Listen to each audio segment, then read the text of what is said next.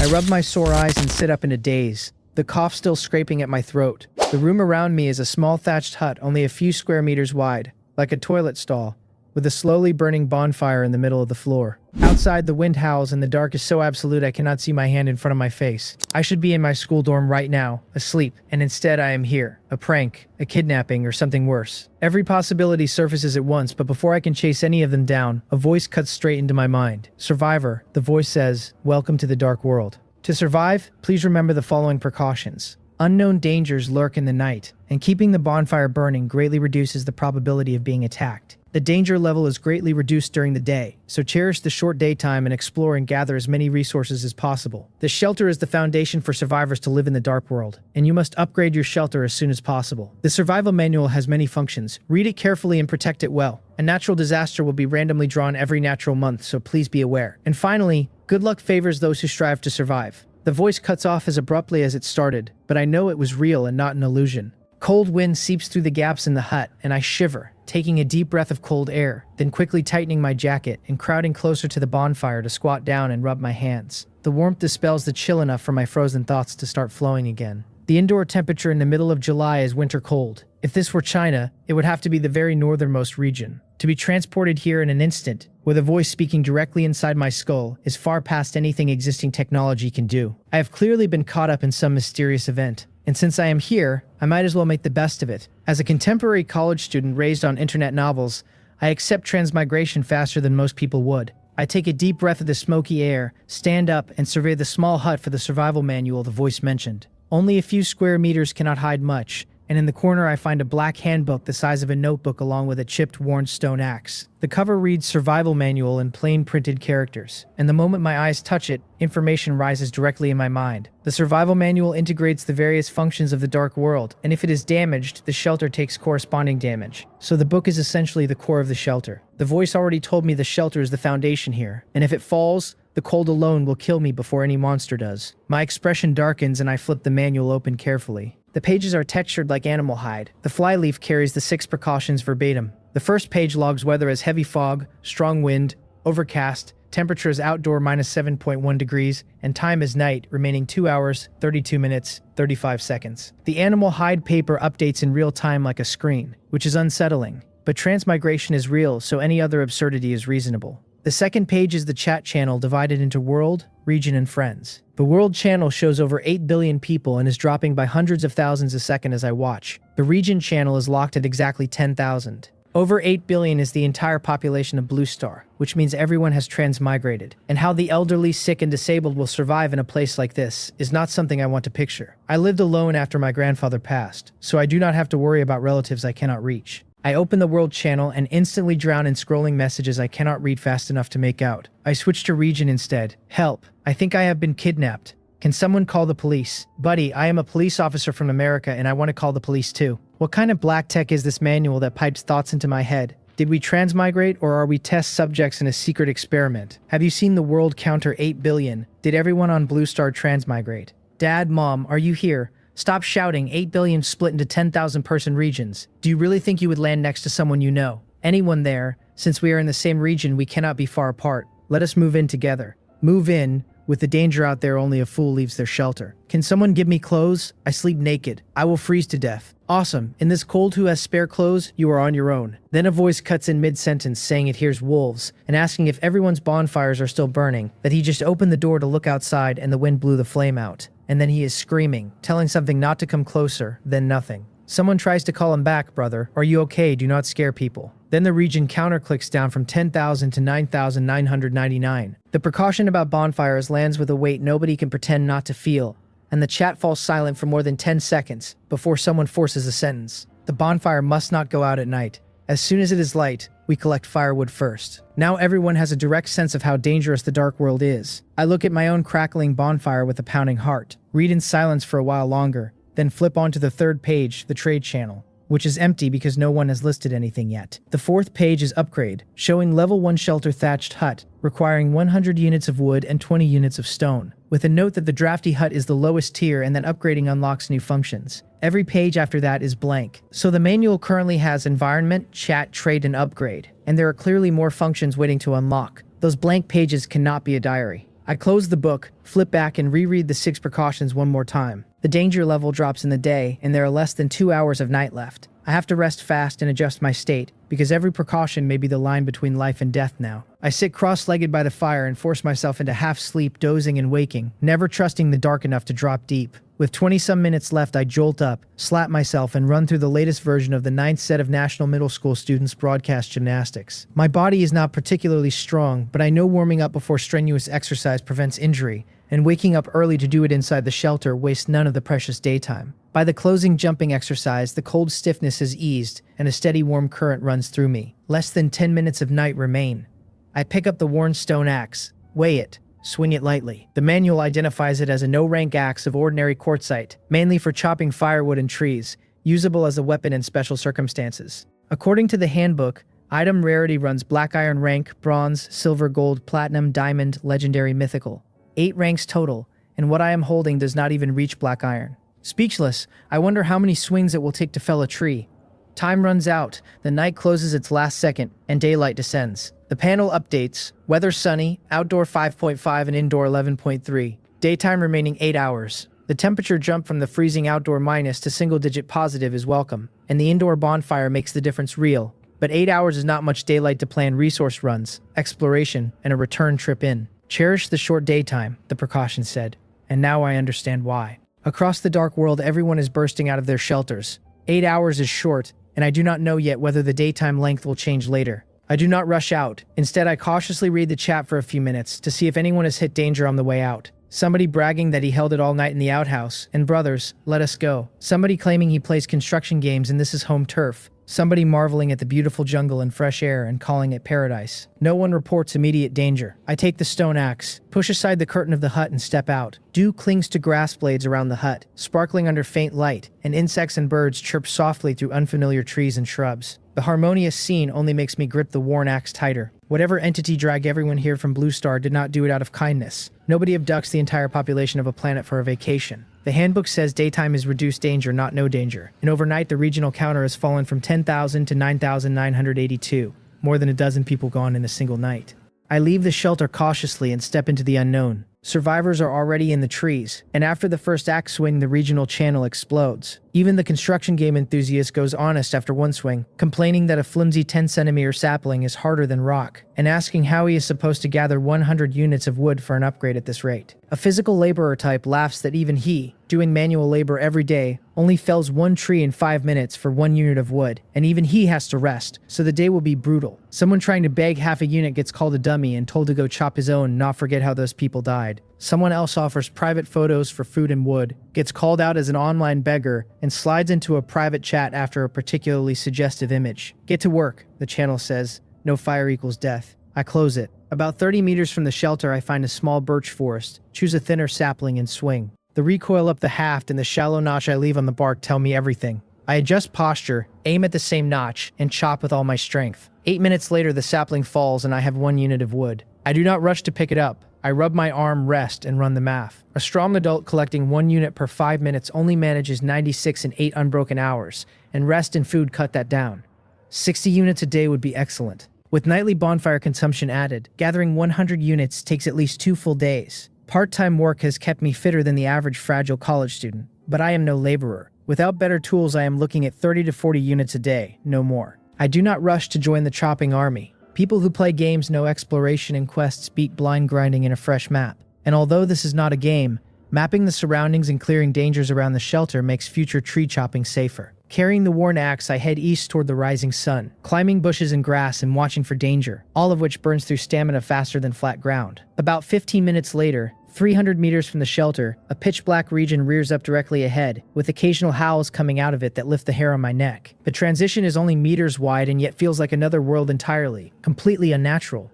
Facing it, I prudently stop. The clear, relatively safe ring still has more to give and there is no need to risk myself yet. Looking sideways, the boundary curves around the shelter in a circle, a dark encirclement, and for now my explorable area is the 300-meter radius. Whether it expands with shelter level, I do not know yet. Hungry and thirsty after the sleepless night, I pivot to look for wild fruit, and as I turn, sunlight catches a glint of metal among weeds along the dark border. Pushing the weeds aside, I see a wooden treasure chest hidden in shadow with a clasp that briefly caught the sun. The handbook tags it treasure chest, black iron rank, with 60% chance of unranked items, 30% black iron, 10% bronze. The manual never mentioned chests, so this is new information. The black iron probability split is honestly stingy, and my luck has historically been bad. I am a bit unlucky, which is no secret to me, but the box is more enticing than gold to a hungry man. I drag it into the open and open it without ceremony. 3 items materialize. Herring can, no rank. Fermented herring, an incomparable delicacy for certain creatures. Farmer's spring water, no rank. Ordinary water bottled by a farmer's wife, not sweet but quenches thirst. Small water bucket blueprint, black iron rank, after use grants the manufacturing technique for a small water bucket. Consumes 3 units of wood to craft a bucket of 10-liter capacity. Big bucket carries a lot.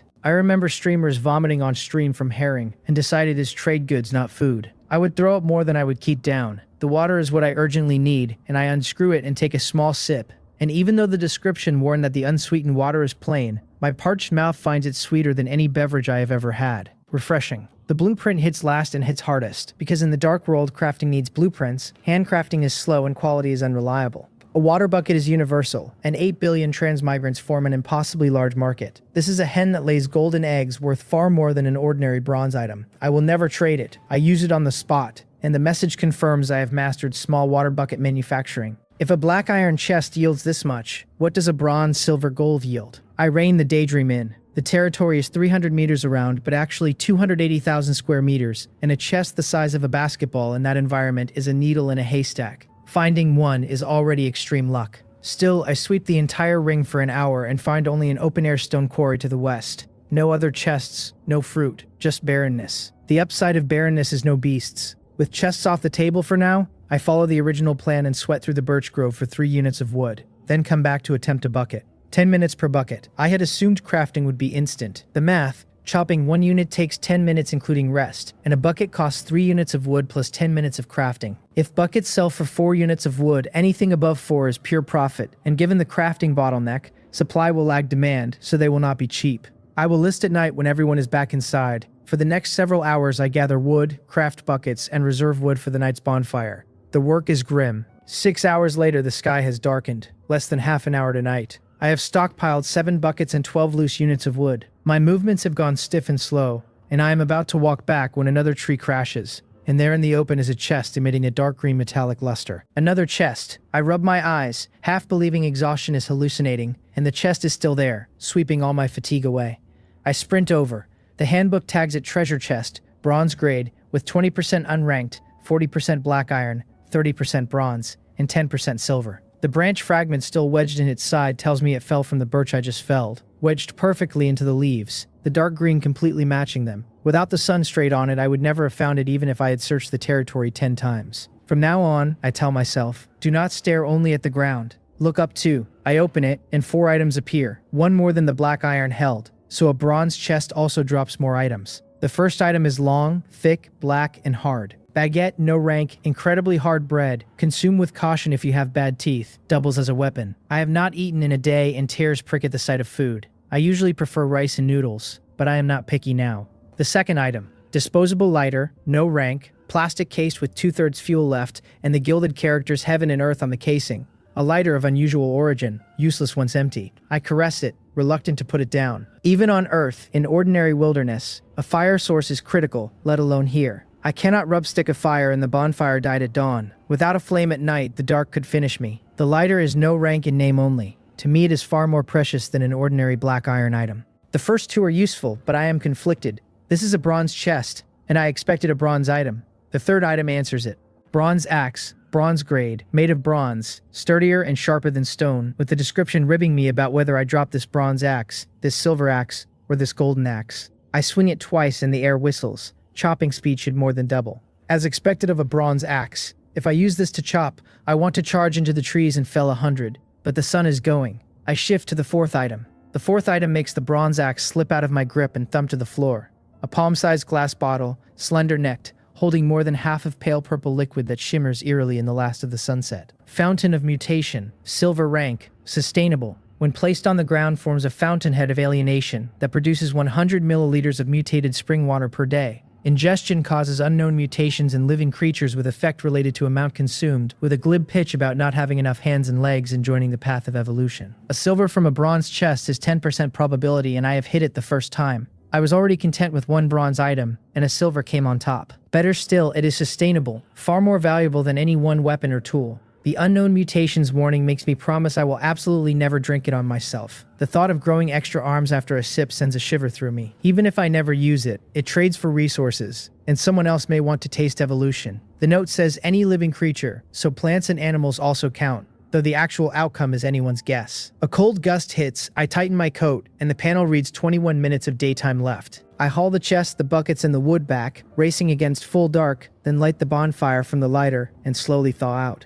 Outside, the dark is the kind that swallows everything, and the howls are distant but real. The wilderness at night is too dangerous. From now on, return to shelter early. With the bonfire's protection, I finally exhale. Meanwhile, the region channel is a whale. My bonfire went out. Send fire, please. Attach selfie. Why do you need to borrow fire when you are already this hot, brother? I do not buy that. Damn it, the temperature dropped again. What do I do? What can you do? Upgrade your shelter and prep more cold weather gear. That is all there is. Rubbing sticks for fire does not work like the survival shows on TV. Do not be ridiculous. Do you think you are Bear Grylls? Flint, 10 units of wood per piece. Only 3 pairs left. First come, first served. You profiteer. This is the time to unite. You should give it to everyone for free. Moral hypocrites, get out. Take it or leave it. Or wait for the dark to swallow you whole. The desperation in the chat is real, and the regional counter is sliding down hour by hour as the night drags on. I quietly congratulate myself on the lighter. Without it, I would be paying through the nose for an open flame right now. I pick up the fountain of mutation. It produces water if placed on the ground, but I am not putting a silver rank mutation source outside where some passing monster could drink it and stop my shelter flat. I dig a 1 square meter, 30 centimeter deep hollow in the middle of the floor with the bronze axe, uncork the bottle, and pour the liquid in. The purple seeps into the soil and lighter purple wells back up. The panel confirms the fountainhead is formed, and the current mutated spring water reserve is 100 milliliters. I am about to open trade to check bucket prices when the broadcast cuts in. The first day has ended. Survivor, the voice says. Have you striven for survival? To reward survivors who have worked hard, resources obtained will be converted into reward lottery wheels based on value. Each person gets 1 wheel, and the points are only used for tier calculation. Tier 1 requires more than 50 points and grants a lottery wheel, black iron rank. Tier 2 requires more than 100 and grants a bronze wheel. Tier 3 requires more than 200 and grants a silver wheel. Tier 4 requires more than 500 and grants a gold wheel. My breakdown is read out next. 33 units of basic resources at 33 points. 4 no-grade items at 40 points. 1 black iron item at 20 points. 1 bronze item at 50 points. Total 293 points. 1 lottery wheel of silver rank. A silver light flashes, and a palm-sized old silver-white compass-like item drops slowly into my hand. I feel the rough texture against my palm, and surprise gives way to joy. The manual's last note about good luck favoring strivers is not an empty promise after all, and the system has put a tangible reward into a striver's hand on day 1.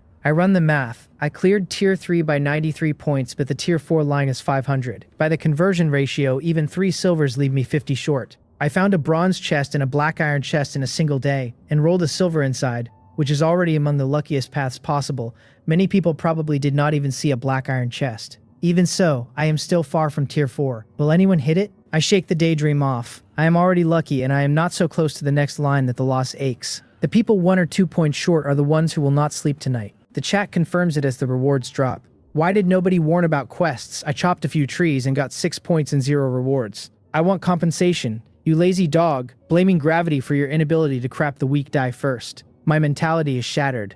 99 points. 1 point off second tier. Pain, brother. I have 51. Exactly 1 over. Want to borrow it. You cannot lend points and you are rubbing salt in the wound. Despicable. Good thing I got 53. Big brother, how did you hit 99? I axed until it smoked and got 60. Oh, I just opened a black iron chest and the items added points. Chests, there are chests here. I missed a fortune shopping all day. The clown is me. From the chatter I scrape out useful information. The basic resource conversion rate to reward points is not the same for everyone. Some physically strong males got nothing for a unit of wood, while some weaker females got 2 points or more for the same unit, which means anyone working hard enough to gather resources is at least guaranteed Tier 1. Tier 2 is rare. Tier 3 is much rarer. I have not seen anyone in my brief scan admit to it, let alone Tier 4, though it is entirely possible some are playing dumb to develop quietly. The settlement also confirms an obvious world-building point. The system tracks per day, per survivor, and rewards effort rather than only outcome, so even the meekest grinder eats. The catch is that tier skipping requires items,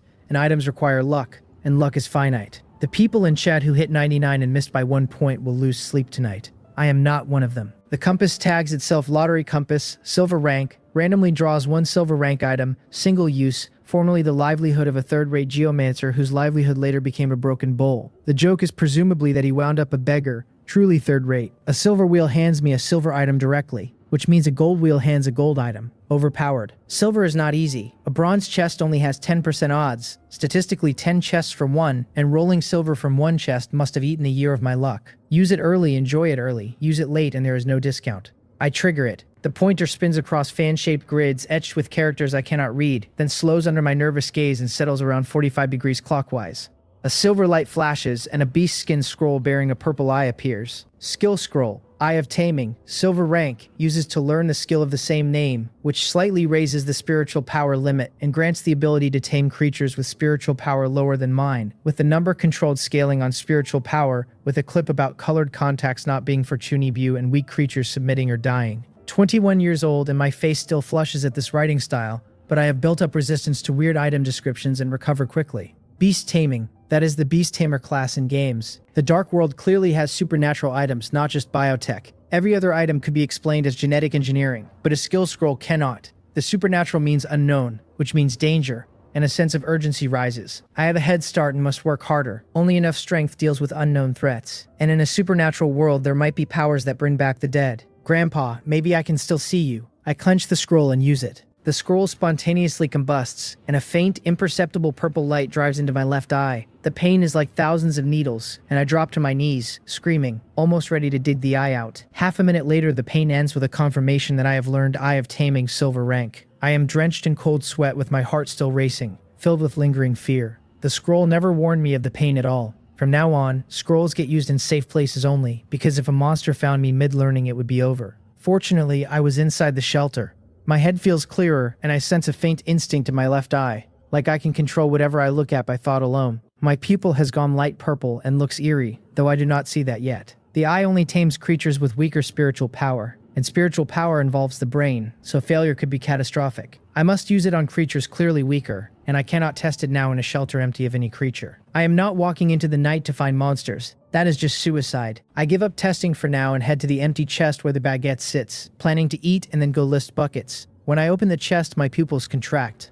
Swarms of large black ants, each soybean-sized with size-shaped mandibles wide open, are feasting on my baguette, with new arrivals streaming in along pheromone trails. Dark world creatures are abnormal. Those mandibles cut through rock-hard bread and kick up fine breadcrumbs, and the baguette is already a tenth gone. Thieves, I shout.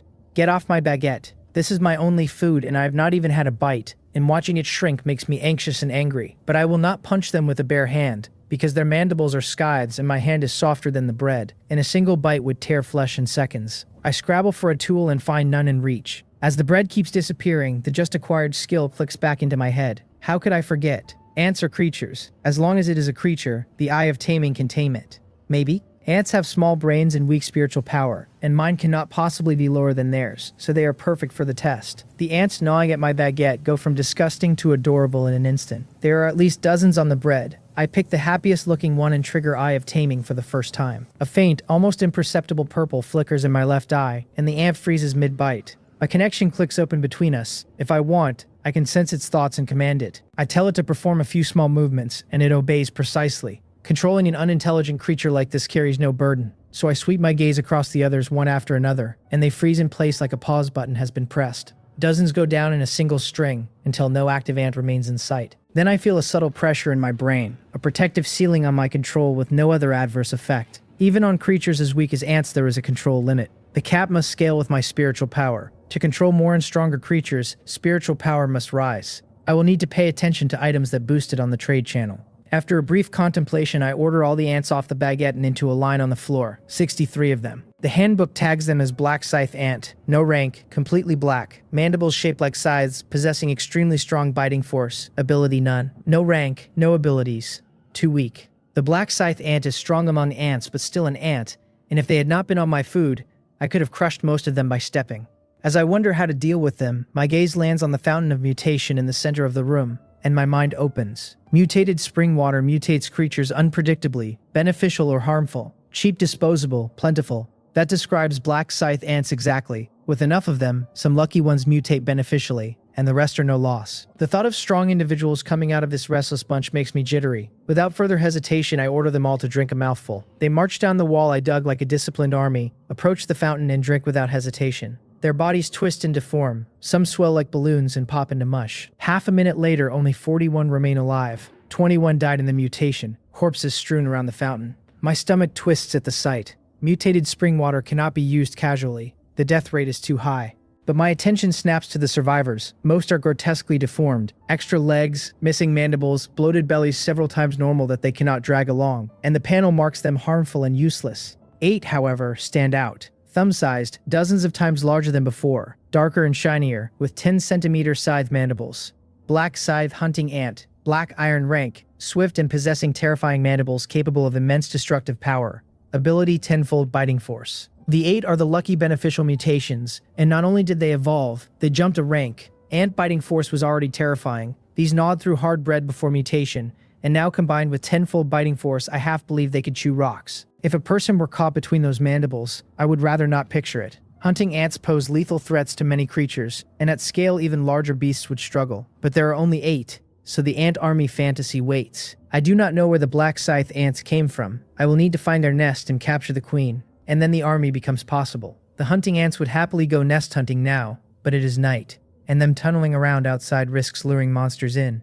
Day phase only, then. The 8 hunting ants get restless, and I follow their gaze to the corpses and the deformed kin on the floor. They want to eat them. I have been wondering how to dispose of the waste, and I let them. They swarm and devour everything, corpses and living deformed kin alike, until their bellies are round, and as they eat, the pressure in my head eases significantly. The hunting ants are no longer the same species as ordinary black scythe ants, which is why they will eat their living kin without hesitation, and from now on, any failed mutation can be clean-up fed to them. I recover a good chunk of spiritual power and nod to myself, satisfied. I wonder whether the hunting ants themselves can mutate further. If black iron is already this strong, silver would be a leap. I look at them, and the 8 tremble visibly and step back instinctively, even though they cannot resist my commands. Are you serious about taking that step back? I think wryly. The seed of curiosity is planted. I cannot stop now. Before I can press further, the broadcast cuts in. World announcement. To better assist survivors and guide them in the right direction, a temporary mission is now issued. Temporary mission, upgrade shelter. Please upgrade your shelter to level 2. Survivors who rank in the global top 10% for upgrade speed receive a resource gift package, choosing one of warmth package, food package, or tool package. Survivors who rank in the regional top 100 receive a skill selection gift package, with quality scaling on rank. Both channels go feral. People want all 3 packages and all the skill ranks at once. Holy crap, warmth, food, tool.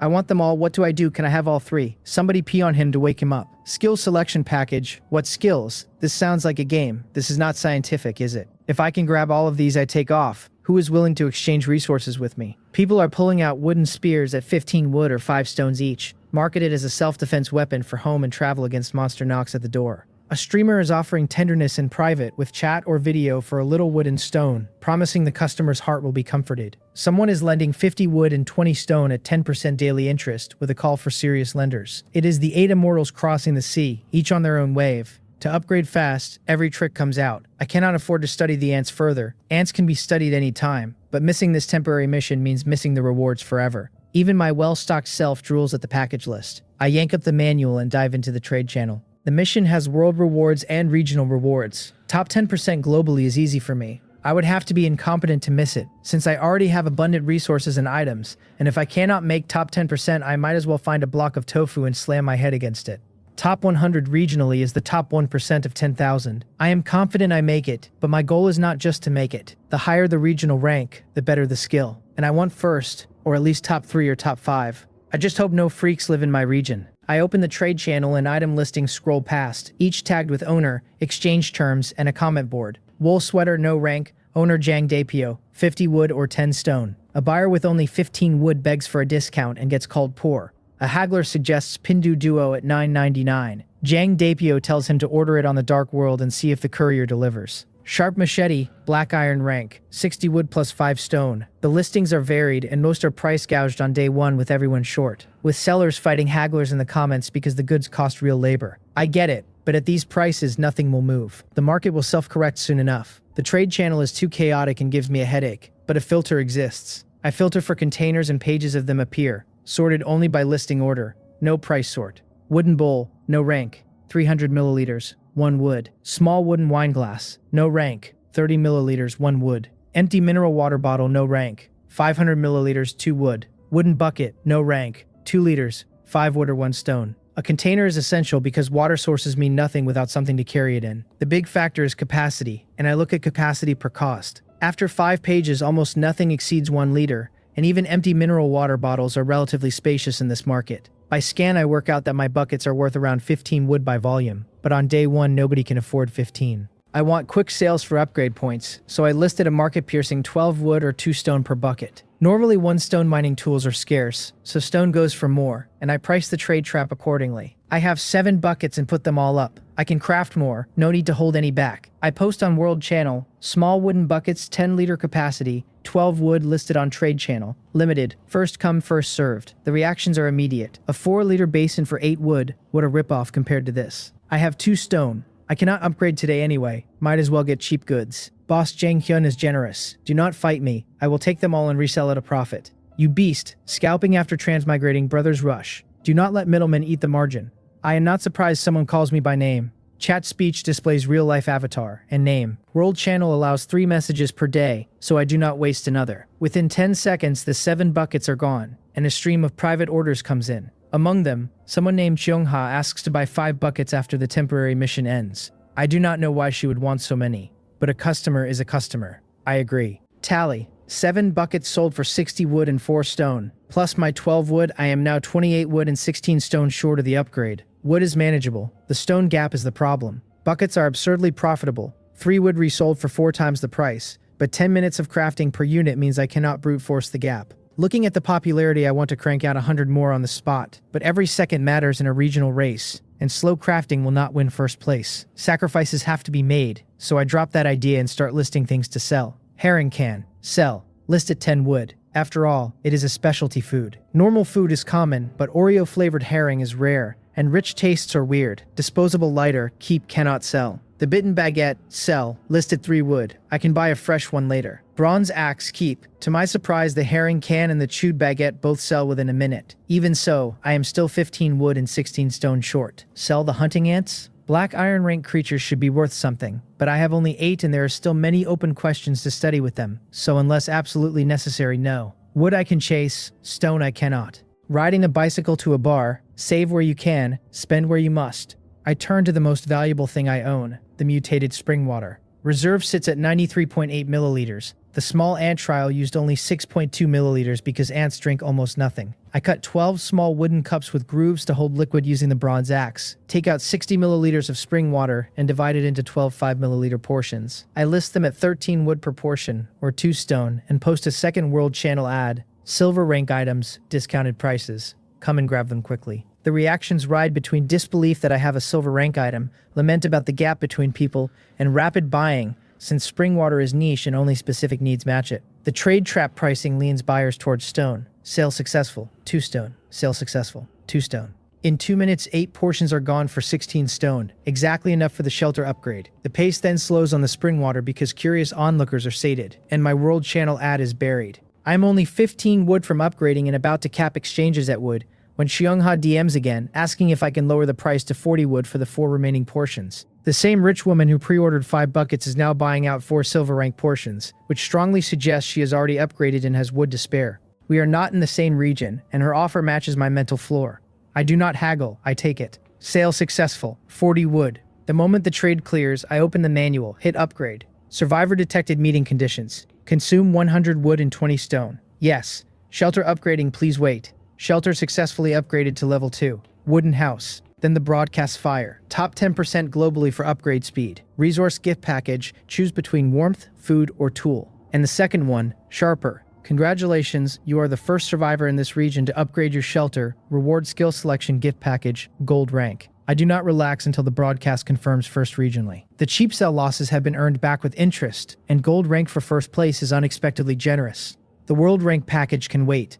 I open the skill selection card first. Palm-sized package. Inside is a card entirely golden with a question mark printed on its face. Skill selection card. Gold rank, after used, randomly draws 3 gold rank skills, from which one can be chosen. So selection means a forced random 3, almost a scam, but I have nowhere to complain or protest. A gold pick out of 3 is still strong. I tell myself to feel better and use it. The card rises into the air, spins for a few seconds, and splits into 3 golden cards with different patterns etched on them. The system asks me to choose one. Elemental Affinity, Water, Gold Rank, raises affinity with water elements by 100% and comprehensively enhances water-based skill effects. Berserk, Gold Rank, on activation greatly raises attributes and significantly boosts recovery for 10 minutes, then enters weakened state, reusable after recovery. Species Contract, Gold Rank, contracts a species and greatly enhances control over that species. These are hard-earned gold skills, so I read each carefully. Water Affinity is dead in the water, pun acknowledged. Without water-based skills, and I have only a sip of farmer's water. No telling when I would even pick up matching skills. Skip. Berserk is a clutch lifesaver and could counterkill a stronger enemy at a critical moment, but the weakened state duration is unspecified. A day or 2 of weakness in this dark world is a death sentence, and the risk is unacceptable. Species Contract reads vague but matches what I already have. The term control is vague but the side effects look minimal, and mutated spring water plus Eye of Taming pushes the beast tamer path. I also have a nagging suspicion. In this dark world, everyone gets various skills, resources, and items like in a game. But unlike the games I played, there are no fixed professions or fixed skills, and what each of us picks up is random. This is a free world, full of infinite possibilities, and everyone has to plan their own growth path. With limited resources, the worst sin is wanting everything. The 3 skills here clearly correspond to Mage, Warrior, and Beast Tamer. My core resources are most suitable for Beast Tamer. My head start owes more to luck than skill, and competition is light only because everyone is starting at 0. If I do not commit to a path now and waste the head start, I will be passed quickly. I pick Species Contract and silently commit to Beast Tamer. The cards vanish and the system asks for the contract subject. The only creature I have tamed is the black scythe hunting ant, so I name it. Selected contracted species ants. Successfully established a species contract with the ant tribe group. The contracted species cannot be changed. Cannot be changed. The skill description never said that. Is this a scam? My dream was to be a dragon knight. What the hell are ants? I am on the verge of tears, feeling like the sky is falling. 3 minutes later, I sigh helplessly and accept reality. I only have ants right now anyway. Ants are cheap and easy to acquire, and pair beautifully with mutated spring water. And maybe one day they mutate into giant flying fire-breathing ants. If I cannot be a dragon knight, ant knight will do. I look at the new skill, Species Contract, Ants, Gold Rank, greatly enhances control over ant tribe creatures. Vague again, a gold skill cannot be too weak, right? I look at a hunting ant to test, and the readout expands far beyond before. Black Scythe Hunting Ant, Black Iron Rank, swift action with mandibles of powerful destructive force. Potential Silver Rank, Type Combat, ability 10-fold bite force. Current mutation evolution success rate 11%. Feeding flesh type material increases the rate. It is highly likely to evolve into a combat type, with a very small chance of mutating into other types. The skill is not raw combat power but a cultivation map. Potential, type, current rate, the resource that boosts the rate. Without it, cultivating ants would be flailing in the dark. With it, I cultivate efficiently and on purpose. Worth the slot. I open the resource gift package and consider the 3 options against current trade prices. Then choose warmth. The precautions mentioned a monthly natural disaster, and given the worsening cold, the first one is almost certainly extreme cold, and warm goods will price spike. Food and water can be bought from the trade channel. Inside is a cotton suit and a cotton quilt, far more than I expected. I put on the suit and feel my hands and feet thaw. So warm. I should sleep a little better tonight. I check the upgraded shelter. Level 2 wooden house. Upgrade requirements for level 3, 500 wood, 100 stone, plus all facilities built. Floor area is now 20 square meters, 4 times the hut, and the wooden walls feel sturdy enough not to vanish in a strong wind, greatly raising my sense of security. New buildable facilities unlocked. Storage cabinet at 30 wood, can store food and slow spoilage. Wooden bed at 50 wood, made of solid wood, improves rest efficiency. Dual-use stove at 30 stone dispels darkness from inside the shelter at night and serves as a cook fire. All 3 are essential. Food is precious here, so a cabinet that slows spoilage is huge. Last night I slept on cold hard ground and barely rested. A wooden bed will change everything. The dual-use stove dispels night darkness and lets me cook hot food in this freezing weather. Double enjoyment for body and soul. The facility costs are modest, but the next shelter upgrade is brutal and requires all facilities first. Weaker survivors without chests may not upgrade for 10 or 15 days. And even for me it is not easy. I have a craft skill to lean on though.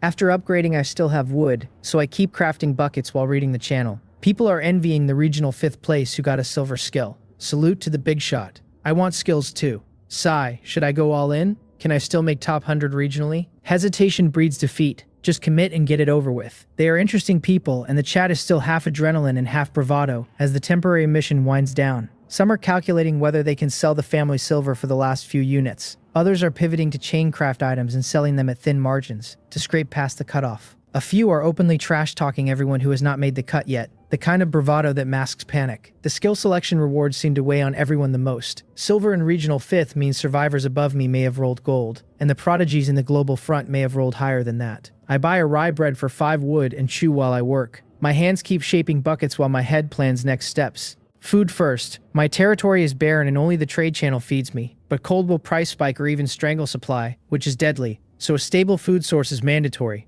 Growth path next. To scale ant control, I need spiritual power items. Otherwise, even ants cap out. Ant variety also matters. Based on the black scythe trial, different species probably mutate down different paths. Combat for some, construction for some, transport for others. So multiple species are required. Ants near my shelter are limited, so a buy task on the trade channel is the play. Plus, watching for spiritual power skills.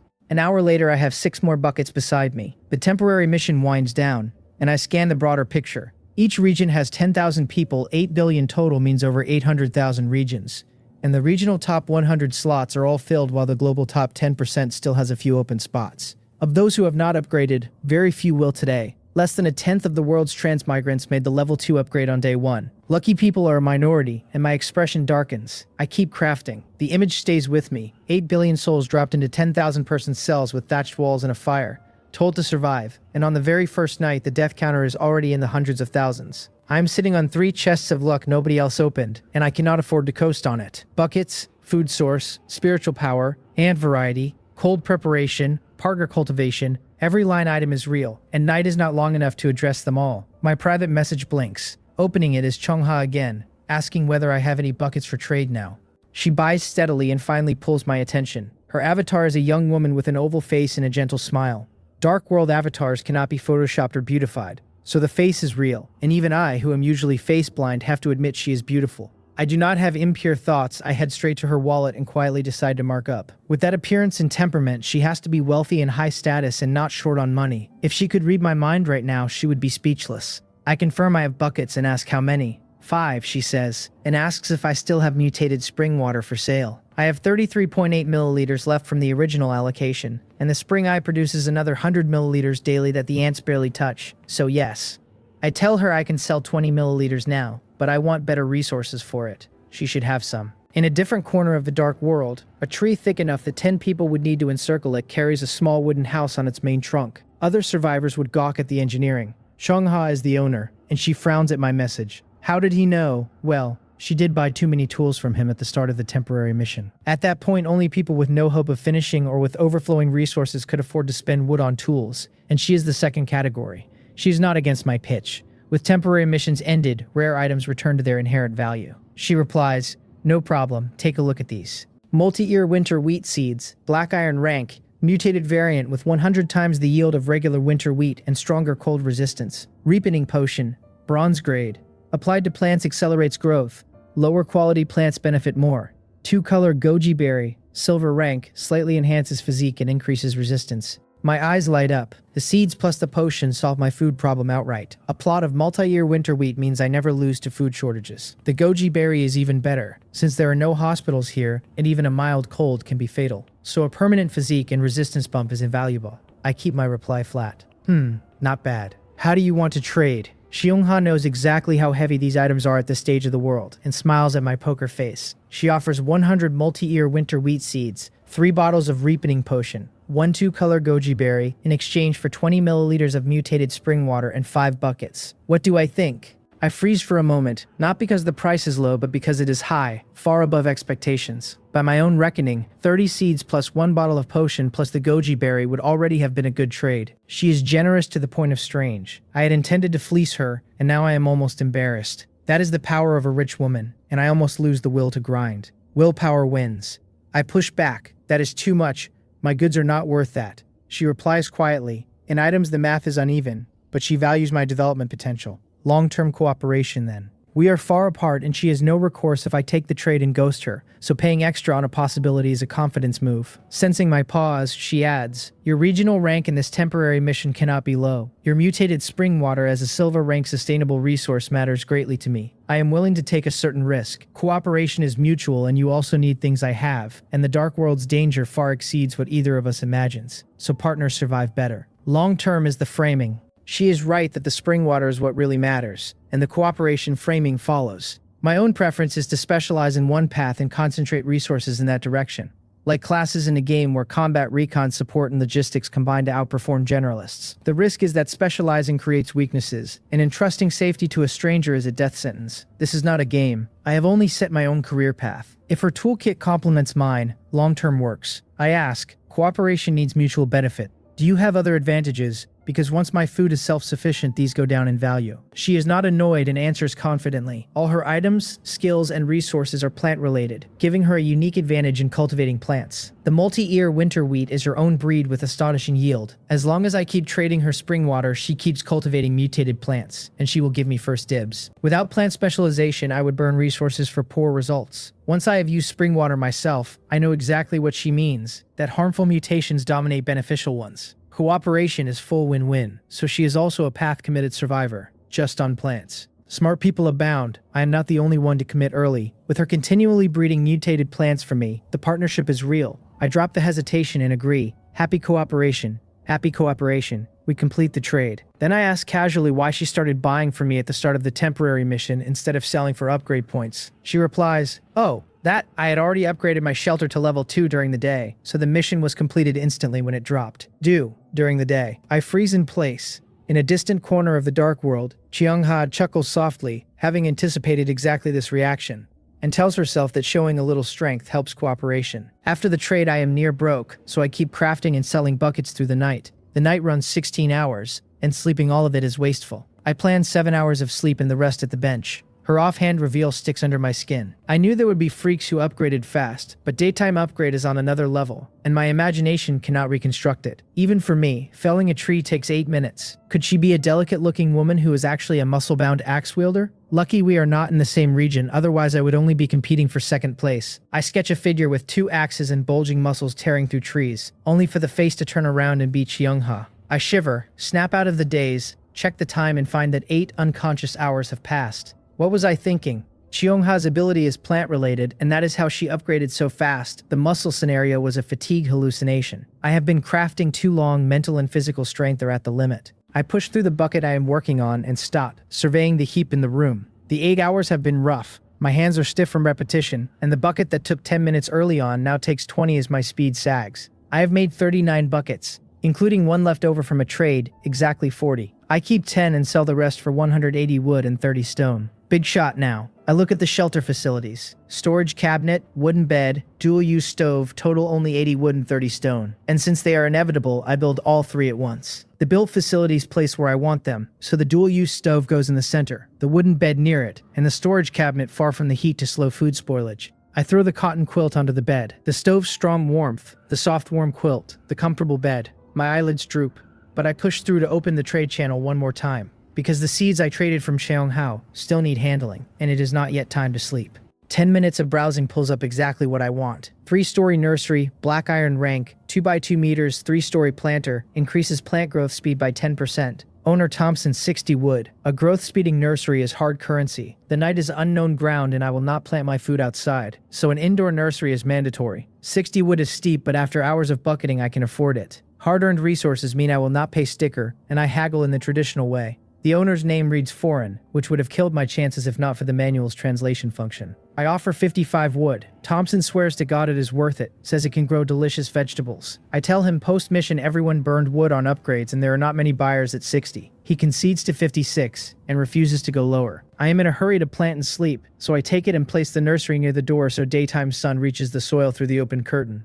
Each layer is 2x2 meters with a soil tray and half a meter of headroom. No tall plants, but for me it is enough. I sow the 100 multi-ear winter wheat seeds evenly, drip ripening potion on each per Cheongha's instructions, and 1 bottle of potion is used up exactly. I water with 3 wood worth of river water. The seeds sprout out of the soil within a minute. The effect is so brutally fast it is unscientific. At this rate, harvest is days away, and clearly the dark world is past science, with its supernatural items and scrolls. I order the 8 hunting ants onto the nursery to loosen soil without harming the seedlings. Throw firewood into the stove, drop into the bed, wrap up in the cotton quilt, and go out cold. The voice wakes me. Dark world announcement. Congratulations, survivors. You have successfully survived another night. A natural disaster warning will be issued. I rub my eyes and slowly come up out of the dream. The panel reads daytime remaining 7 hours, 29 minutes, 12 seconds. I jolt. Did I oversleep? Did I waste half an hour of daytime? Then I check the chat and realize I did not oversleep. Daytime has been reduced from 8 hours to 7.5. Daytime is shorter. Before I can react, the announcement continues. This natural disaster, cold wave.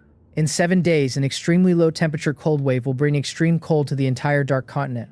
Please collect winter food as soon as possible and strive to survive the natural disaster. I am wide awake. Cold wave, the first natural disaster, is exactly what the worsening temperature implied, and most survivors expected something like it. What no one expected is 7 days. Once the wave hits and the outdoor temperature crashes, exploration becomes impossible, which means within those 7 days I need a month of food, a month of firewood, and warm gear adequate for extreme cold. All stockpiled inside the shelter. Even at my tier, the pressure is real and the urgency is sharp, let alone for survivors still in level 1 huts. Most are dirt poor with dilapidated thatched walls. I had thought the dark world was not that dangerous. Clearly I was wrong. I opened the region channel. Counter reads 9,531. Day 2, the wave has not even started, and that many are already gone. Every digit is a life. The chat is wails. Cold wave in 7 days for a whole month, just kill me now. Hungry already, I have not figured out today's food, let alone a month's stockpile. Maybe the wave has stages and we can still go out early on. Do not be too nervous, everyone. The cold wave should taper instead of crashing in at full force on day 1. Within these 7 days, we have to upgrade to level 2 or even level 3, or food alone will not save us. Yes, no time to argue. I am chopping.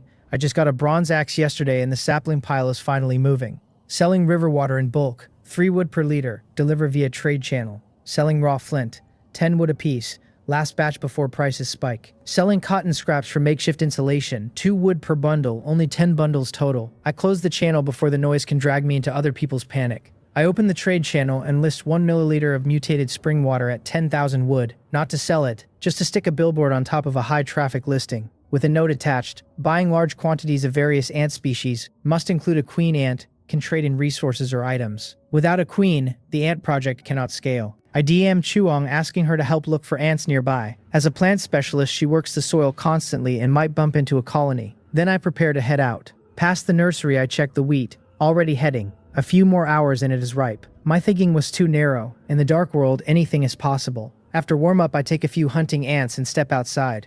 It is bright. Only a couple more degrees colder than yesterday. No other obvious changes. I set the hunting ants down and order them to find their queen and bring her back. Hunting ants evolved from black scythe ants and can read black scythe pheromones, so they have a real chance of locating the queen. Then I decide to spend half an hour exploring. A chest is huge profit if I find one, and even without one it is recon, after which I go chop trees. I head east opposite yesterday's direction. 10 minutes in I stop, frowning. I should have hit the dark border by now, and there is still bright forest ahead. I have a guess. Did level 2 expand my territory? The channel says nothing about it. I DM Chongha, who has already replied agreeing to help find ants, and I ask. She replies, after level 2 the territory expands from 300 meters to 500, and mutated beasts now appear around the territory and are very hard to deal with. Without strong combat means, do not explore yet.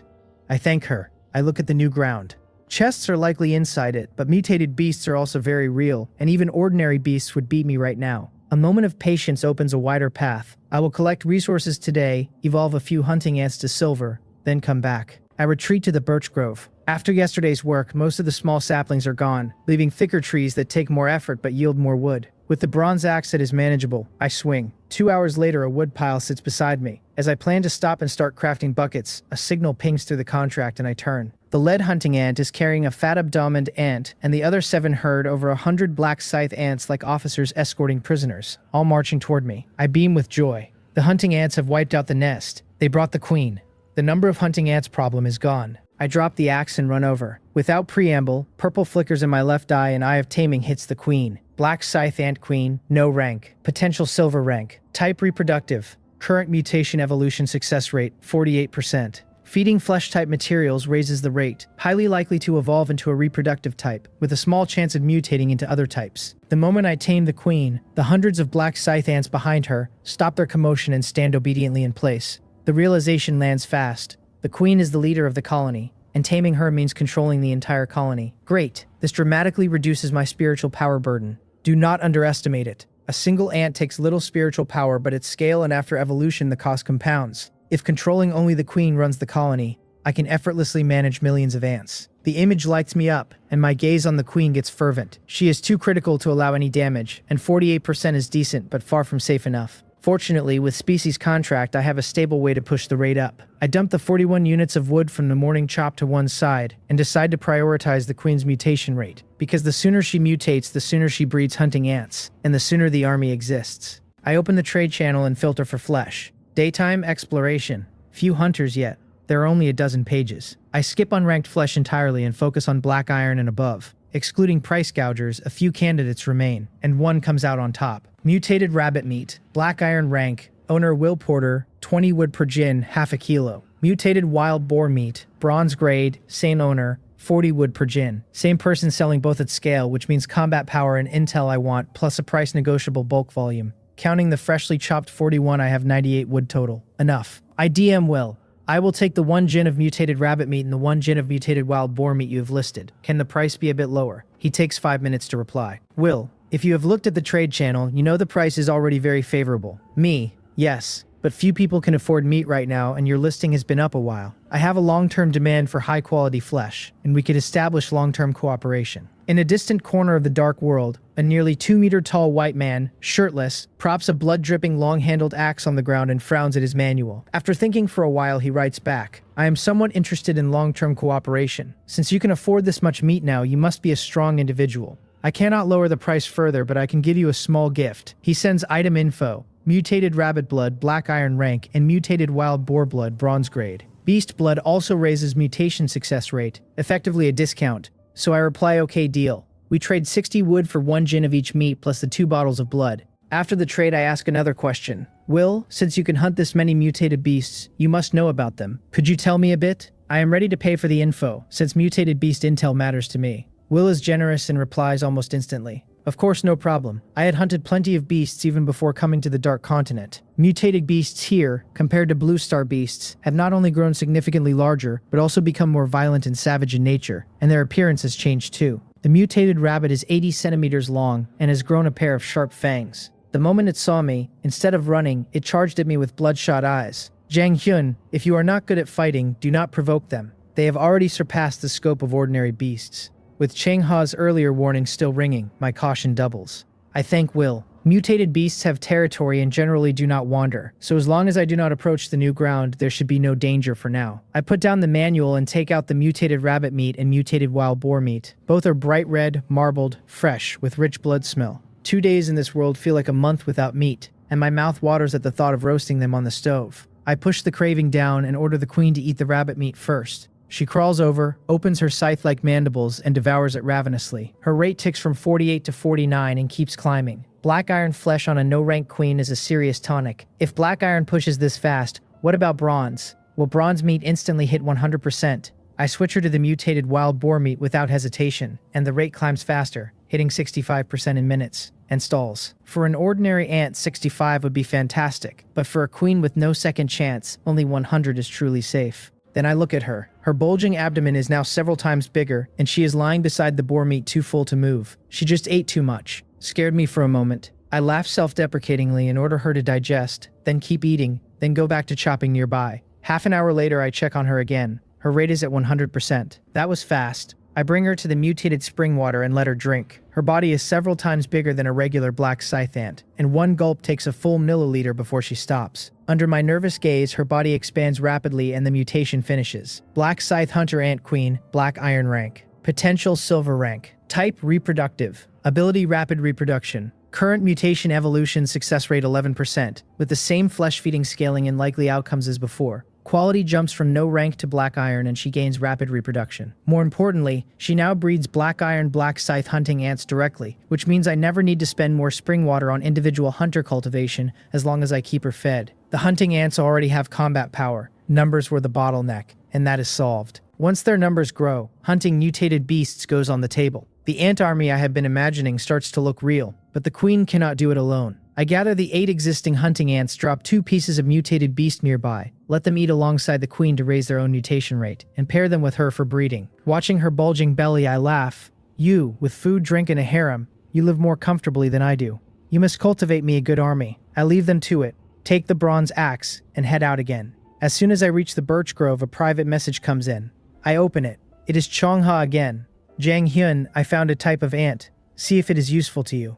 Without waiting for my reply, Chongha sends over the ant's information. Sentry ant queen, no grade, an ant with 3 pairs of compound eyes, swift in movement, and skilled in reconnaissance. The queen of a recon-type colony is exactly the missing link my plan needed. Meat-eaters under the black scythe hunter ant queen for combat, plant-eaters under a sentry ant queen for scouting, and one shared ant nest for them to live together with the nucleus once I find one. I beam. I just got a black scythe ant queen, and now this. Double happiness. I tell her it is incredibly useful and ask what resources I can exchange. She replies that she found the queen while loosening soil for her plants, and it took no effort. Free for me, we are allies. I push back. I cannot accept that, even if it is small to her, it is huge to me. Xiongla then asks if I would keep an eye out for plant seeds, and says she has to get back to work and will chat tonight. She trades me a wooden bottle. Inside is the sentry ant queen plus more than 20 sentry ants. 3 pairs of compound eyes each, long antennae and dark green helmet-shaped heads, all peeking around like tiny sentries on watch. This ally is too reliable. I owe her a real favor now. Seeds. I will look.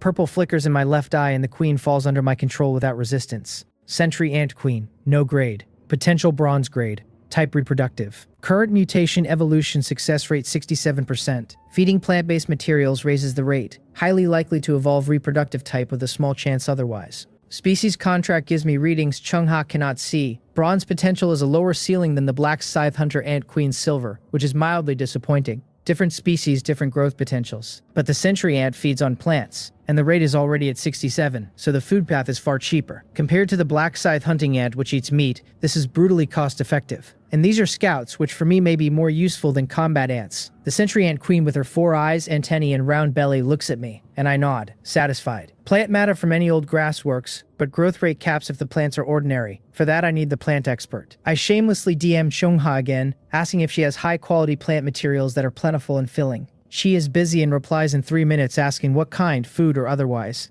Any plant, I tell her, wood or leaves, does not have to be food. She says. How about this? Sandalwood wutong wood, bronze grade. I knew I asked the right person. I tell her this is great, and ask how she wants to trade. And please do not give it for free again. Otherwise next time I will be too embarrassed to ask. She smiles to herself. Small things reveal character. And although I have what she needs, if I were too greedy she would only do limited cooperation.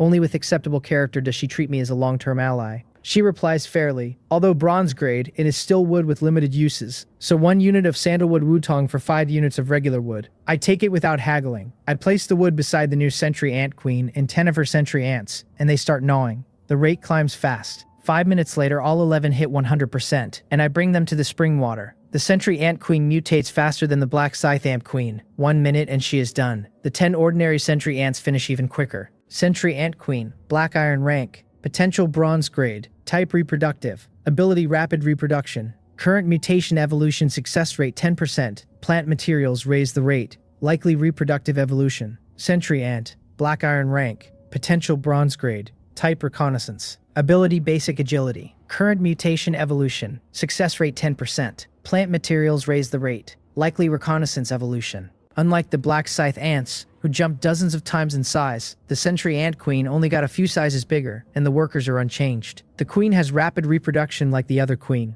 and the workers picked up basic agility. Compared to tenfold bite force, basic agility sounds boring, until I let one move. It crosses the shelter in seconds faster than I can walk. For that body size, the speed is incredible. If basic is this fast, what about intermediate or advanced? With this speed plus reconnaissance, my recon efficiency multiplies several times once numbers grow, and I can stay home while ants scout the perimeter. I treat the sentry ant queen and her harem the way I did the hunting ants, drop the sandalwood beside them, and let them feed and breed simultaneously. After the sentry ants are settled, I decide to take another stroll for chests within 300 meters. The 300 to 500 ring stays off limits per Will's and Shonga's warnings. Half an hour later I have nothing. Either I picked the area clean already, or luck is dry today. As I reach the easternmost 300 mark and prepare to turn back, I freeze. A small tree under 2 meters tall stands ahead, hung with a dozen fist-sized red fruits, lush and tempting.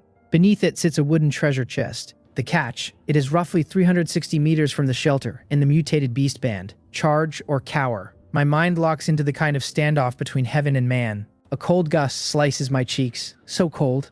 I had been cycling between ant work and chopping in a padded jacket and barely felt the chill, but the moment I stop the cold lands hard, and the panel is already below zero. Yesterday it was 5 degrees. The wind clears my head. Less than 7 days to the cold wave, and food and warm gear are nowhere near enough. Hesitation will erode the day one lead. Decision. Do it. 60 meters there and back, plus picking in chest. 3 minutes total. I do not rush in. I find a tall tree with good visibility and climb. From the high vantage I scan the area for 10 minutes. Will described mutated beasts as large, and a small area cannot hide one. I see nothing big. Sigh in relief, climb down, pick up the bronze axe, and step into the unknown ground. Per the consensus on the channel, within 300 meters resources are basic, wood and stone, water if lucky, and beyond it resources are richer with naturally growing black iron and bronze items. But the danger climbed sharply. First time inside, a lie to say I am not nervous. The 60 meters takes nearly 2 minutes, no incident. I reach the small tree and start picking, stuffing 6 red fruits into my unbuttoned collar before my clothes bulge to capacity. I do not push. The tree is not running away. Right hand still gripping the axe, I scoop the wooden chest with my left arm and turn to run. The closer I get to the 300 line, the more I relax, already daydreaming about what is in the chest. Then a sound like wind through grass. Behind me, wind, on a still evening that has no breeze. And yet I do not feel any wind hitting my body. The dissonance lands a beat after my ears do, and reflexes catch up. I drop the chest, swing the axe up to block and pivot. A dark shape leaps at me. I block on reflex with both hands. A bang. Force surges up the haft and I retreat 5 steps before steadying. The attacker bounces back too. Squirrel, but standing 50 centimeters tall on its hind legs, bearing sharp fangs, red eyes blazing with bloodlust, completely unlike the timid creatures I know. Mutated squirrel, black iron rank, ability junior concealment, raises the success rate of hiding items and tracks, so this is a mutated beast, exactly Will's description. Despite my caution, a concealment using squirrel slipped past my scan from a tree or burrow. I cannot outrun it on this terrain, and the safe zone label is just a name I made up. Only an idiot trusts it. Fortunately, it is just a squirrel, and I have a weapon. The mutated squirrel pounces again instantly without giving me time to prepare. I count 3, 2, 1, now estimating its run and leap arc, and at the apex of its leap I bring the axe down with both hands across its head and neck, pressing the blade as if I am driving it into the ground. It cannot redirect mid-air and watches the blade close on it. In the same instant, with no path to dodge, it lashes out with its claws and rips 2 long gashes through my chest, tearing the cotton padding open. The blade lands. The squirrel crashes and rolls, wounded but not dead. I do not let myself think. Step in and chop again. Blood splatters and it goes still. I gasp, breathing hard, heart pounding. Adrenaline masked it, but as soon as the fight ends, a wave of fatigue hits my whole body sore as if beaten. First life or death fight, intense physical reaction makes sense, but I cannot stay. The blood smell may pull more dangerous creatures. I lift the squirrel onto the chest, tuck both under my arm, and stumble back toward the shelter. Only when I see the walls do I exhale, and the harvest in my collar finally puts a smile on my face. I close the door, sit on the floor, and sort. Mutated squirrel, ordinary squirrels weigh under a pound.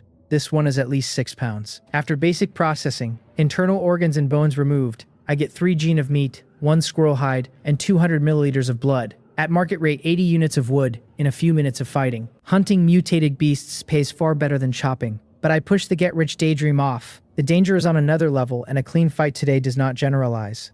Mutated creatures may carry pathogens. Even a small wound at a vulnerable spot like the neck could kill. The squirrel meat goes on the menu tonight, the blood goes to the hunting ants as a bonus, and the hide gets repurposed as a scarf or gloves. Then I open the chest. Rye bread, buckwheat pillow, and a third item, another manufacturing blueprint. I never expected a black iron chest to drop a blueprint, and rye bread plus a buckwheat pillow already had me content. The third item is a familiar cowhide scroll, and I recognize it instantly. Wooden fence, black iron rank, pointed top wooden fence, may catch the careless climber by the crotch, encloses a shelter to reduce the probability of dark world creatures visiting. Manufacturing cost, 1 unit of wood per piece, 3 minutes per piece. Excellent. Shelter safety is hard currency, and the raw material is the most plentiful one. Buckets are good now, but everyone will have buckets soon, and within a day or two, the price performance crashes. Rare resources I cannot spare for trade. I was wondering how to keep earning, and the assistant answered. I use the blueprint on the spot. I do not start crafting fences yet. I lay out the 6 red fruits on the floor. Red heart fruit, bronze grade, can be used to increase physique and quickly recover from muscle damage. Bronze grade with permanent physique buff and muscle repair. The fruits are heart-shaped, hence the name. Right after a day of chopping in a life or death fight, my muscles are aching everywhere, and the timing could not be better. I wipe one on my sleeve and bite. The juice is sweet and rich, and the body finishes the fruit before the mind can savor it. Only 3 melon seed-sized seeds remain. As expected of bronze grade, Taste alone is past every fruit I have ever eaten. Then a warm current spreads through my body and the soreness fades. Within 10 minutes, I feel fully recovered, muscle fibers thicker than before. I want a second fruit immediately and force myself to stop. The fruit's ideal usage is post-strenuous exertion when fibers are torn. With only 6 on hand, casual eating is wasteful. I wonder if Cheongha can cultivate them in bulk. If so, red heart fruit freedom may be on the table. After that fruit, I almost feel anticipation about this dark world. Dangerous, yes, but full of possibilities. I DM Cheongha the fruit's information and ask if she can cultivate it. She replies almost instantly, excited. Bronze-grade fruit, physique plus quick recovery, she can cultivate, but the higher the rarity, the lower the cultivation success rate. So she will need more seeds and ideally a branch from the mother tree. She is a true plant fanatic. No wonder she committed to that path. I tell her I found this in the newly unlocked area, that there is one tree with over 10 fruits left, and that I encountered a mutated squirrel earlier and bled around there, so I cannot return today. She is alarmed. I fought a mutated creature. Am I injured? Treat it now if so. Lucky, no injury. I tell her. Good, she says. The dark world is harsh, and she does not have healing plants yet. By the way, squirrels are hoarding experts. The den must have a stash of food. Scout it when safe. I was so focused on running I forgot squirrel habits. Without her reminder I would have missed it. I thank her and ask her to try the cultivation. I trade 3 red heart fruit seeds and 1 fruit to her, refusing the resources she offers in return. She gave me sentry ants for free, and this evens it out. On her side, Cheongha looks at the heart-shaped fruit and shakes her head with a wry smile, deciding she should pay attention to ant-related items now, or she will keep owing favors, and noting she should ask Baekhyun, who likely has relevant intel. After the conversation, 3.5 hours of daytime remain. The new ground is tempting, but the mutated squirrel was an early warning. Meeting a carnivorous mutated beast at my current strength means dinner for it. I switch to fences. I make one and use its size to estimate. Enclosing a decent area takes at least 100 fences, plus 5 hours of crafting time, which is too steep.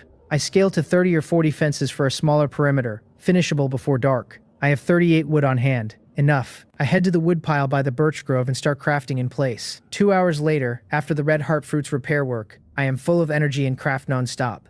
A pile of fences accumulates. I stand back satisfied, then carry several to the shelter and use the bronze axe as both shovel and hammer to drive them into the frozen ground. The ground is rock hard from the cold, and installation eats real effort. By the time the fences are all in, the sky has gone fully dark. 31 minutes of daytime left. Outdoor temperature is -10, and standing still after sweat builds is painfully cold. I duck inside. The night is bearing down, and I have used up my energy. The stove kindling has burned out, and as I reach for fresh wood I realize I used every unit on the fences. Rather than panicking out into the cold, I decompose the black iron chest from earlier and get 5 units of wood. The storage box is fine. Anything more would crowd. I throw one in the stove, light it, and start crafting more fences. I tentatively list a single fence on the trade channel at 5 units of wood per piece. Net 4 wood in 3 minutes is far better than buckets, which are now 10 wood per piece for 10 minutes of work. I make 2 more fences, but the listing is not sold. Too high, or fewer eyes on the channel right now. I drop to 4 wood per piece and the fence sells fast, with messages flooding asking if I have more. I tell everyone to wait and continue crafting. 4 wood per fence net of 1 wood cost equals 1 wood per minute. Much better than chopping directly. Night closes. Weather strong winds, cloudy. Outdoor -14.1 degrees, indoor 8.1 degrees, night remaining 16 hours. 30 minutes, outdoor temperature has dropped several more degrees and the indoor temperature, even with the upgrade in the stove, has not crossed 10 degrees. A few more days and indoors may slip below 0. Cold wave has not even started and the slope is this steep. I have to push level 3 urgently or the cold wave will end me. I had planned to spend resources on combat first, but priorities flip. As I reach to keep crafting, I notice no world announcement today. The voice has been the rhythm marker of every day since I arrived, and the silence on day 2 is unsettling in its own right. Without settlement and without temporary missions, the system has shifted from carrot-driven to pure survival pressure. Sure enough, the chat is already buzzing about it. What's going on? Where is settlement? I worked all day. Why no rewards? Maybe settlement and temporary missions only happened on day 1. Holy crap. Without those, on chopping and digging alone, we are doomed during the cold wave. Not entirely. You can find chests. A few a day means a comfortable cold wave. If chests were that easy, nobody would chop trees. If chests are hard, hunt mutated beasts, meat is high-cost performance. I do not believe you, you old geezer. You are too cunning. If I had not seen a mutated goat snap a tree, I would have believed it. So no settlement today. Even without it, the day 1 rewards motivated everyone hard, and most people probably hit level 2 today. I close the channel. I check on the queens. The black scythe hunter ant queen is at 51%, and the sentry ant queen has rocketed to 76%. Both were on bronze grade food, so why the gap? Growth speed likely correlates inversely with potential ceiling. The sentry ant has only bronze potential, a lower ceiling so it climbs faster. The black scythe hunter ant queen has silver potential, a higher ceiling and climbs slower. 16.5 hours of night ahead means both can finish tonight at this rate, given enough food. I have plenty of bronze boar meat and sandalwood wood, so I let them eat and tell them to hurry. They eat faster. Then the nursery. The multi-ear winter wheat is so dense the ears press against each other. What I planted with a wide gap has filled the trays. 10 kilograms looks plausible from 100 seeds, and harvest is hours away. The ripening agent is unreasonably potent. Cheong's plant work is something else. Food worry is dimming a little. As I plan to ask her for more seeds, she pings first. Jang-hyun, your ability is ant-related, right? Look at this. Item info attached. I scan and my pupils dilate. Ant nest nucleus.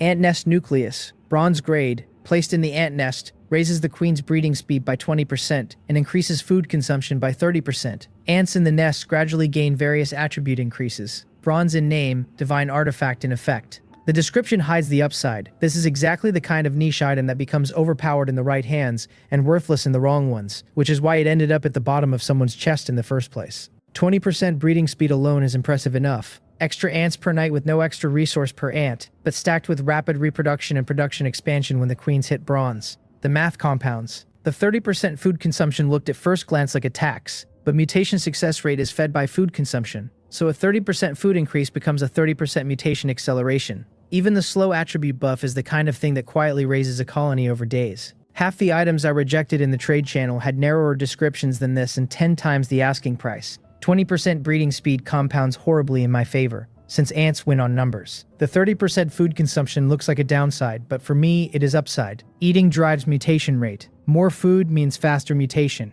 The slow attribute buff is a bonus. I cannot keep my poker face and tell Seongha this is very useful, and offer to trade more spring water as compensation, since after a day I have another 100 milliliters accumulated and do not need it all. She replies that it is fine. She traded for it from an acquaintance who said ants were too weak and nobody used them, so the item had been bottom of the box and went cheap. She offers to introduce us if there is a chance. A bit erratic, but trustworthy. Hearing ants are looked down upon, I do not know whether to laugh or cry. It tracks. Even I, with all the relevant skills and items, have not produced anything visible from ants yet, and the consumption has been heavy. People without those skill items would be madmen to invest in ants. Better that everyone underestimates them. Cheaper to scoop up ant-related items at low cost. Sensing my silence, Seongha gently encourages me. The dark world holds infinite possibilities. Focus resources on one path and persevere, no matter the path it works. I tell her I am not giving up.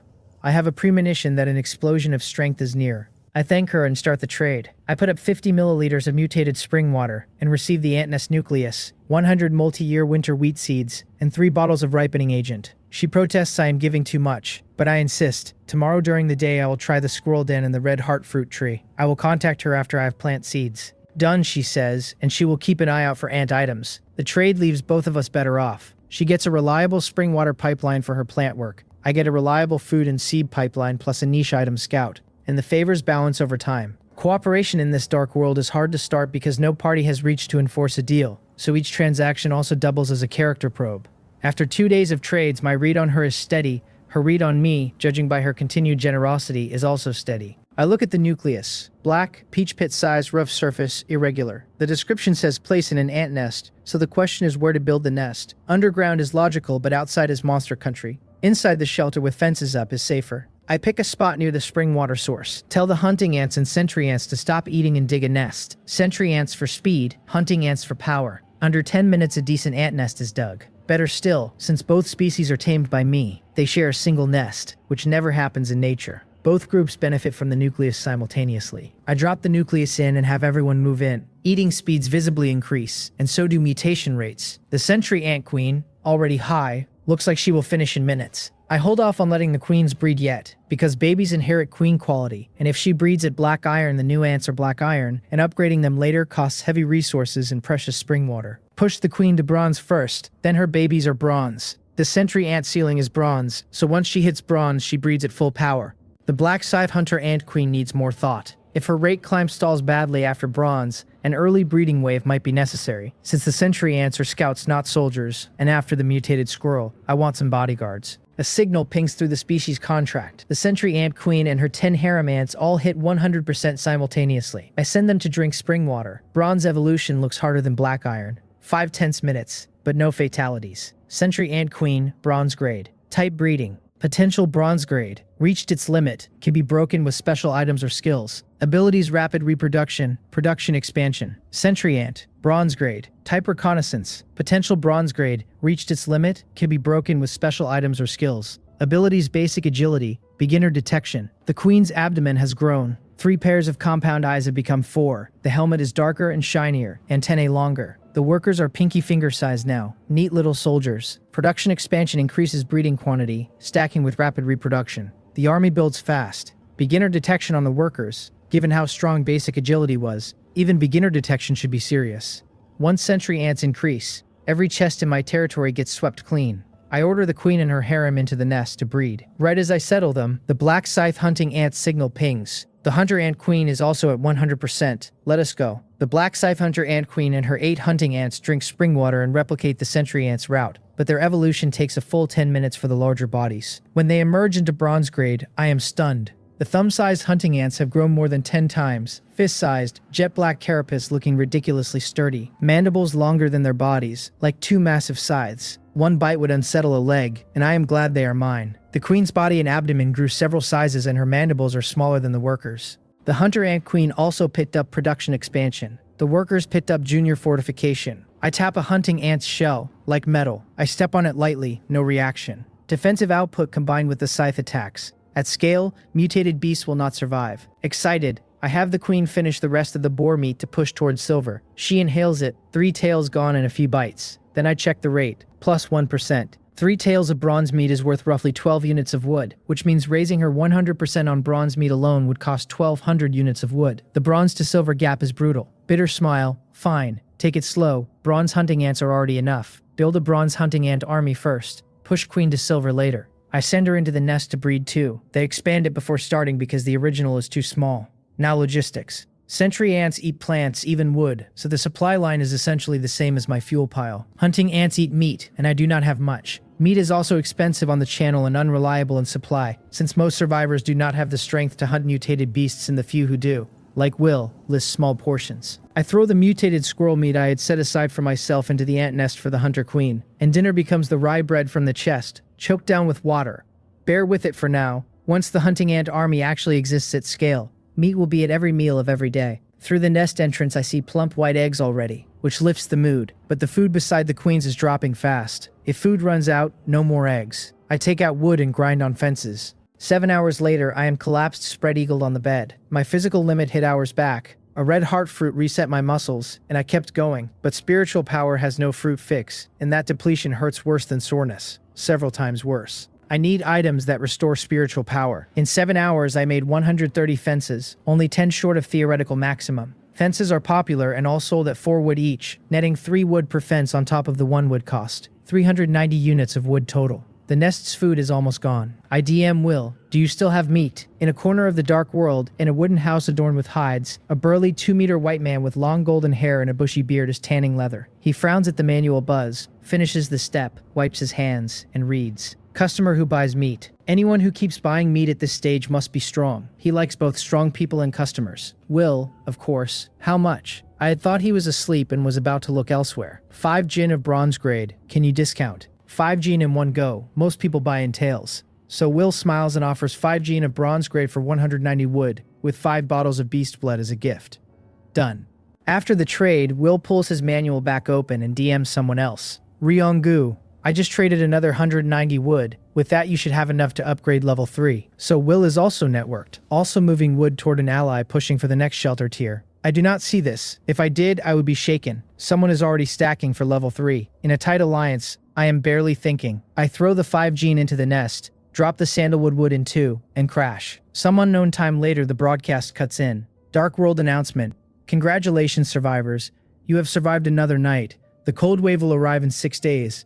A temporary mission will now be issued. Temporary mission again. I sit up and the broadcast continues. 3 temporary chests will be randomly generated in the bright areas of every survivor's shelter. Picking and opening grants items. Once 5,000 chests are opened in an area, all remaining temporary chests vanish. Top 100 regional rankings by quantity and speed earn 1 self-selected item of varying quality, scaling on rank. I crunch numbers. 10,000 per region. 3 chests per shelter means 30,000 chests total. capped at 5,000 cleared, so on average less than one chest per person. The higher the shelter level, the larger the bright area and the harder to find randomly placed chests, and level 2 and above have mutated beasts that further raise difficulty and risk. Survivors still on level 1 may actually have an edge. Chat goes feral. Finally, top 100 this time. No way, I just upgraded last night, are you messing with me? Do not panic, day 3, almost everyone has upgraded. If only I had not lacked resources, top 100 would be mine. These chests are not easy to find, learn from the past few days. Mutated beasts are dangerous, many will die in this mission. Just chop trees and let me take the rewards. Bah, shameless. Charge brother still in the channel, more than I thought, and 1,000 or 800 of them in any region adds up. Speed matters. I do not panic, I have specialists. I walk to the nest entrance. I look down and only see darkness, no clear count. The hunting ants have dug deeper overnight.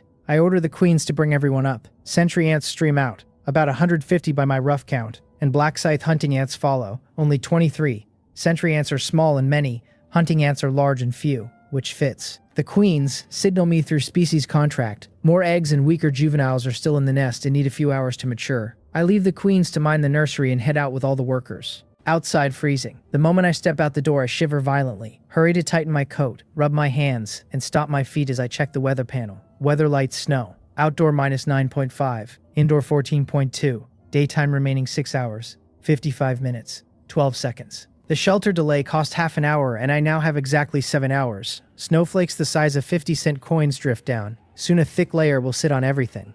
Snow further hides chests. I check the chat. Snow is falling near other shelters too, which equalizes the field. Sentry ants and hunting ants are unbothered by the cold. I split the sentry ants into 8 squads of about 20 each, 1 per direction. East, south, west, north, northeast, southeast, northwest, southwest, with orders to net search for chests and report mutated beasts. Their main job is the chests. The secondary job is intelligence on mutated beasts roaming the territory ring. After the black iron evolution, they could keep up with my walk. After bronze, they match my run. The 8 squads scatter and vanish in seconds. 23 bronze hunting ants at my feet, fist-sized each, look intimidating en masse. Comfort. If I meet another mutated squirrel today, I do not lift a finger. I do not know how many beasts hide around the shelter, so I will wait until the sentry ants have reported. Then visit the red heart fruit tree in the squirrel cache. I send the hunting ants out too with orders to follow the sentry ants and carry back any chest. As an afterthought, I tell 2 hunting ants to stay near me as bodyguards. After the mutated squirrel, I do not walk anywhere outside without backup.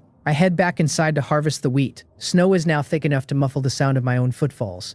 The world feels smaller than it is. The multi-ear winter wheat is fully ripe overnight, golden across the trays. I try the bronze axe, but the cramped space and tough stalks defeat me. The axe is too heavy and blunt for cutting. Should I buy scissors or a sickle? As I think, a young black scythe hunting ant peeks from the nest entrance, mandibles shaped like scythes. How could I forget? I send the queen a command and 13 young hunting ants emerge. Climb the trays and cut the wheat like combine harvesters. Under 3 minutes, all harvested. I take out the new 100 seeds Chongha sent and prepare to sow when a thump-thump from outside hits along with the hunting ant signal. Chests. I rush out. 2 walking chests are running across the snow, carried by hunting ants. In barely a dozen minutes, 2 found. The hunting ants drop the chests at my feet without ceremony, then turn and head back out to support the sentry ants. No rest needed. A grateful thought lands and passes. Gratitude does not register on ant brains, but the species contract registers something close to acknowledgement, and that is enough. Even if I were given double or triple the time, finding a chest myself would be a struggle. Professionalism. The first chest is black iron,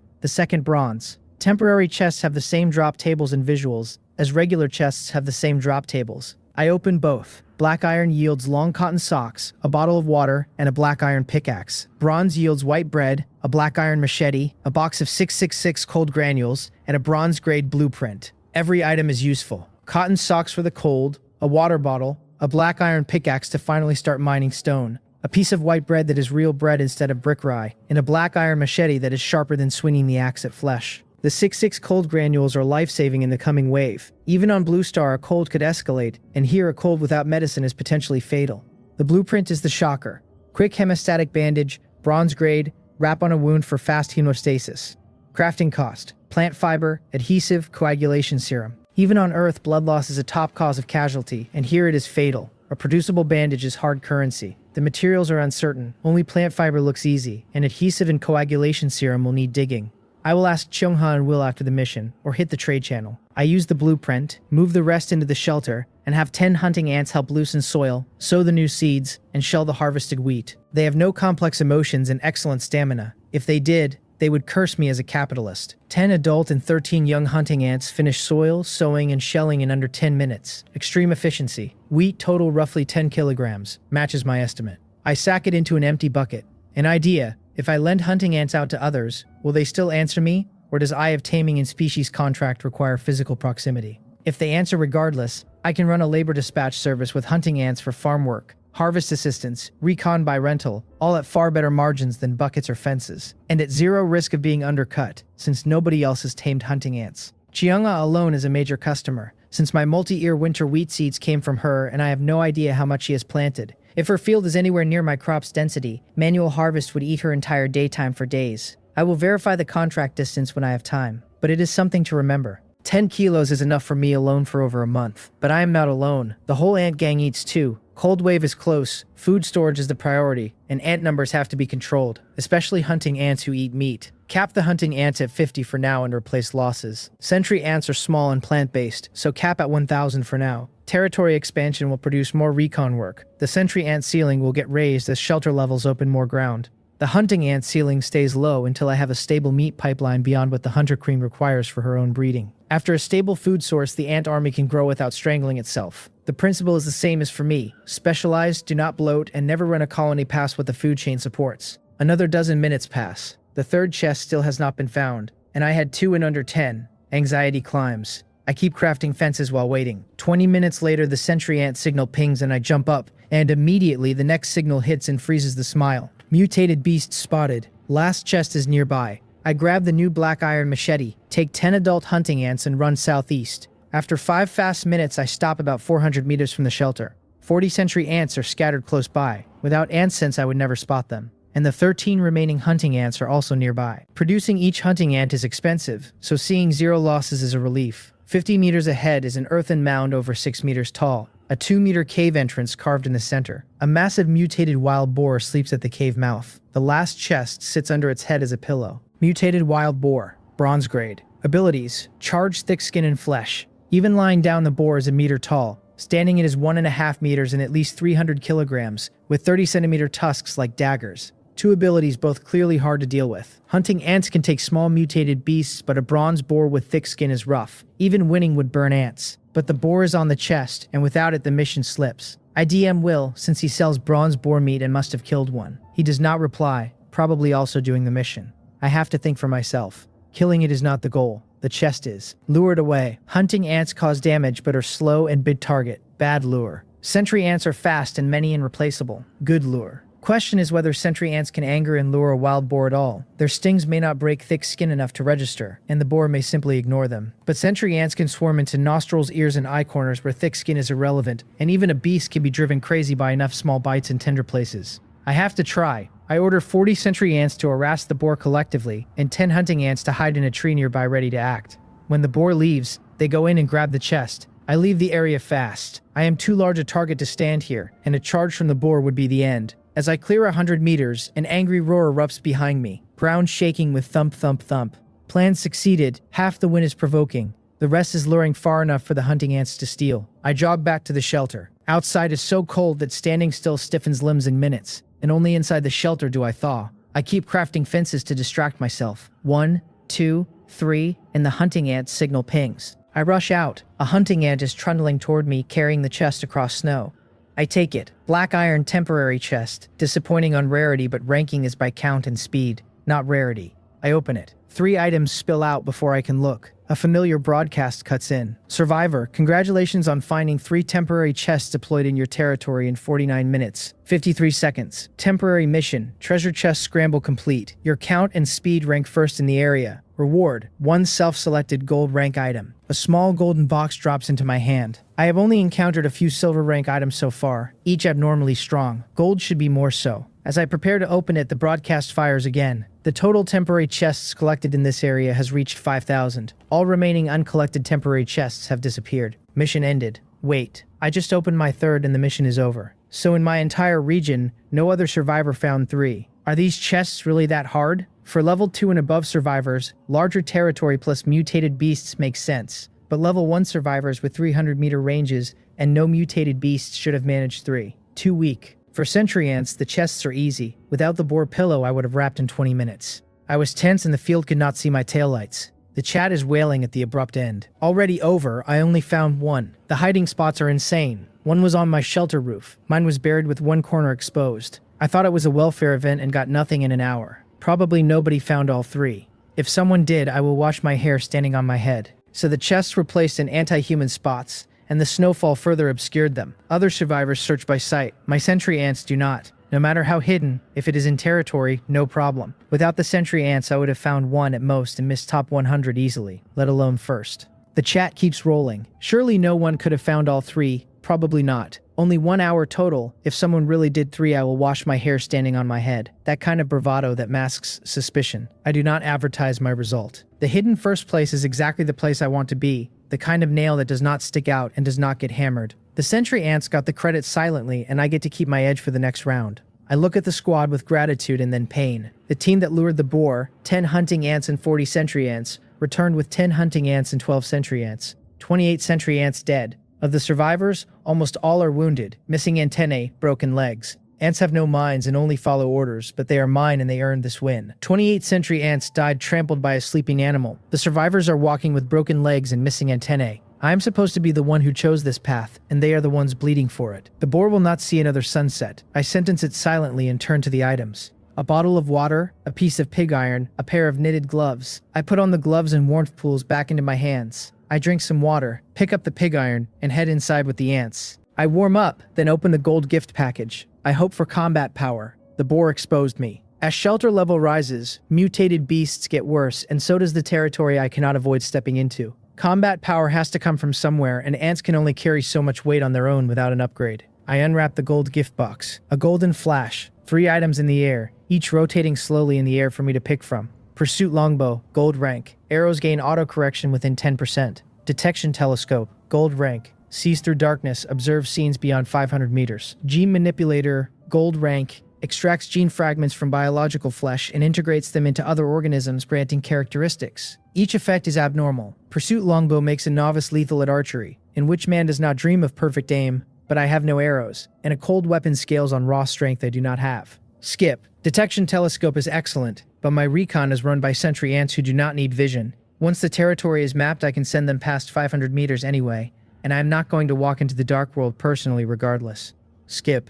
That leaves gene manipulator. It extracts and implants genes. I see uses immediately, and they branch in every direction. Mutated beast genes into hunting ants for bigger and stronger versions. Avian genes into sentry ants for flying scouts that scale walls and treetops nothing on the ground can reach. Boar, tiger, brown bear genes into hunting ants for raw power. Aquatic genes into sentry ants for water reconnaissance whenever rivers come into play. Spider venom genes into sentry ant queens, if I can figure out the implantation order. Combined with ant reproduction, the upside is immeasurable. If a hunter queen breeds hunting ants, and I gene fuse them off the production line, the army's specialization can be tuned per ant rather than per species. Choose. I pick the gene manipulator. The 3 orbs vanish and a microscope-like instrument appears. I take Will's bottle of mutated wild boar blood and figure out the operation in a few minutes. The interface is simple. Place flesh on the platform and it auto-separates gene fragments at a ratio that depends on the donor material's quality. 1 bottle of boar blood yields 5 gene fragments. Then place the recipient creature on the platform to implant. I select a hunting ant. 5 minutes and its body twists violently and I feel a signal. Energy, energy, energy. The panel, black scythe hunting ant, bronze grade mutated wild boar gene fusion in progress, requires intake of flesh or plants to complete fusion. The fusion gave it omnivory. It can eat plants now to finish. I do not have meat ready, so I send it outside to graze. It charges a small white birch tree, opens its sides, and chews the entire tree down in 10 minutes. The ant then changes drastically. Fist-sized to small piglet-sized, hundreds of times bigger, with thick bristles all over. No one would call this an ant. Half-meter scythe mandibles. Ferocious. The gene manipulator straight up upgrades my ants. Updated panel. Black scythe hunting ant. Bronze grade. Fused genes. Mutated wild boar. Currently 0 gene fusions possible. Can fuse 1 more upon reaching silver rank. So below bronze ants fuse 1 gene. After silver they can fuse 2. Silver is a strength leap. Pushing the hunter queen to silver becomes more urgent. A survival manual notification pings. Will, how to kill a mutated wild boar, did you encounter one? He warns even he does not confront one head on. He used poisoned arrows to wear it down. If I had picked the pursuit longbow, that path would have been mine. Now I have a better option. The gene-fused hunting ant. Same volume, ants are nearly invincible. Just to be safe, I fuse more. Half an hour later, 20 gene-modified hunting ants stand in front of me. Too big for the shelter, so I plan to dig an outdoor nest later. First the boar. I do not let grudges sleep overnight when strength permits. Killing the boar gets revenge for the 28th century ants it crushed, plus several hundred gin of meat, gene fragments for more hunting ant upgrades, and bulk food for the hunter queen, which between bronze meat at scale and the nucleus food bonus could push her to 100% in silver in one shot. At silver, she breeds silver-grade hunting ants directly. My entire combat ceiling rises, and silver mutated beasts start to look survivable. The boar dying tonight is not just emotional payoff, it is the next gate. I take the 20 hunting ants and head for the boar's lair. 460 meters from my shelter. In a cave, the mutated wild boar is gnawing a sweet potato, in a foul mood after being woken by ants and chasing some down to crush. Still grumpy, it dug up a sweet potato. Now it sees dark figures approaching. Mutated boars are still bad-sighted, but the trespass on its meal is enough. Eyes red, snorting, it charges. The arriving party is 20 modified hunting ants. The boar gets a few howls before being literally torn to shreds. Only a pool of blood and flesh remains. I watch from 100 meters. I had been worrying about losses, and instead the boar is gone in a flash. Not ants, war machines. A new sense of security wells up. Yesterday I was crawling away from a mutated squirrel with 2 gashes through my padded jacket. Today 20 modified hunting ants reduce a 300-kilogram bronze beast to pulp in a flash. The shape of my survival has changed in 2 days, and the engine of that change is the Eye of Taming, the species contract, the mutated spring water, and now the gene manipulator stacking together. None of them by themselves would matter. Together they move the floor. The 300-kilogram corpse will draw monsters at night, so I butcher on the spot rather than dragging it back. Even at half meat yield, that is 300 gin of bronze boar meat. Meat prices have dropped because more hunters kill beasts, but bronze boar meat is still about 30 wood per gin. 300 gin equals 9,000 wood. With other materials, killing one boar is roughly 10,000 wood. 20 hunting ants act as 20 professional butchers and finish in minutes. Then my smile fades. This meat yield is wrong. Where is the meat? I have only 30 gin of boar meat, 1 gin of pig blood, 1 hide, a pair of 30-centimeter tusks like daggers, and 20-some gin of various offal. Combined, well under 100 gin. The other 500-plus gin is missing. I pick through the offal with the black iron machete and find a red walnut-sized orb. Beast core, bronze grade, the condensed essence of a mutated creature's life, generated by bronze grade or higher mutated creatures. So the missing weight became this core. No wonder meat prices are this high. There is not much meat to begin with. Contentment brings happiness. The 10,000 wood jackpot is a fantasy. The remaining materials are still worth at least 1,000 wood, more than enough to upgrade to level 3. The beast core itself is a bronze sustainable item by description, and even though I do not yet know what to do with it, anything condensed from a mutated creature's life energy is worth holding rather than selling, especially with the Hunter Queen still climbing towards silver. Boar tusks at 30 centimeters can plausibly be sharpened into stabbing weapons or traded. The hide is winter-grade material. The offal goes straight to the Hunter Queen as fuel. The 30 gin of muscle meat I keep partly for myself and partly to feed the next breeding wave. Nothing is wasted. Upgrading level 3 requires 500 wood and 100 stone. I currently have around 200 wood, leaving a deficit of 300 wood and 100 stone. As more chests have produced pickaxes of various rarities and a few survivors found pick blueprints, stone mining has scaled up. The wood to stone exchange rate has dropped to about 1 to 2. Bronze meat is around 30 wood per gin, so 20 gin would more than cover the upgrade. But I am also short on meat, and unless I have to, I will not sell. Plenty of daytime left. Explore the territory ring first. Settle the deficit at night with a meat sale if necessary. I have the hunting ants carry the boar harvest back, including the offal in a bucket, since the Hunter Queen will eat anything fleshy, and that saves resources. An hour later, with the sentry ants, I have swept the entire 500-meter ring, this time with explicit orders to find mutated beasts and unusual plants. 4 black iron mutated rabbits were found, and the combat squad dispatched them quickly. 25 gin of black iron rabbit meat, 2 gin of rabbit blood, 4 hides. Black iron does not produce beast cores, so meat yield is much higher. 4 rabbits roughly equal a wild boar in meat. The sentry ants also found several sweet potato sprouts where the boar's old lair was, fully matured, about 20 gin total. All carried back. I had the sentry ants thoroughly sweep the squirrel area, 7 different burrows, 15 gin of nuts and seeds in total. I also picked the remaining 8 red heart fruits and broke off a branch from the mother tree for Chungha. I DM her with the harvest. She replies instantly. Great, she really needs these. By the way, has my shelter upgraded to level 3? Not yet, still short on resources. She does not reply with words. She opens a trade and lists 300 units of wood. I stare at the trade window. To casually push 300 wood across a long-distance link, she has to already be at level 3 with a comfortable surplus. She follows up with a careful warning. After level 3, the territory expands to a 2,000-meter radius, and silver mutated beasts may appear in the new ground. They are very independent and may not stay in one place with strength far above bronze mutated beasts. She underlines the words may not stay in one place, because that is the part that matters. Bronze beasts had territories I could map and avoid. Silver beasts roam, which means tomorrow's safe path could be tonight's death zone. 2,000 meters is a huge territory. Going from a 500-meter ring to a 2,000-meter ring is a jump from roughly 78 hectares of accessible ground to roughly 1,250 hectares, more than 15 times the previous coverage. Sentry ant patrols at this scale require either far more sentry ants or smarter pathing, and the sentry ant queen's production expansion ability suddenly looks indispensable. Roaming silver beasts inside that area are bad news for the same reason a bronze boar was bad news in a smaller ring. They do not stay put, and territory edges become moving targets. My modified hunting ants are bronze with one fused gene. I do not yet know if they can fight silver. The information matters and concerns my safety. I have countermeasures though. Sentry ant border patrols give early warning at the territory edge, and a chain of sentry ants along the perimeter can be tasked to scout and flee on the first whiff of a silver mutated beast. The hunter queen pushing to silver soon will let her breed silver hunting ants directly, which short-circuits the resource bleed of upgrading individual bronze hunting ants one at a time. Border early warning plus a reactive silver army equals a defensible posture even before I have hunted my first silver mutated beast. I thank her, close the manual, and tell the hunting ants to chop trees. I had wanted them to chop earlier, but they were too small and inefficient. After the boar gene fusion, the problem is gone.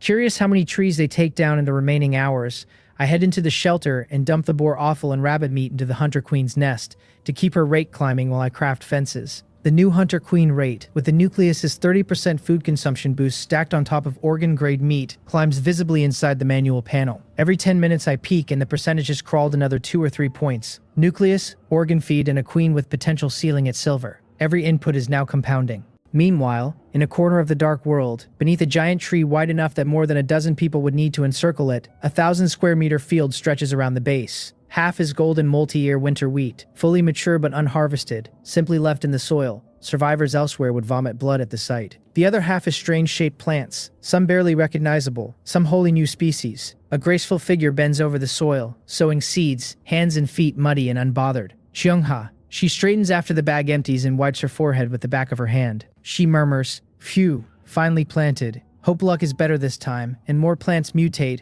That way Little Green can collect more gene fragments and grow stronger." The giant tree's leaves rustle without wind, answering her. She continues, "Do not worry, Little Green. I will work hard to collect different plants to help you reforge the glory of the Casimir World Tree." She stumbles on the long name and the leaves rustle louder until she gets it right, then quieter and satisfied. A world tree, indeed, like a childish ghost. She glances at the wheat field. With this much ripe wheat, harvesting it alone would burn an entire daytime, if Little Green could help her. But Little Green expends serious energy in active labor and must conserve to guard against the silver black bear to the northwest. She returns to her shelter on a tree branch up to 30 meters above the ground. From a bronze chest, she takes a golden scroll. Mutual aid contract, gold rank. Select a target, establish a mutual aid contract. Both parties cannot harm each other. With permission, can teleport to the other's shelter. Usage limit 5 times. Ally. She decides to think it over tonight before deciding. Daytime is precious, so she tucks the scroll away and starts compounding ripening agent at the work table. Her workbench sits beside a large window of polished wood, and the bottles of mutated plant extracts are arranged by hue and viscosity.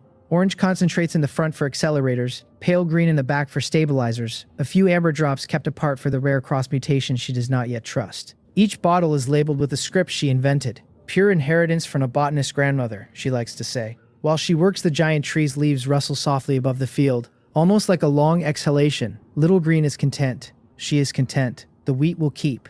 The contract waits in the chest. By the time I surface from the focused crafting trance, fences pile up to my chest and the cramped shelter has run out of floor space. I emerge with stiff arms and gulp from a mineral water bottle. Outside it has gone dark earlier than I expected. The manual reads 3 hours have passed and I am amazed I worked through it without break. 2 days ago I could not last 2 hours. The red heart fruit's repeat use has thickened my fibers. Wood production has scaled across the population, so survivor demand for safety fences is higher, and prices have ticked up rather than down. I list the new fences at 6 wood per piece on the trade channel and head out to the birch grove to check on the hunting ants. The birch grove is gone. Hundreds of birches reduced to low stumps. The entire forest converted to logs in 3 hours. I stare at the bare ground, surprise and disbelief and pleasure all at once. The hunting ants are at the far edge in an open clearing, still working. They fell the trees, then trim branches with their scythes, then stack them neatly. Hundreds of clean logs piled with craftsman precision. I had only ordered them to chop. They added the trim and stacked themselves. Their stamina is essentially limitless.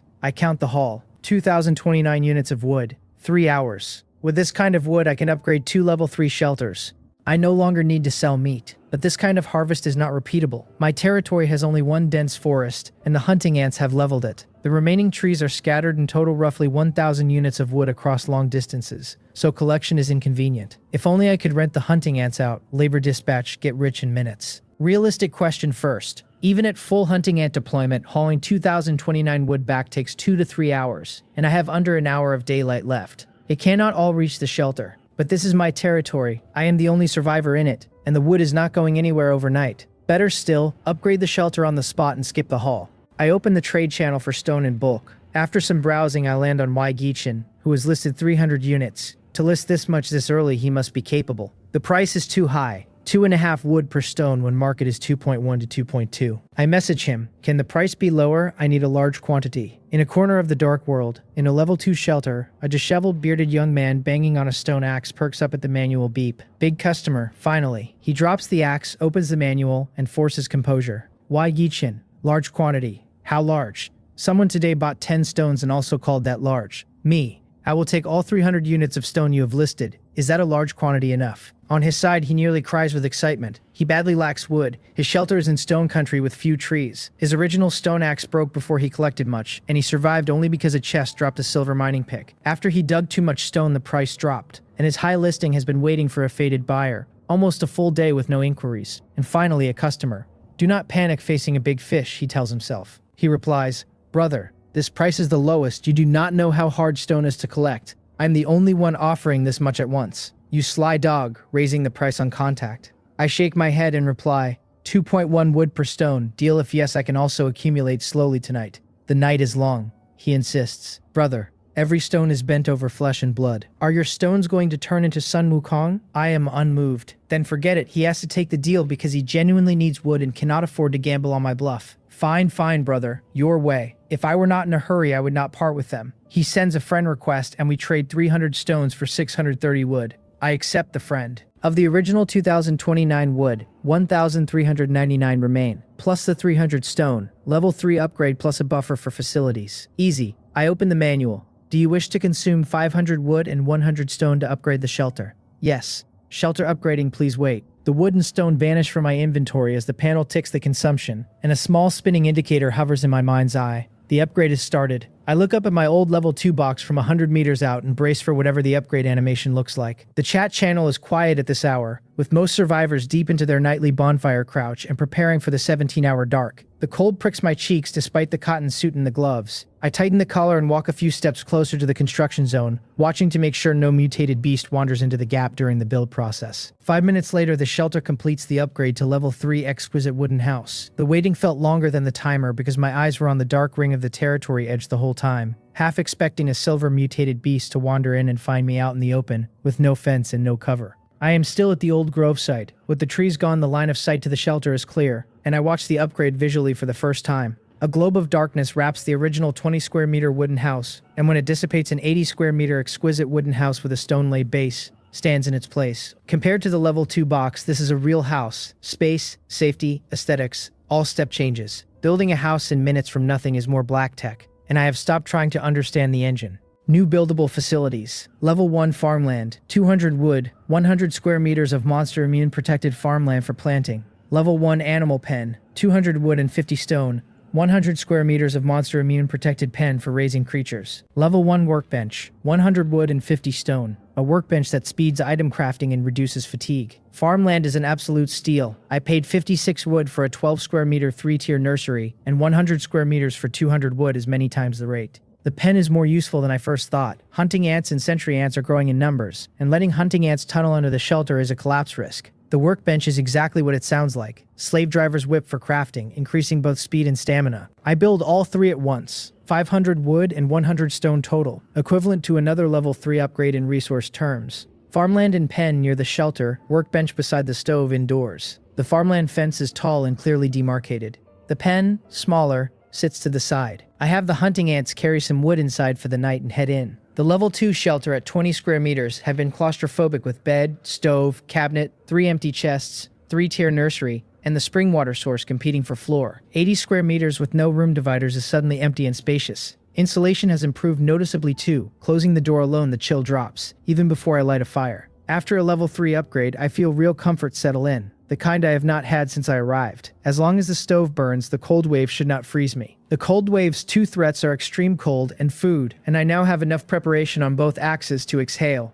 I light the stove and consider dinner. Inventory: 20 gin of multi-ear wheat, 9 red heart fruits, 22 gin of sweet potatoes, 30 gin of bronze boar meat, 25 gin of black iron rabbit meat, plus chest bread. The startup phase is over. Tonight is barbecue. I have been on rye bread for days and gave the meat to the hunting ants, without tasting. I save when I should and spend when I should. I am no miser. I wipe the black iron longsword clean, cut large slabs of boar and rabbit, chop into cubes, split sticks with the axe, skewer and roast on the stove. The slabs are thick and slow to cook through, but that is fine. Flip occasionally. The smell turns on within minutes, and I swallow audibly. Wait, no barbecue without seasoning. Cumin, chili powder, black pepper. Without those, no soul. I check trade channel. Nobody's selling. I post on the chat channel, anyone selling cumin, chili powder, black pepper. Paying high. The chat detonates immediately. Holy cow, why is Boss Jang Hyun buying seasonings? Is he doing barbecue? Cumin, chili powder, barbecue. I have not even hit rye bread freedom, and Boss Jang Hyun is at barbecue freedom. Brother, can you give me a piece? If you give me a piece of barbecue, I will do whatever you say. Hey, you can see avatars in the chat. You do not have the looks for this. My private DMs flood with freeloaders to the point I have to disable non-friend messages. I rub my forehead, regretting the broadcast. 3 messages a day on the world channel, and I burned one on cumin. I had been on top of my development cycle, and a single careless line about barbecue collapsed my privacy for the night. Lesson logged. Never broadcast aspirational consumption on the world channel. Everything goes through DMs and friends. Just as I close the manual, the friend bell pings. Cheongha. She and I have been friends since day one. Cheongha Janghyun. It is night again. Do you still have mutated spring water to trade? My eyes light up. She is the highest probability seasoning supplier I know. Plant specialist. I reply, we will get to that. Do you have any seasonings, like cumin, chili powder, etc.? She is stunned. Why is he asking? Before she can reply, I send a trade with a string of barbecue skewers on my side, and her eyes widen at the golden sizzling, oily roasted pork skewers. Cheongha's plant path is real, but she is not a vegetarian. Days of not tasting meat. Weak tears flow at the sight. Yes, she replies, I have many kinds. Logically, with her wealth, she could easily buy fresh meat, but her cooking is so terrible the food she makes is inedible, so she has been eating chest food and porridge. Hence the meat deprivation reflex. I grin, ask if she wants to trade barbecue for seasonings, and she instantly agrees. We trade 2 boar skewers and 2 rabbit skewers for cumin, chili powder, and a green pepper powder she cultivated from a plant called green pepper, which according to her tastes like a mild mustard. On her side, she has forgotten her original purpose entirely. She is sprinkling all 3 seasonings, eating with oil dripping, almost swallowing her tongue. I eat the rest of the skewers and nod, satisfied. Cooking has not declined since I started living alone after grandfather passed. If anything, tonight outdid myself. Not skill, ingredient quality. Bronze and black iron meats and Cheongha's mutated plant seasonings produce a flavor past every barbecue I have ever made. Better still, after eating I feel warmth spread through my body, and even my physique seems faintly improved. Ranked meats are not just delicious, they are physique buffs, and over time the cumulative effect should be significant, like the red heart fruit. I am no hedonist, but if pleasure also makes me stronger, no hesitation. I commit to chasing ranked grains and meats in the future. The red heart fruit already proved that physique can be improved through ingestion if the material is rare enough. Ranked meats clearly do the same incrementally. Stack red heart fruit with ranked food daily and the cumulative buff over weeks could meaningfully raise my baseline. The base tier of survival is no longer one fence and a fire. It is what I eat and what my ants eat, and both feed the same combat ceiling. After the barbecue, I walk to the ant nest by the spring. The animal pen is built, but it is night and I have not moved the nest yet, so the original is still in place. I summon the hunter queen. The panel reads current mutation evolution success rate 87%. Flesh and blood materials raise the rate highly likely reproductive evolution. 13% from silver. Since the bronze evolution, she had only climbed 11% on the meat I fed her, plus the 20-some gin of boar and rabbit organs from the cleanup. Those waste organs alone added 76%. Should have bought organs from the start. Would have saved a fortune. Trade channel still has nobody selling them, since organs are foul and most hunters discard them. I take out 4 gin of boar meat and feed her. She trembles excitedly and devours all 4 gin in 2 minutes. Rate spiking to 100. Drink the spring water. She walks happily to the source. She remembers what comes after. She drinks 5 milliliters before stopping, more than the small tasting because her body is bigger now. I did not gene fuse her, so she is 7 or 8 centimeters and not the half meter of the boar-fused workers. The water takes effect and her body swells rapidly. 5 minutes, 10 times bigger, 70 or 80 centimeters long. Her originally all-black abdomen now carries layered silver ring patterns, mysterious and almost ornamental. Her scythe mandibles are nearly gone. She is a reproductive ant, and every evolution strengthens reproduction at the cost of offense. Ordinary hunting ants at silver get sharper and bigger mandibles. Queens shed them. She is in extreme energy depletion post-evolution, so I give her boar meat to refill. She inhales it. Panel, black scythe hunter ant queen, silver rank. Potential silver rank, already at limit, can break with special items or skills. Type reproductive. Abilities rapid reproduction, production expansion, rapid development. Fused genes none. Currently confused genes 2 times. Rapid development is a new ability. Inject energy into newly hatched larvae and rapidly develop them to mature state. Double the normal energy cost. Not for daily use, but a clutch save in a pinch. Instantly spawn thousands of hunting ants for counterattack if anything threatens me. 2 gene fusions on the queen now. I have not rushed queen fusion because there is only one of her, and the choice has to be cautious. Vague hypothesis. Fusing higher potential creature genes might raise growth potential. If she fused with a gold creature gene, would she gain gold growth potential? Trade channel does not even list silver flesh, let alone gold. This stays theoretical for now. While I am thinking, the queen finishes eating, rubs her antennae toward me, and makes a shasha sound, the rhythm carrying meaning the species contract decodes directly into my head. Master, the meat, delicious. If it is tasty, eat more, plenty of meat, I reply on autopilot. And freeze. I am the only one in the shelter, where did the voice come from? Chill down spine. I look around. No invaders, only the queen with her abdomen on the floor, lifting her head to look at me with 2 large black eyes. Calm. The voice earlier was not human, a strange rustling sound, but I understood the meaning directly. Realization. The only biological foreign language I can understand is the contracted ant species via species contract. The queen rubs her antennae again. Rustle. Master. Confirmed. Until now the ants, including Mowol pre-silver, only sent biological signals which I decoded. She has now sent an emotionally textured statement with content. The previous ants were like robots, only receiving commands and executing them strictly, never transmitting messages with clear meaning and emotional shading. In this dark world anything is possible, but the simplest explanation is the silver evolution pushed her over the intelligence threshold. Silver is clearly a strength and intelligence inflection point, not just a damage and durability bump. If silver mutated beasts roam level 3 territory and they are this kind of inflection, the pressure is real, and the laziness from the upgrade and the meal evaporates. I sigh wryly. The dark world does not allow rest. Still, Silver Hunter Queen is a serious upgrade, and once silver hunting ants breed and gene fuse with strong creatures, silver mutated beasts may become matchable. The resource problem rises again, because I had thought I was set, and clearly I am not. I push it aside. You should have a name now, I tell her. She tilts her head. Name? Yes, a name. I rub my chin and brainstorm. I rule out Xiao Hei, Little Black too generic. After 2 minutes of careful brainstorming, my eyes light up. Ink-colored blade, silent moonslayer, the imagery a Korean classical scholar might have used for a dark assassin. Your name shall be Mowol. Russell. Ink, moon, Mowol. Thank you, master. Whether she fully understands the meaning is unclear, but she straightens her upper body and waves her 2 small scythes. Satisfied. Mowol, breed some silver hunting ants. Powerful enemies are around the shelter. I need your strength. Yes, master. She cannot breed alone, so I invest another 10 jin of bronze boar meat to upgrade her 8 hunting ant harem to silver. To my surprise, ordinary silver hunting ants do not develop intelligence. Silver intelligence appears to be exclusive to queens, which fits ant social structure. Mowol enters breeding state, and I leave her alone, since her feeding cadence is hers to manage, and the harem ants will work on her schedule. The new ant nest entrance is now a meter wide to fit her, which means the inner tunnel volume has more than doubled, and the hunting ants have stacked the spillover dirt into an impressive ring around the cavern that doubles as bedding for new larvae. I stand at the entrance for a few moments, listening to the soft clicks of mandible work and the thin whine of feeding, and the scale of the nest hits me. A few days ago, this was 63 rice grain ants chewing my baguette, and now it is a silver tier breeding chamber. Specialization works. The Eye of Taming, Fountain of Mutation, Species Contract, Ant Nest Nucleus, Gene Manipulator, the Hunting Ant Queen and Sentry Ant Queen sharing a single nest with the nucleus inside. And now the Silver Hunter Queen with 2 gene fusion potential all stack into a single thesis. Ants as scalable infrastructure. The fantasy of a dragon knight is dead and buried. The reality of an ant knight is taking shape, and it is already absurd.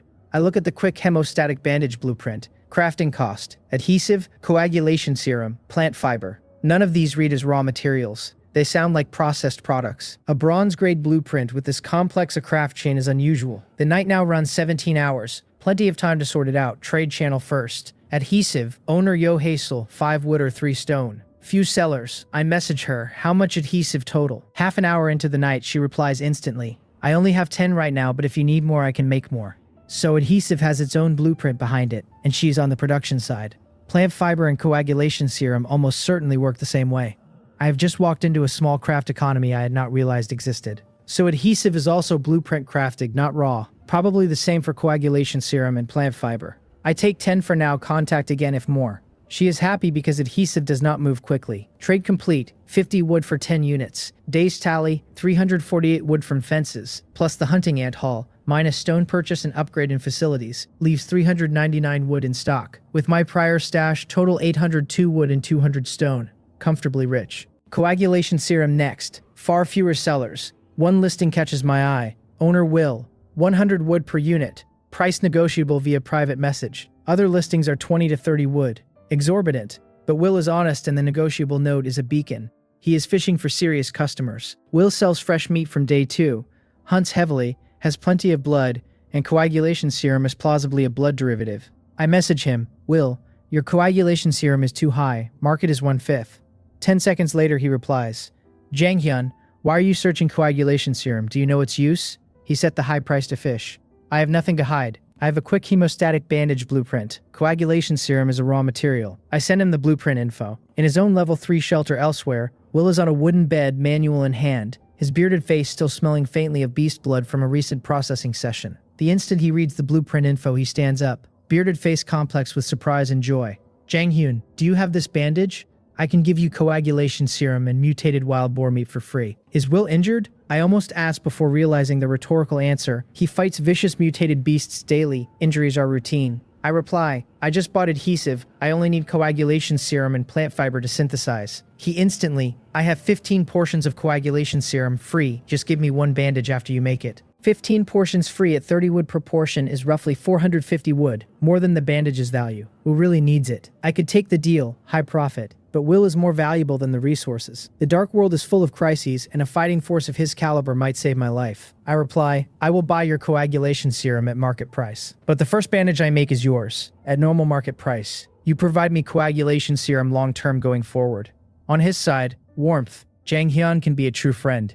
Although he wanted to give the serum free, since I refuse, he stops insisting and silently resolves to send me more resources later. Trade. 330 wood for 15 portions. Pale yellow vials, sealed at the cork. I line them on the workbench shelf alongside the 10 adhesive units, and the bench is starting to look like a small medical supply atelier. Last material, plant fiber. Trade channel keyword plant fiber yields over 20 pages, prices around 10 wood. Will's urgency is real, and I made a promise. I do not want to delay his injury or sit on an unfulfilled promise. I picked the first reasonable listing, buy 1 portion at 10 wood, and sit at the workbench for the first time. The bench is like a spacious computer desk, surface comfortable, operation smooth. Bandage crafting time drops from 10 minutes to 9.5.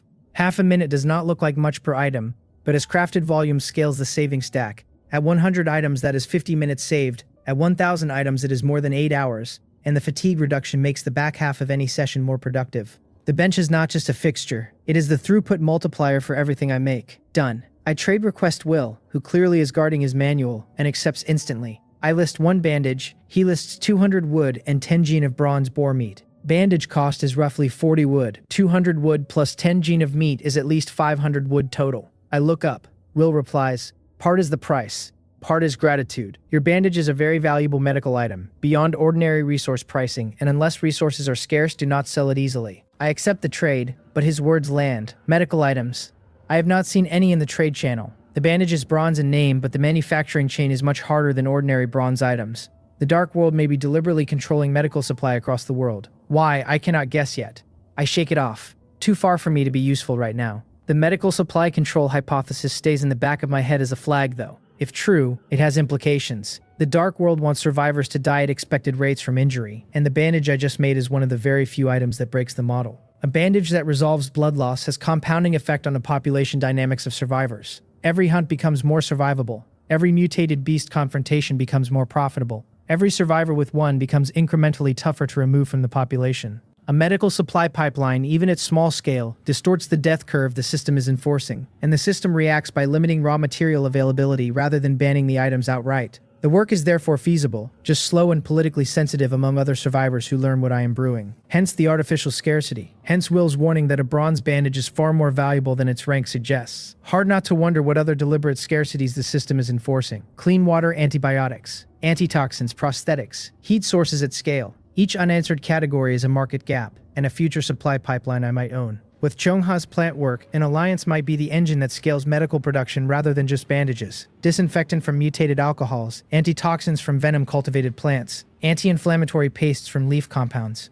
The dark world may want to keep medical supplies scarce. Partnerships breaking that scarcity become exponentially more valuable. I file the thought as priority pipeline development for after the cold wave. Now I want to make a batch. I open the trade channel for plant fiber again. And stop. How could I forget? Xiongha is a plant specialist. Plant fiber is not rare, and trading with a friend is preferable for relationship and supply stability. I DM her. Xiongha, do you have plant fiber? She takes 5 minutes, long enough for me to drift to other tasks and contemplate buying from a stranger. When she finally replies, plant fiber, yes, what do you need? Are you making something delicious? Plant fiber and food. What is the connection? I do not understand the leap. On her side, her face goes red. She clutches the manual tighter. Did I just say that? Will Jiang Hin think I am only a foodie? She covers, oh, you asked for seasonings earlier, so I assumed food again. Explanation makes it worse. I let it go because she clearly cares about her image. She continues, by the way, I have plenty, byproduct of stock plants, currently 39 portions. I do not need them. I will give them all to you. Does everyone have to be this generous? Your 39 portions are 390 wood at market. I refuse to take her at a loss and trade 50 milliliters of mutated spring water for the lot. I also tell her I am making bandages and she gets priority supply if needed. As I am closing the manual, another message from her. By the way, Jiang Hin, I was so focused on the meat I forgot the important matter. Important matter, when she asked about mutated spring water originally, that was the lead-in. But I already gave her 50 milliliters. That should be enough. She continues, it is like this. After a few days of interaction, I feel you are someone worth befriending. Good strength, good character, excellent cooking. Is that the main point? There is something strange in there. I prompt. So, important matter, not just to praise me, right? You wish. The important matter is I want to form an alliance, become allies. I reply jokingly. Allies? I thought we already were. Yes, but only a verbal gentleman's agreement. My idea is that we should establish a deeper level of cooperation. The dangers of the dark world are far more numerous than either of us imagines. One person's strength is limited. To survive better, we must prepare for a rainy day. The phrasing is careful, not pushy. She is letting me lead the question while making it clear the answer will be a substantive instrument, not a friendlier handshake. The how, please. She sends item info, mutual aid contract, gold rank, select a target, establish a contract. Both parties cannot harm each other. With permission can teleport to the other's shelter. Usage limit 5 times. Mutual aid contract. Gold rank. I sit up straight, the soft mattress no longer soft. The fence crafting fatigue no longer relevant. This is the kind of item where the answer is yes before the negotiation begins. And the only question is whether the partner is the right one. The mutual aid contract is overpowered. 2-way teleport, mutual non-harm binding, 5 uses. Humans are social animals and crave alliance. In this dark and dangerous world, isolation is psychological as much as practical, and a contract bridges islands. The acquisition difficulty is high. The only way I can imagine she got this is the gold gift package from the temporary mission, which means she is probably first regionally too. Her deeper cooperation pitch was not an empty line. The item's value demands sincerity from me too. I reply, since you have the item out, you want to sign with me. I am very interested in deeper cooperation. On her side, a quiet exhale. She chose me carefully after considering many people and was hoping I would accept. I add, your item is high value, alliances are mutual, but to avoid misunderstanding, let us clarify some things first. You probably do not have a basic understanding of my abilities.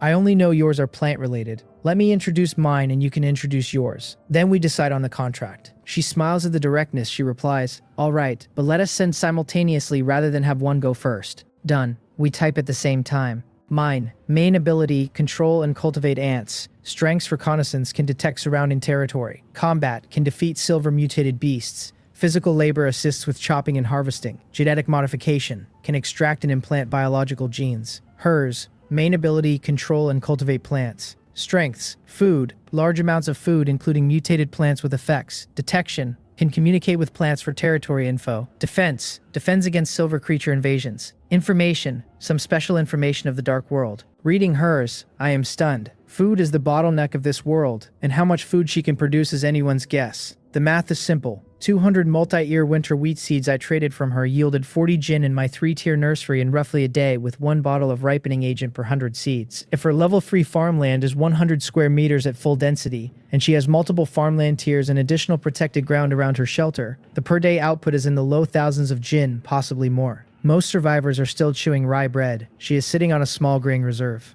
I do not eat a lot, but the ants do. The more food, the bigger the army. Ants are omnivorous. Even hunting ants who need meat for evolution can survive on grain, since silver workers are at potential limit, and the meat demand drops to maintenance. Her food alone would be enough to anchor the alliance. Detection answers my old question of how she finds resources in chests so fast. Plants are everywhere, and her plant communication may even outperform my sentry ants. Defense against silver creatures means her own combat power is real, even if it operates through a different vector than mine. With a contracted world tree, she has a moving fortress in the form of branches, roots, and condensed leaves, none of which I have been able to picture from her trade messages alone. Her defense line probably does not just mean she can survive a silver attack on her shelter. It probably means the world tree can drive one off, which is a far more aggressive defense than survivors usually achieve.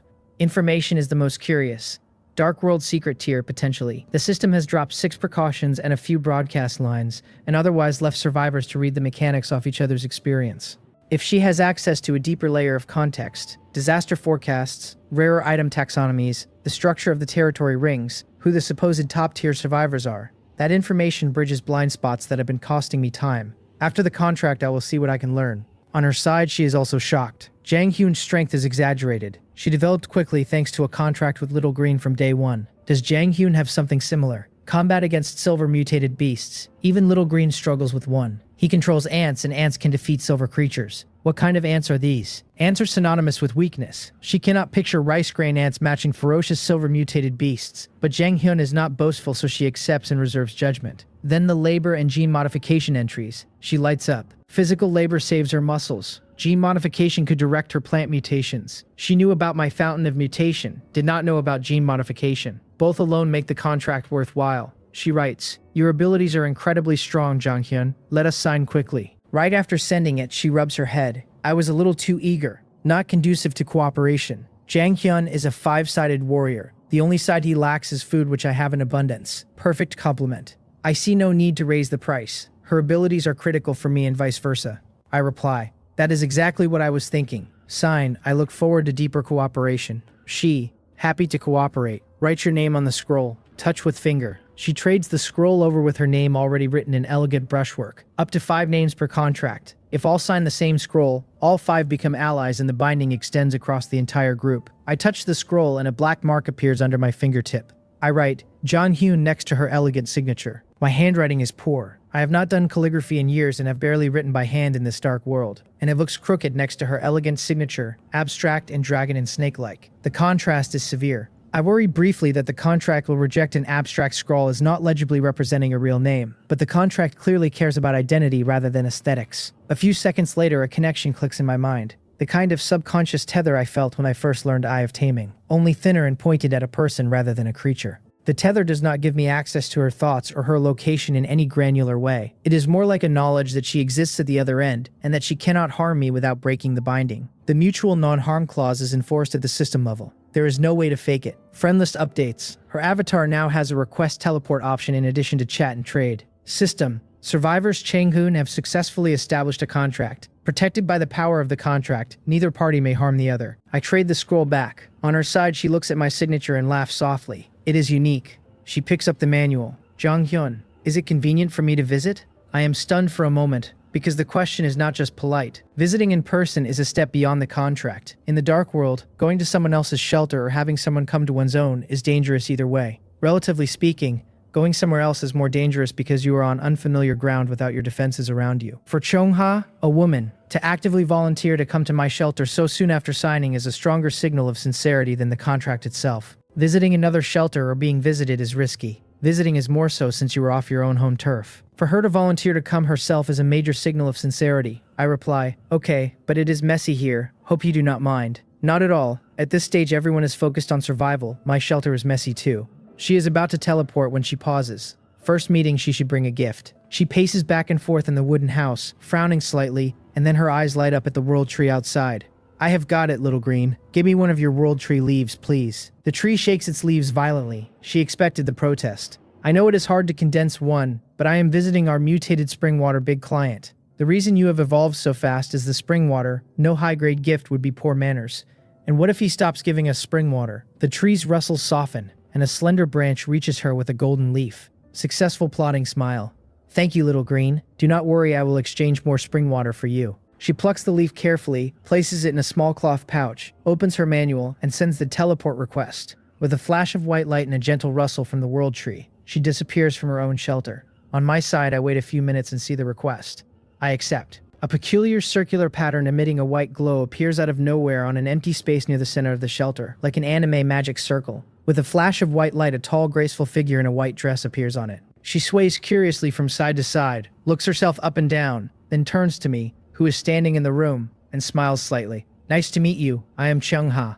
Bright eyes, white teeth, like a lotus emerging from water. Even a steel-straight man pauses for a half-beat. I recover. It has been a while. I am Jang-hyun. We greet each other with mutually good first impressions. She holds out the golden leaf. Small gift for our first meeting, nothing much. So formal. She even brought a gift. I take it absently, and information about the leaf instantly appears in my eyes. World Tree Leaf. Gold rank. A leaf condensed from the essence of World Tree energy. Consuming it can increase lifespan by 10 years. My pupils contract. Consumption increases lifespan by 10 years. How many emperors and dynasties on Blue Star wasted manpower and resources chasing the elixir of immortality? And here she is handing one over like passing a cigarette. Even knowing she is rich and generous, this is a first meeting gift is too much. I take a breath and offer the leaf back. This is too valuable. I cannot accept. She seems surprised. Who could refuse lifespan? And then her eyes clear. How can a given item be taken back? Moreover, in a safe environment, lifespan is priceless. But here we may not live many more days. The math changes. Yes, who can guarantee a peaceful retirement in the dark world?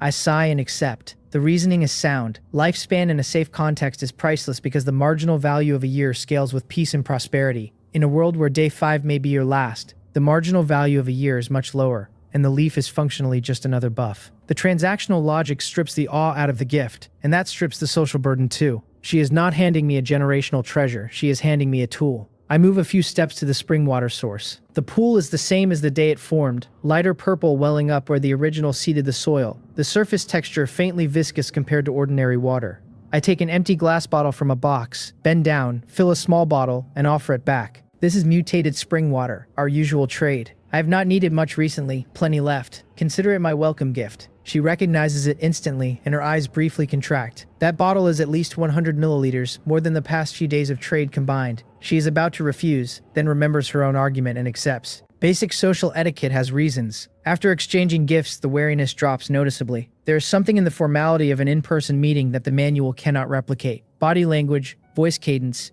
the small tells when someone is choosing words carefully. After only a few minutes in person, I have a much better read on her than I did after days of trades. She is not just a rich woman with plant skills. She is meticulous, easy to read once you know to look, but with reserves she keeps locked up tight. The information line in her ability list is not idle. I sit on the wooden bed, she on the workbench chair, and we begin discussing details. She, Jang-hyun, what are your thoughts on level 4 shelter? I am surprised. I expected combat, gene tech, or labor first. After my own level 3 upgrade, I had been busy with facilities, dinner, Moal's silver evolution, the bandage.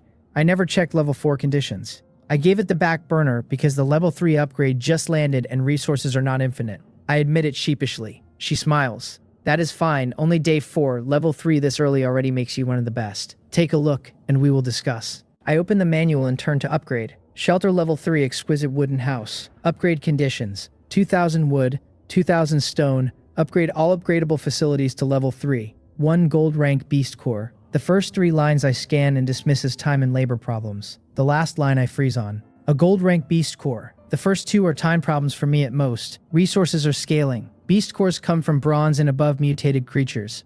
I have only 1 bronze core from the boar. A gold rank core has to come from a gold rank mutated beast. Silver mutated beasts I have not met yet, and Xiang has been clear they are not on the same level as bronze. Gold is past that. No wonder she is rushing the alliance. Gold rank mutated beasts are not solo material at this stage of the dark world. The only way to kill one and bring back its core is a strong alliance, ideally with multiple specialists, whose combined skill set covers attack, defense, recon, and post-fight transport. Mutual aid contracts allow up to 5 names per scroll, which is exactly the size of a small operations team. She has been thinking past me toward an eventual 5-person cell. I file it for later. I exhale. Given the difficulty, ordinary survivors have no chance. You said you have information, you must know something about this. She nods. That is right. Level 3 is the limit for ordinary survivors at this stage. Level 4 is a huge hurdle even for top-tier survivors. I have not personally seen a gold-rank mutated beast, but I have learned about its strength through other channels. She lowers her voice and leans slightly forward, the conversational gravity shifting. If silver mutated beasts are 3 times the strength of bronze, then gold mutated beasts are 10 times the strength of silver. 10 times silver is a number my eyes twitch at. Each strength doubling produces an exaggerated upgrade, and 10 times stacks several doublings on top. But I am not dizzy this time. I have my own scaling plan. With a silver hunter queen breeding silver hunting ants and gene fusing them, a gold rank mutated beast may not be insurmountable. I tell her, by the way, you do not know my specific combat power. Let me show you, then evaluate whether our current resources can threaten a gold rank mutated beast. I get up and walk to the ant nest. She stands too, both curious and slightly hopeful. Could she have struck gold and Jang Hyun can solo gold rank mutated beasts? The ant nest entrance had been widened to a 1-meter diameter circle to fit Mowal's post-evolution body. When Seong-ha first walked in, she had been curious about the big black hole in the room, but the unfamiliarity kept her from asking. Now she watches as Mowal crawls out at my command. Round head, long antennae, small scythe mandibles, abdomen with silver patterns, and a body length over 70 centimeters. Seong-ha's mouth forms an O. You call this an ant? Where are there ants this big? These are your ants. No wonder you said silver combat power. Ants win on numbers, and at this size with hundreds or thousands, ordinary silver mutated beasts go down in seconds. She regains composure. If they are ants of this kind and there are enough, fighting gold rank mutated beasts is plausible. Even winning is not out of the question. But the count would be in the thousands or tens of thousands and resources would be enormous. Also, every gold rank mutated beast has different abilities. Flight, burrowing, fire, ice, and a counter ability to your ants would make killing very hard. Still, defending against gold rank at this stage is impressive. I shake my head. Her name is Mowal. She is my main combat queen, but my fighting style does not rely on her, since the hunter queen is reproductive type and offense is shed in evolution. Mowal, let your silver citizens come out. Such a formidable ant is not the main force. Seong-ha is on the edge of her seat, and her usual graceful poise is starting to crack at the corners. She had been mentally adjusting to a partner who can defend against silver mutated beasts in a pinch. The idea of a partner who can solo more than that, by stacking silver tier ants in numbers and gene fusing them with 2 silver creature kits each, is forcing her to recompute the alliance's center of gravity in real time. Her plant-based defense was the comparable counterweight to my ant force. If my ant force is multiples larger than she assumed, the alliance becomes asymmetric in my favor, which is uncomfortable for her sense of fairness even if it is good for both our survival. She does not say it aloud, but the small rapid blinks give her away. Mole's antennae move toward the entrance. After 10 or so seconds, larger blacker creatures emerge one by one. 6 in a row, each over a meter long with thick matte black carapaces, and half-meter long sharp scythe mandibles that are shiver-inducing on sight. They do not move like animals. They move like assembled machines, weight balanced perfectly on 6 legs, articulation crisp and silent. Seong-ha is thoroughly stunned, slender hand trembling as she points, momentarily speechless. Each one of these is a silver hunting ant, enough to dominate territory in the right conditions. 6 of them at my command, with 2 gene fusion potential each, is a striking force well past silver tier on its own. Once Mowal breeds the next batch, the count climbs from 6 to 30 to 100 to several hundred. Every silver ant a fortress on 6 legs. I find her shocked face cute, the regal mask fully off, and continue the demonstration. My main combat ants are silver, and they can fuse the genes of 2 mutated creatures. Bronze ants fusing bronze creature genes more than doubled combat power. Silver ants fusing 2 silver mutated beast genes should triple or quadruple combat power conservatively. She abandons the elegant posture. With a bitter smile, when we exchanged information, I thought you were exaggerating. Now it seems you are being conservative. Actually, you should have the ability to hunt gold rank mutated creatures on your own. I shake my head. You are overestimating me. My ants are weapons. Manufacturing them costs resources up front and maintenance is heavy. Your kind of plant specialization producing food at scale is equally important to me. Do not belittle yourself. I almost said you're kind of rich and corrected mid-sentence. She, already in shocked Zen mode, did not catch it. She asks the crucial question. How long, how many resources to cultivate 1 silver ant, and how much daily maintenance in multi-year winter wheat units I gave you? Good question. I have been pushing rarity, not yet auditing the costs. With species contract intelligence, I can ask Mowal directly. I take a handful of wheat from the cabinet, walk to Mowal, stroke her head, and hand her the wheat. Mowal, with enough wheat, how many citizens can you cultivate per day? And how much wheat does each citizen consume per day? She straightens, takes the wheat with her tiny upper ant legs, hugs it briefly, and chews through over 30 grains in a quick smacking rhythm. Then she looks up and speaks in rustles. Master, Mowal understands. She reports for half a minute, antennae shifting in a slow dance as she annotates each number with biological context. Feeding cycle, gestation cycle, energy partitioning, idle versus active maintenance. I crouch beside her, listening and translating internally with species contract, and gradually a clear table of figures forms in my head. When she finishes, I straighten with a bitter expression. With ample food, Mowal can cultivate approximately 120 silver ants per day. Each silver ant requires 100 jin of wheat to cultivate from the larval stage to maturity. The daily minimum maintenance per silver ant is 1 jin of wheat for idle keep. Intense labor or sustained combat is 10 jin per ant per day. The earlier 6 silver hunting ants were cultivated from the bulk meat I dumped earlier. 20 jin of boar meat plus the offal, and Mowal is now empty. 20 jin of meat for 6 ants is unsustainable. Even on cheaper grain, 100 jin per ant blows past my imagination.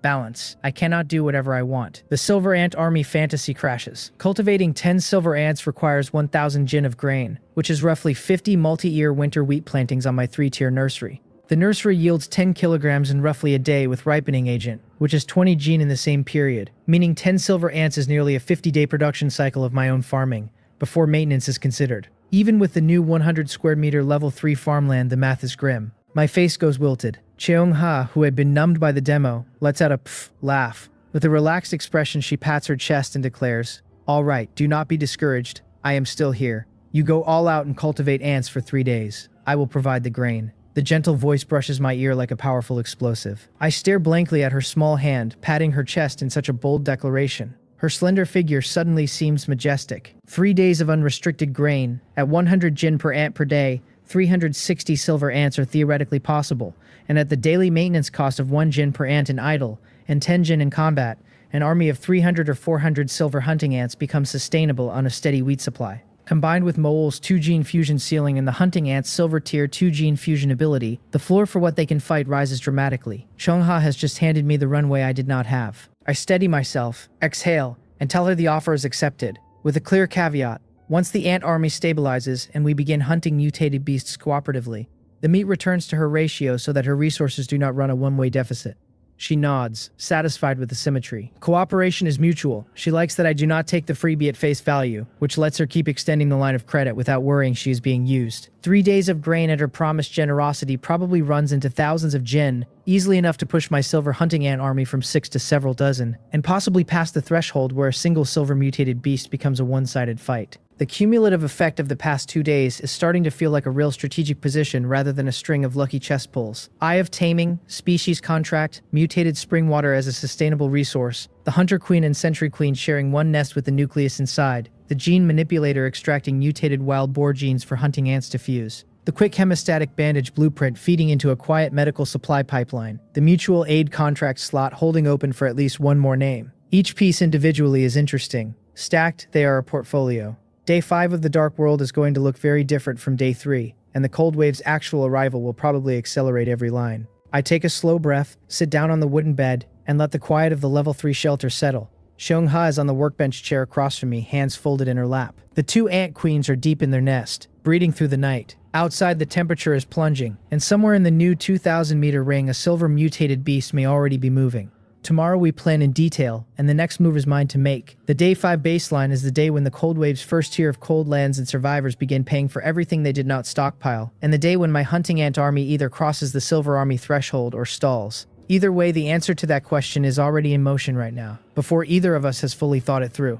Tonight we trade a few more notes, settle the cooperation rhythm, and let the Alliance take its first sleeping breath. The 5-name slot on the contract scroll is already on my mind. If will is the next signature, the cell crystallizes around food, plants, ants, and combat in roughly that order, and the team becomes structurally capable of facing gold-ranked mutated beasts within reasonable preparation. I will not press the introduction tonight. Alliance scaling is incremental, and overpressing breaks trust faster than slow building accumulates it. Cheong-ha brought the first contract. She is best positioned to suggest the second name, and I trust her judgment on character. Will, if he agrees, brings hunting capacity and the steady meat pipeline that scales with my hunting ant numbers. The resource symmetry between his hunts and her grain feeds the colony at both ends. Looking at Cheong-ha's mighty, slender figure patting her chest, I almost go weak in the knees and kneel before the rich woman. Firm willpower dismisses the spineless thought. I take a deep breath, tone low, and tell her thank you for your support. Please do not hesitate to ask if you need anything. She turns slightly, blinks and chuckles. We are allies, are we not? I have a stake in your ant army. I will not be polite. The serious atmosphere dispels with one joke. The relationship slips a notch closer. She sits back at the workbench, hands folded on her knees, eyes fixed on me. The cold wave is approaching, she says quietly, and we do not know what situations we will face. The mutual aid contract supports 5 names. For safety, we should find a few more teammates, but quality over quantity, only elites with reliable character and strength. I had planned to suggest the same, but the contract is hers and I did not want to lead. I nod. I do not know many people, only one I would consider an elite right now, but I need to interact more and confirm. If he is reliable, I will introduce him to you. Same here, she replies. If I find someone suitable, we discuss and vote. It is getting late, she says. She has to head back, prepare enough food, and not delay my silver ant cultivation. She stands and is about to leave when I stop her. You forgot your item. The bottle of mutated spring water still sits on the table. Also, take these with you, they should help. I have Mo summon 10 more bronze gene-fused hunting ants from the nest. Through the contract, my ants now hold a non-harm clause toward Cheongha, and even register a faint affinity for her. I teach the 10 hunting ants 2 simple actions, tilling and harvesting, make them obey her commands, and walk her through the command syntax. She takes them excitedly. 10 minutes later, her message arrives. Jang Hyun, your ants are really useful. My multi-ear winter wheat was harvested instantly. Here is some grain for you first. I will plant another batch and send you the next yield as soon as it matures. Go cultivate silver ants with confidence. She opens a trade. I glance at the wheat quantity and my pupils contract. 10,000 jin. Even knowing she is rich, 10,000 jin is excessive. I subconsciously click agree, and only after the click do I realize where I will put it. A massive amount of wheat materializes from thin air and pours down. I have only enough time to order Mowol back into the nest. Then I lunge to shield the fountain of mutation with my body before the wheat rain buries me. Cheongha on the other side has no idea what predicament her grain has caused. She happily commands the 10 hunting ants, strong as oxen, to keep tilling and planting. The level 3 shelter at 80 square meters saves me. 10,000 jin spread across that floor only reaches 8 or 9 centimeters. Not enough to bury me alive. I clear the weed off facilities only, leaving the floor a wheat carpet, and half an hour later, sweating, I sit on the wooden bed and call into the wheat block nest entrance. Mowol, cultivate silver hunting ants with all your might. 10,000 jin can theoretically yield 100 silver ants if every grain goes into cultivation. And even reserving daily maintenance for the existing colony, the cultivation budget should still produce dozens overnight. Daily consumption matters, but if Cheongha's promise holds, the next wave will arrive before Mowol finishes 100. The wheat at the entrance shifts an inch. Rustling, Mowol acknowledges and begins. Rich woman, you have put me in a tough spot, but you were busy planting, so it is unintentional. As I think about it, something is wrong. I pick up the manual and reread her chat history. Ants, useful, harvested instantly. Go plant another batch. My 12 square meter 3-tier nursery yields about 20 jin per round. 10,000 jin requires at least 600 square meters of land, far past any level 3 shelter's farmland of 100. So she is planting outside her shelter, but it is night. How does she manage that? My face goes pale and my heart rate quickens. For half a second, I let my imagination run wild and link her with the night monsters. I ask directly. She answers. She has a very magical contract partner that brings the nearby 50-meter area under protection at this stage. Immune from monster attack even at night. That is how it is. You scared me. I reply with a chuckle, just asking. I will not bother you now. Finish your work first. So Cheongha has more trump cards beyond grain. I should visit her sometime. With the misunderstanding cleared, my curiosity grows. I park the thought and pick up the manual again. What excuse do I use to learn about will? I just experienced firsthand how the mutual aid contract builds trust and integrates resources. My floor is still under several centimeters of wheat. Without the contract, no amount of chat would have produced this. 3 minutes of thought later, my eyes light up. The right move is sincerity, not interrogation. I open Friends, find Will's avatar and type,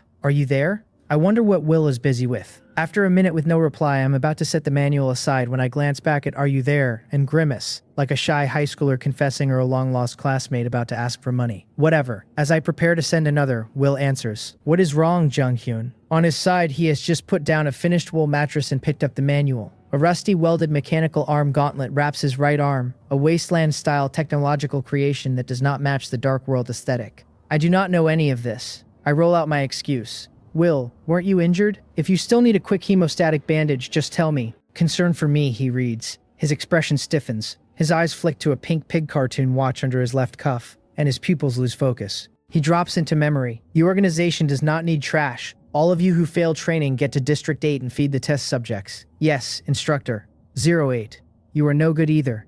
08 who came earlier cannot even beat me 11. A man cannot go back on his word. If you refuse to call me brother, wear this watch. The organization does not need emotional trash, only killing machines that obey. The people opposite you are not comrades. In half an hour, kill each other or die. 08, 21 fights. You have lost every one. This is the last. Only I survive. I heard you have a younger sister in District 9. Let me take care of her. Haha, you really thought of me as a friend. You are just a toy I always bullied. Cough.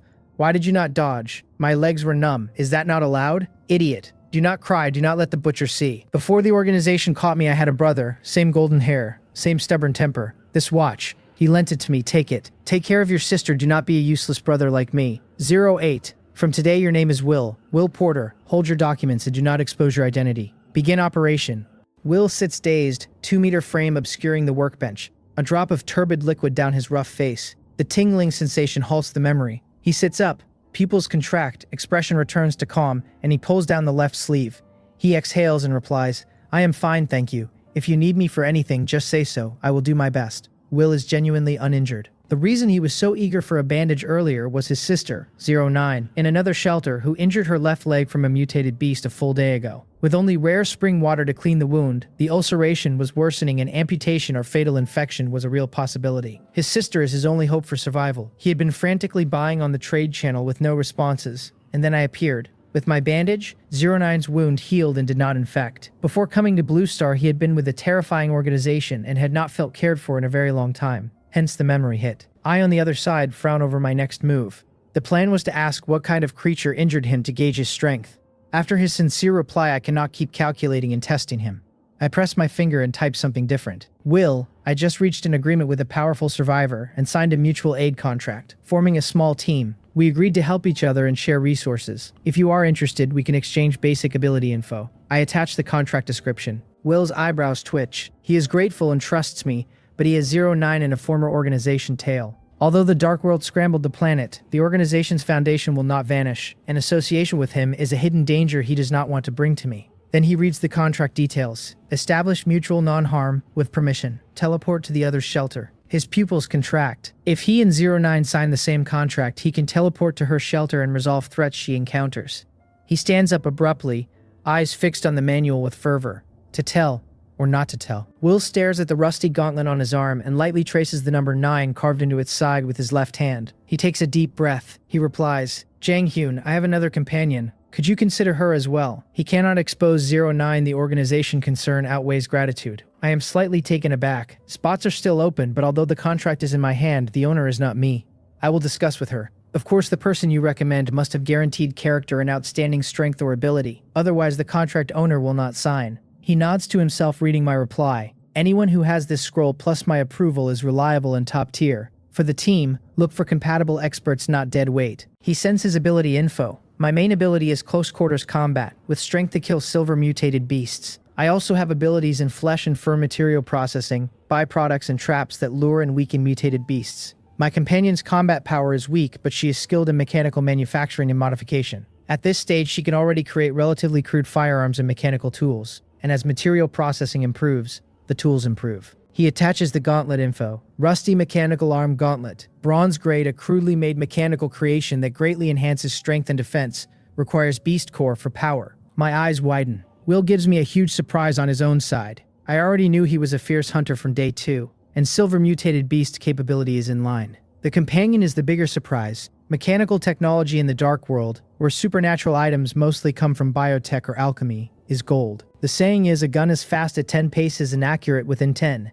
Even mutated bodies are flesh and blood, and mechanical firepower scales without ceiling. She can also do mechanical modification, combine machinery with biology, and has working products like a beast core powered gauntlet. I picture my hunting ants in mechanical armor with mechanical cannons on their backs. Long-range firepower, then close quarters scythe assault. Her drawback is weak combat. The team does not lack combat power. The team needs ability multipliers, and she fits perfectly. My eyes turn red. The companion's mechanical specialization is not just a niche skill. It is a force multiplier that my biological-only stack cannot generate by itself. And over time, the synergy between her tools and my ants will push the team's combat ceiling much higher than either of us could reach alone. I have to discuss with Chong-ha. I reply, Will, your and your companion's abilities are very strong. I will speak with the contract owner. I am sure she will agree. Will reads it with mixed feelings. He could conceal the rest and likely close the deal, but after my help to him in 09 he cannot do that. He sends another message. Jang Hyun, do not rush. There is one more thing. My companion and I were kidnapped by a terrorist organization on Blue Star when young and trained. I was a combat member, she was a research member. With the transmigration, we have escaped the organization's control, but it has not been destroyed and may find us in the future. We will not obey them, and we may face retaliation. Terrorist organization. I grew up in a superpower with good public order, lived alone after grandfather, never had food worries or life-threatening danger, and only know terrorist organization from television news.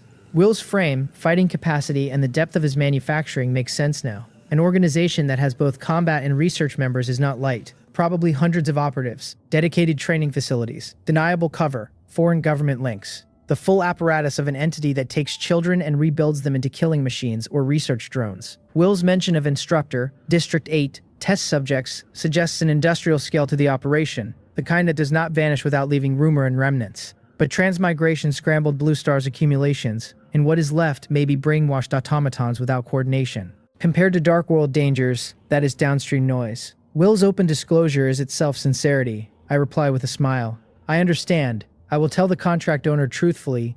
If there are no problems, I will contact you again to sign. He exhales. His tense body relaxes. A small arc on his rugged face.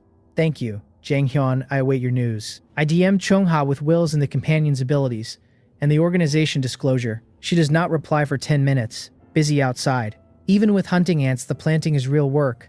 I look at the nest entrance. The wheat hourglass has sunken further. Mole has cultivated several more silver hunting ants. Taking the lull, I open the trade channel and think.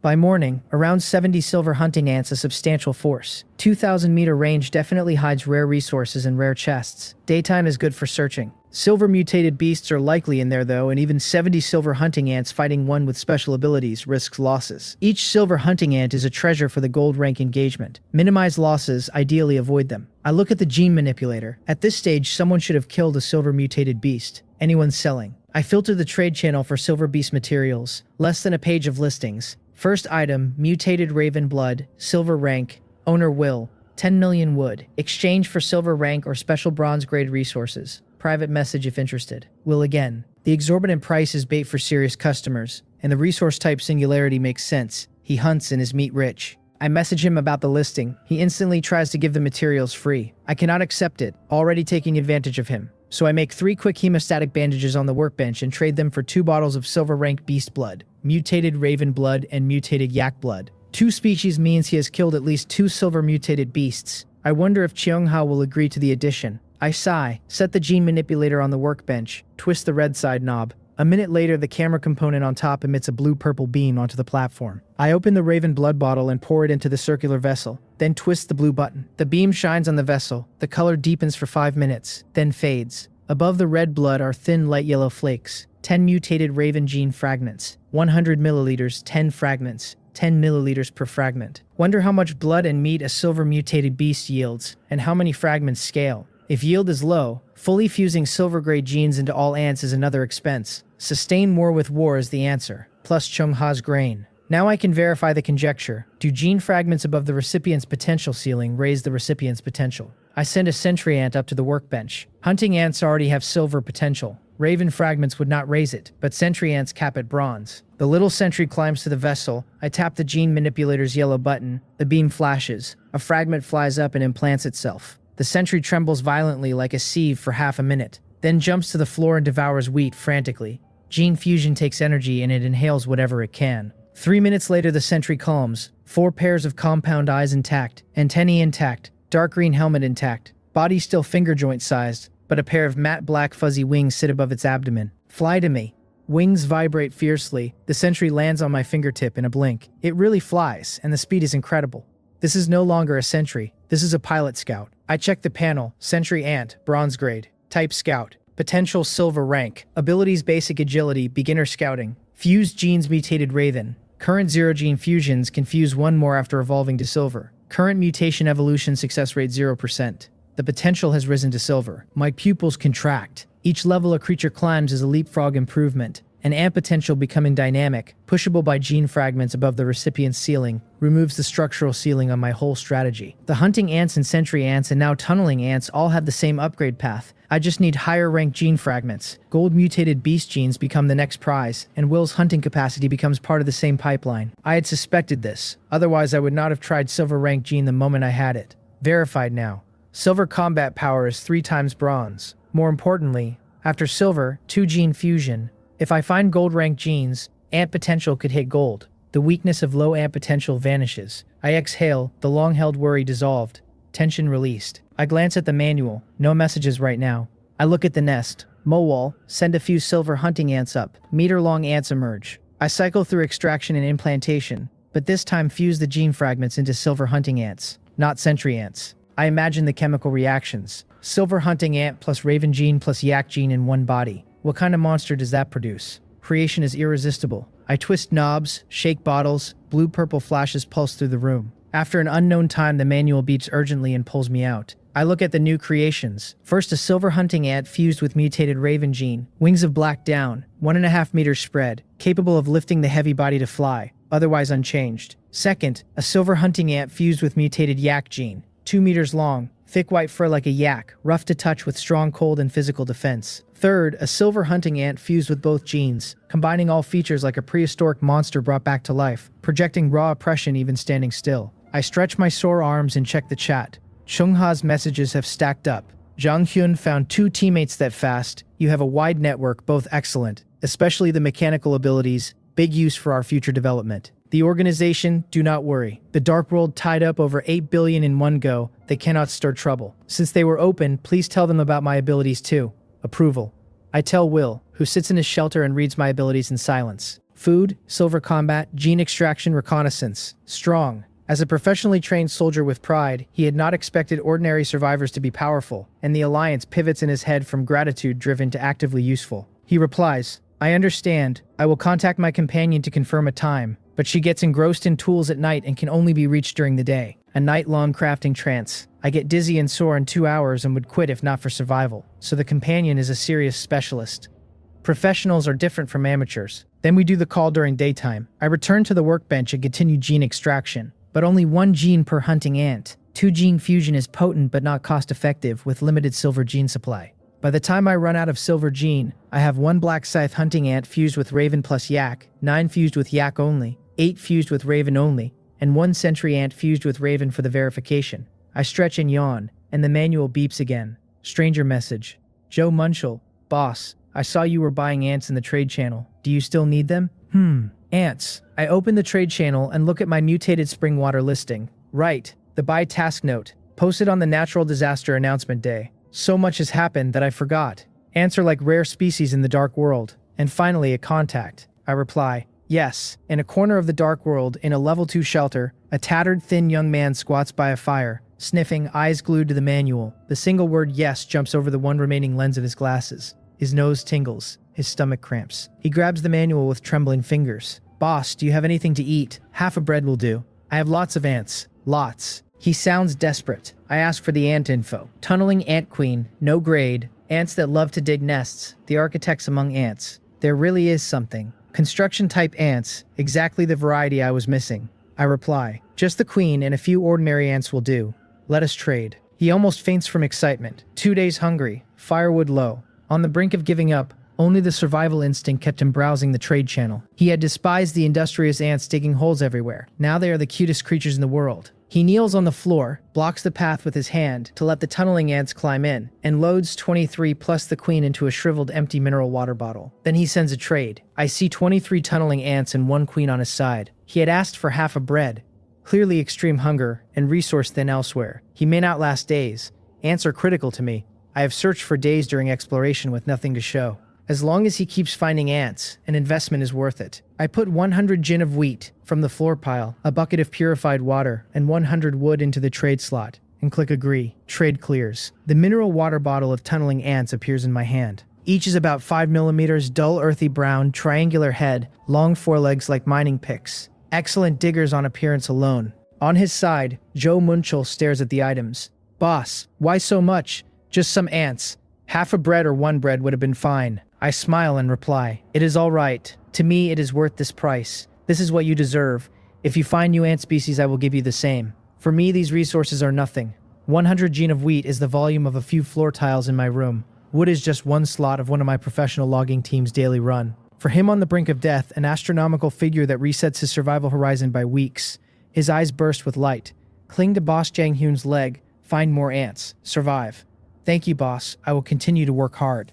I encourage briefly and put the manual on the bedside. I read the panel. Tunneling ant queen. No grade. Potential bronze grade. Type reproduction. Current mutation evolution success rate 63%. Feeding earth element materials raises rate. Likely reproductive evolution. Tunneling ant. No grade. Potential bronze grade. Type construction. Ability rapid digging. Rate 54%. Earth element material feed raises rate. Likely construction evolution. They evolved by eating dirt. That is too cheap. Probably already eaten dirt extensively, hence the high starting rate. Sleepy and drained, I tamed the queen, sent her and the others into the nest to eat dirt, and crawl into the wooden bed under the thick blanket. An unknown amount of time later, a familiar voice wakes me. Dark World announcement.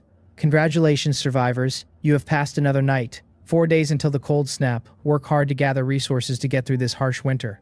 Daytime already. I open my eyes. I stretch, cells and muscles waking with me. Manual, weather, sunny, outdoor -11.2, indoor 13.1. Daytime remaining 6 hours, 28 minutes, 15 seconds. Yesterday's snow day was -9. Sunny today is 2 degrees colder. At this rate, before the cold front, -20 is plausible. Daytime is shrinking. 7 hours yesterday, 6.5 today. When the cold front arrives, daytime may be 3 or 4 hours, which is barely enough for resource searching. The system is pushing survivors to their deaths. I open the chat channel. World counter, 7.1 billion. Region counter, 8,218. My pupils contract, over 1 billion gone worldwide, nearly 1,800 gone in this region. Each digit a life. The system's death pace is brutally fast, and the slope steepens because the lower tier survivors have neither the resources nor the alliances to weather the cold wave once it lands. Hurry. Level 4 before the cold front fully arrives. I put down the manual and walk to the nest entrance, which has been expanded again into a perfectly regular circle, almost compass drawn. Tunneling ant work. Obsessive compulsive architects. Mowol, except for breeding ants, send all silver hunting ants and sentry ants up. Yes, master. With silver intelligence, Mowol can flexibly manage the colony from my high-level commands. Big-bodied, oddly shaped hunting ants emerge first, then more normal-looking ones. The room runs out of standing room. I open the door and signal them outside. Cold seeps in. I shiver and tighten my coat. About 70 silver hunting ants, the count from last night's cultivation. But how did the nest fit them all without my shelter collapsing? I ask Mowol. Truth. Last night the tunneling ants were chief architects and commanders, with the black scythe hunting ants as the main digging force, building a nest that is sufficiently stable and spacious. The dirt was compacted by hunting ants' strength into the nest walls and into rock crevices underground. A bold idea hits me, and the more I turn it over the better it sounds. If tunneling ants are this good at construction at no grade, what could a silver tier construction colony with intelligence build? Could they actually engineer an underground palace? Underground is safer than above ground. No nocturnal monsters wandering close. Warm in winter, cool in summer. Issues to solve. Lighting, air, water source, structural stability. I do not want to be buried alive. Structural stability is critical. The tunneling ant queen needs to be silver to gain intelligence and become a proper architect. Their digging now is gene instinct, not rushed. Explore the territory ring first, palace later. Outside, wrapped in a down jacket from the trade channel, I count 63 silver hunting ants, including gene-fused individuals. 521 sentry ants, including the raven-fused one. The cold glint of hunting ants' scythes raises pride. With this army, anything below gold is slaughter. Cheonga's information says silver mutated beasts are not common in level 3 territory, but better safe than sorry. I send all 521 sentry ants out to net search the entire 2,000-meter ring, marking chests, rare resources, and mutated beasts. I lead the hunting ant squad to chop scattered birches near the shelter for wood. A 2,000-meter ring of roughly 1,250 hectares is gigantic for one person. For 521 bronze sentry ants moving in a coordinated net, it collapses to manageable in minutes. The detection geometry is straightforward. Divide the ring into 8 sectors, subdivide each into smaller patrol grids, and beginner detection on each ant translates to redundant overlapping coverage of every square meter that matters. 10 minutes later, they have marked everything and reported through Mowol. Compared to the days I would have spent walking the ring solo, the radar-style coverage is a step change in operational tempo. Unknown grade rare resources 4. Treasure chests 3 of various qualities. Black iron mutated beasts, 28. Bronze mutated beasts 7. Silver Mutated Beast 1. These are not ants, these are living radars. Sentry ants currently distinguish mutated beast ranks but cannot effectively identify resources or chest grades. Enough for me. Depart. Bring all chests back. Clear out black iron and bronze mutated beasts. 60 hunting ants surge out and disappear. I lead 3 hunting ants toward the resources. Resource collection methods vary. Ant intelligence is not flexible enough, so I see for myself. The silver mutated beast I saved to witness firsthand. Hunting ants could handle it, but I want to gauge the strength gap to gold. The first resource is 800 meters east. With red heart fruit and ranked meat behind me, my physique allows fast travel without panting. Under 10 minutes through brush, I arrive, and smell something foul before I see it. The stench is like a bloated carcass that burst in scorching sun. Fermented contents splattered, rancid fat and decaying organs, with a faint alluring sweetness layered over it, that only makes the nausea worse. I gag from afar and almost lose dinner. I cover my nose and look through the trees. A 200 square meter open space,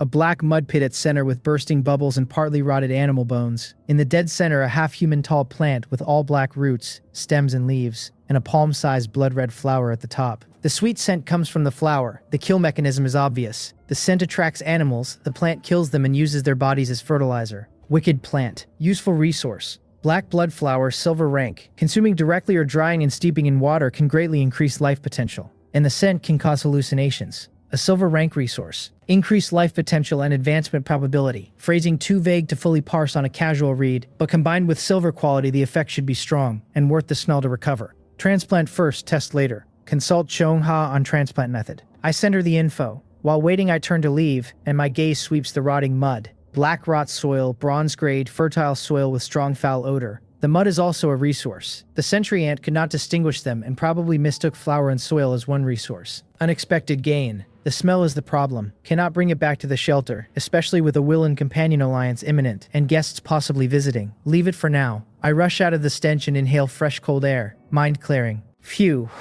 Alive again. Hope the rest are not as fragrant. I continue.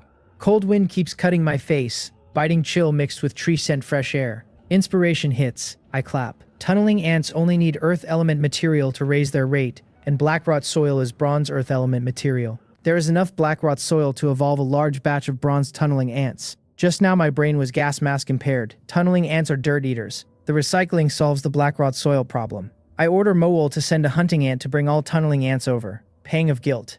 Do ants have a sense of taste? Never mind, no intelligence yet. I check the other 3 resource points. Less smelly, no double resources. Red iron ore, bronze grade, 1200 meters northeast. Exposed surface as tall as a person. Unknown depth underground. Arrow bamboo, bronze grade, fist-thick arrow straight stalks 10 meters tall. Hundreds of them with winter shoots beneath. Jade bean, bronze grade. Sounds grand. Actually a soybean variant with jade-colored skin. Only a few dozen plants. With soybeans I can extract soybean oil, stir-fry vegetables, deep-fry meats, an invaluable delicacy. Quantity is too small to extract much, but the glutton Cheonha will surely cultivate a high-yield variant. I dig a few arrow bamboo stalks and a few jade bean plants for the hunting ant to send back, and walk back along the ring. Along the way, several small hunting ant squads are hunting. Mutated beasts at black iron and bronze fall fast and get dragged to the animal pen outside the shelter. Mowol estimates 10 to 20 more minutes to clear all sub-silver mutated beasts. 3 chests of various qualities are already at the shelter. I will open them first, then meet the silver mutated beast.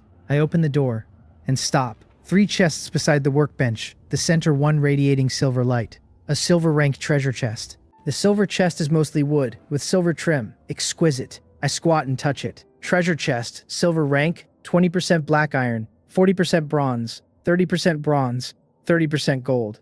Compared to bronze chests, item quality climbs a level and gold is on the table. I have only seen 3 gold items so far. World Tree Leaf adding 10 years of life, mutual aid contract that connects 5 survivors, gene manipulator that tripled my combat power. Each was overpowered, and the probability that a silver chest contains another such item is real, if the dice roll right. The probability is low, but hope exists, and one must dream in case the dream comes true. I take a calming breath and do not open the silver chest yet. I look at the 2 bronze chests beside it. On Blue Star, I played enough games to know the padding enhancement trick. Enhance other gear first as bait, then enhance the target. Superstition but widely circulated, so probably has reasons. With extra chests, I try it. I lift both bronze chests and open them at once. 2 bottles of water, 2 pieces of bread, a pure cotton mattress, a piece of refined iron, a military shovel. Useful, but mostly black iron or unranked. Only the refined iron is bronze. As unlucky as it gets, Exactly what I needed for the padding theory. First step complete. I rub my hands, place hands on the silver chest, lift it gently, and the lid opens. Dazzling treasure light leaks out, vanishes. First item, Primordial Dragon branded assault jacket. Bronze grade, wear resistant, cold resistant, lightweight and stylish, made with inner thermal circulation technology fabric. With cold wave incoming, it will be useful. I set it aside. Second item, big black pot, black iron rank. Ingeniously designed cooking utensil convenient to carry on the back, essential for wandering chefs. I do need a pot for cooking, but black iron is a letdown. 2 items in and not even a silver shadow. Padding superstition useless. Third item lights my eyes, an instrument. Small water purifier, bronze grade. After use, it can filter water into direct drinking water. The more polluted the water, the slower the filtration. Excellent. River water has been my daily, and quality varied so much I had to boil long every time. With this, no more water quality worry. Reminds me of the bigger water source problem. When the cold wave hits and rivers freeze, river water collection difficulty spikes and prices will surge. Note logged. I place the purifier dispenser shaped by the workbench. The silver chest has 1 item left. I have lost hope of gold and casually take it out. And freeze. Tier 1 trial scroll, gold rank. Survivors can initiate a trial after use. Upon completion of the trial, one's life level can be elevated. Gold rank. The padding worked or did not. Either way, a real gold item. Trial, life level. Strange terms again. Vague and elliptical the way the original 6 precautions were vague and elliptical. The way Eye of Taming's description was vague. As my strength rises, the information vagueness rises with it. Past world experience increasingly useless. A new domain entirely. I will not use this scroll until forced. Trial difficulty unknown. Instant death possible. My progress is leading. No need to take this risk now. The manual buzzes urgently. Cheongha. Jianghyun. I just harvested another batch of multi-year winter wheat convenient to receive. Oh, you found a silver rank plant. Black blood flower. Life potential. That is a good item. She knows about life potential. I am stunned. She mentioned earlier she had some special information about the dark world. I had not paid attention. I had not encountered unknown info then. Now after a string of incomprehensible items I see the value. Her information may rival her grain capability. I ask, what is life potential? She pauses to organize. Plant specialization lets me contract some plants and view their information. One plant info field is potential, the growth limit, which differs across plants. Black iron, bronze, etc. So her ability mirrors mine, but for plants. Are you saying the black blood flower can raise a creature's life potential? So a black iron sealing creature could push to bronze? Or silver? If so, it is not very useful for me. Gene fusion already raises ant potential. She replies, that is right, but it is not just that. You are very perceptive. Humans also have life potential. Humans evolve too, but not on the black iron silver ladder. A different path. We are at tier 0. With sufficient life potential and certain conditions met, we can advance to tier 1. With greatly improved physical fitness and other benefits she does not yet understand. She is not yet sure how to advance, since the world tree only remembers half the relevant information and the most crucial conditions are missing. Tier 1, that is the trial scroll. I send the info. Junghyun, how do you have this? Oh, just got it from a chest. Got it from a chest. From a chest. Be more humble. She steadies herself and warns, this item is extremely valuable. Do not use lightly, every advancement is a leap in life's hierarchy, and must be treated with caution. Wait a few days, by then one of my abilities will break through and I will be able to detect human life potential. She can detect human life potential too. She is like Doraemon, constantly pulling out new things. The fact that she casually mentions detecting human life potential as one of her abilities suggests her contract with the World Tree is far deeper than a defensive partnership. I am not in a hurry. The trial scroll goes into a sealed compartment at the bottom of the chest near the workbench, too valuable to be in casual sight. I thank her and open a trade, arrow bamboo and jade bean for her side. The jade bean for soybean oil makes her thump her chest and promise a high-yield delicious oil variant. Then she sends 10,000 jin of wheat. This time I am prepared. Daytime, so I dump the wheat directly into the outside farmland.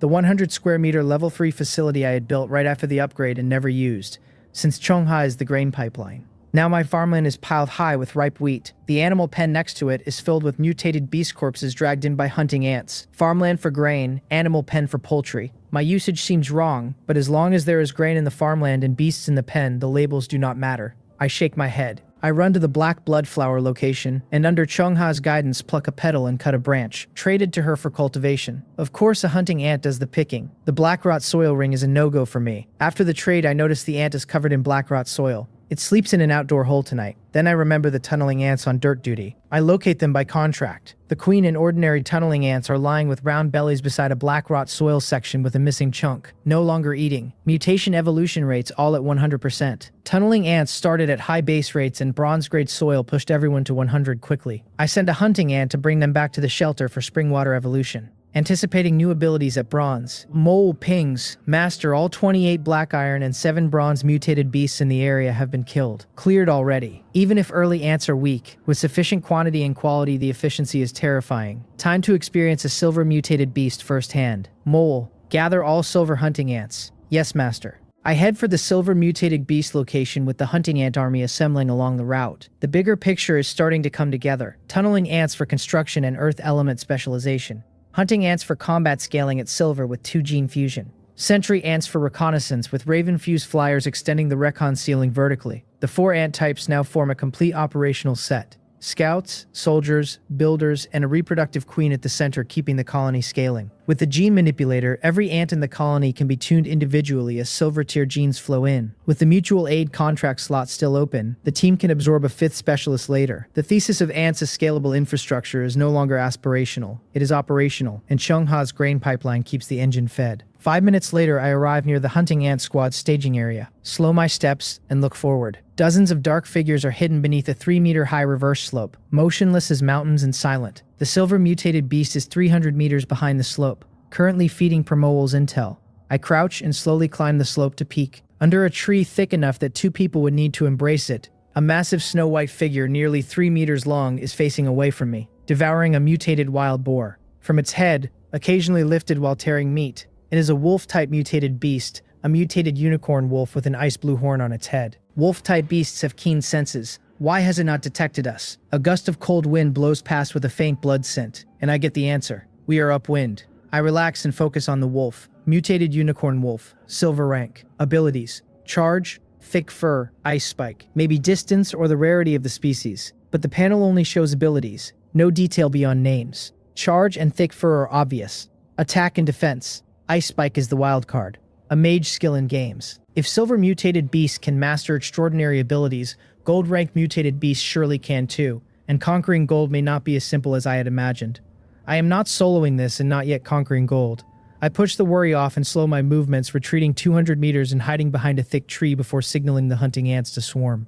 The hunting ants instantly come alive, climb the slope in seconds, and charge in unison toward the mutated unicorn wolf. With thump thump thump impact on the ground, the wolf abandons the half-eaten mutated wild boar and turns. Dozens of dark, grotesque, scythe-armed creatures, some running, some flying, are charging in. A single howl and the lines clash. I climb a tree for a vantage. The wolf is already encircled by hunting ants, and seemingly about to be torn apart, when its ice blue horn flashes a pale blue light, and more than a dozen forearm-length ice spikes scatter outward, hammering nearby hunting ants with thump-thump impacts, sending them flying back to the ground hard. Spikes that miss fly 300 or 400 meters before embedding in tree trunks. These ice spikes are absurdly powerful, comparable to assault rifle fire. Glad I did not watch from up close.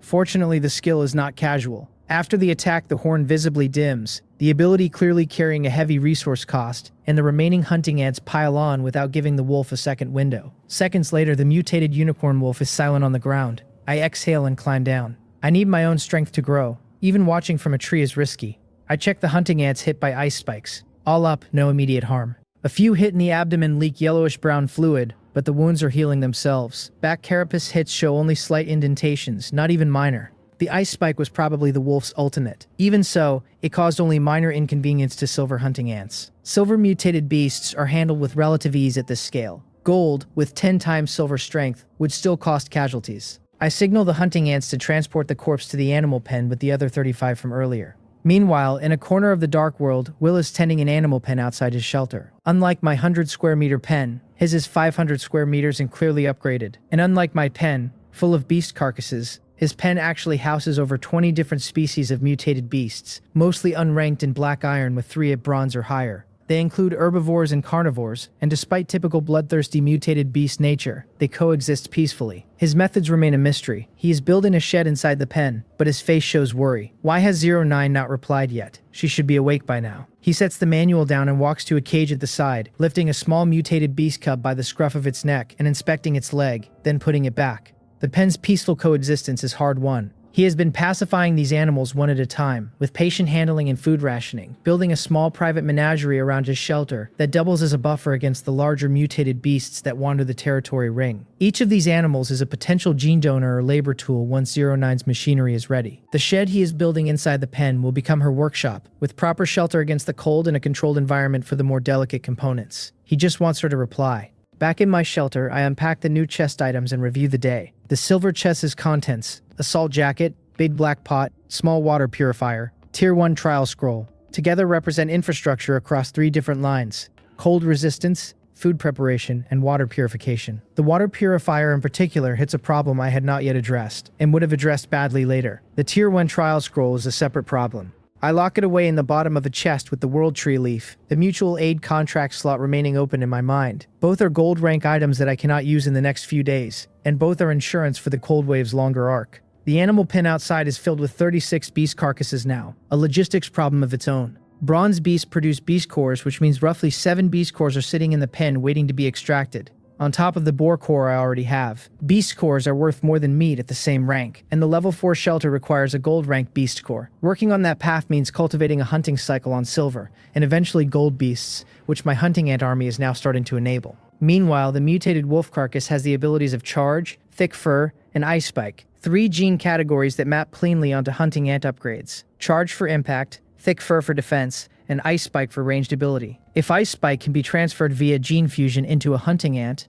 the hunting ant army adds ranged damage to its melee sides and changes the entire tactical envelope. I send a hunting ant to bring the wolf corpse back faster, and I tell Mowal to prep the gene manipulator session for tonight. The trial scroll, the world tree leaf, the Tier 1 advancement, the medical supply pipeline, the gene transfer of ice spike, the tunneling ant evolution to bronze, with whatever new abilities that brings. The addition of Will and 09 to the contract. Every line item is a discrete project, and the Cold Wave's 4-day countdown is the deadline against which every line is racing. Day 5 out of the gates, and the Dark World feels less like a survival run and more like a logistics game I am running across multiple work streams in parallel. The first day was about staying warm and finding food. The second day was about basic tooling and the first chest acquisitions. The third day was about ant army scaling. The fourth day was about alliance and contract. Today is about silver tier consolidation and gold tier preparation, and every successive day looks like it raises the abstraction level by another notch. The trial scroll is the first whisper of a tier above silver and gold for survivors themselves. Not for items or ants, but for the human at the center of it all. And I do not yet know what that ladder looks like, only that it exists.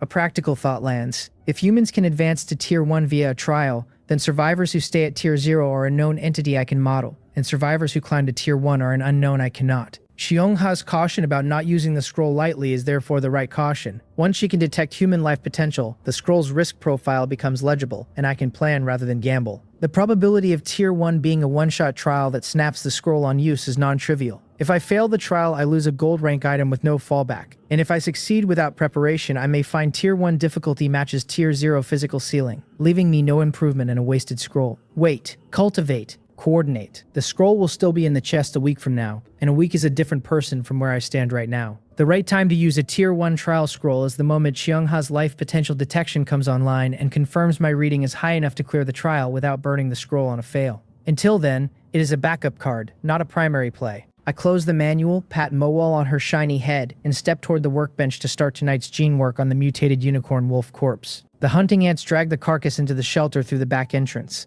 3 meters of snow-white fur and bone, ice blue horn intact at the center of the skull, the thickest layer of fur I have ever felt running across my fingertips. The horn alone is a curiosity. If its ice spike firing function survives extraction, it could become a separate gene fragment line of its own, a kind of arcane ammunition source for the hunting ant army. I cut a small portion of the horn off cleanly, set it on the gene manipulator's vessel, and twist the red side knob to begin extraction. The blue-purple beam fires up across the platform, and the workbench hums under my fingertips, with the quiet promise of another set of fragments stacking onto a pipeline that has not yet finished scaling. The horn shavings react to the beam slowly at first, then begin to give up faint pale blue motes that float into the vessel like underwater snow. If this works, every hunting ant fused with the ice fragment will be able to fire a personal ice spike, and a 50-strong squadron of ice spec hunting ants becomes a ranged fire battery instead of a melee swarm.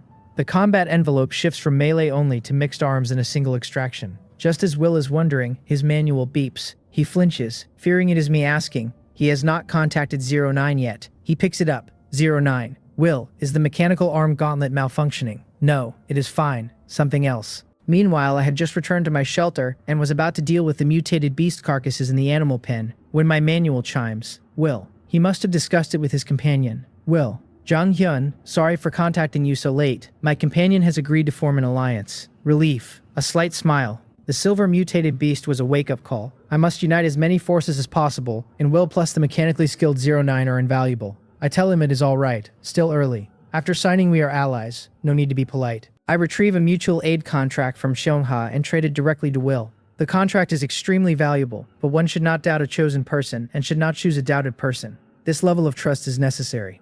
Seongha and I have already signed. Will running with it would be self-defeating. Will receives the contract scroll and is genuinely touched. A gold rank item handed over without collateral, no escrow, no fallback. Just direct transfer with the assumption he is not going to abuse it. The trust signal is louder than any verbal commitment, and the value of the gesture lands in his face for a brief moment before professional composure smooths over it. He suppresses excitement, signs, and forwards to 09. After we sign, we can clear the danger on her side, with the teleport function letting Will reach 09's shelter directly the moment something escalates. 5 minutes later, my contract returns, my and Chongha's names, plus Will and 09. 4 uses, 1 slot remaining for the 5th name. Daylight is precious. Will and I agree to meet up in the evening for discussion.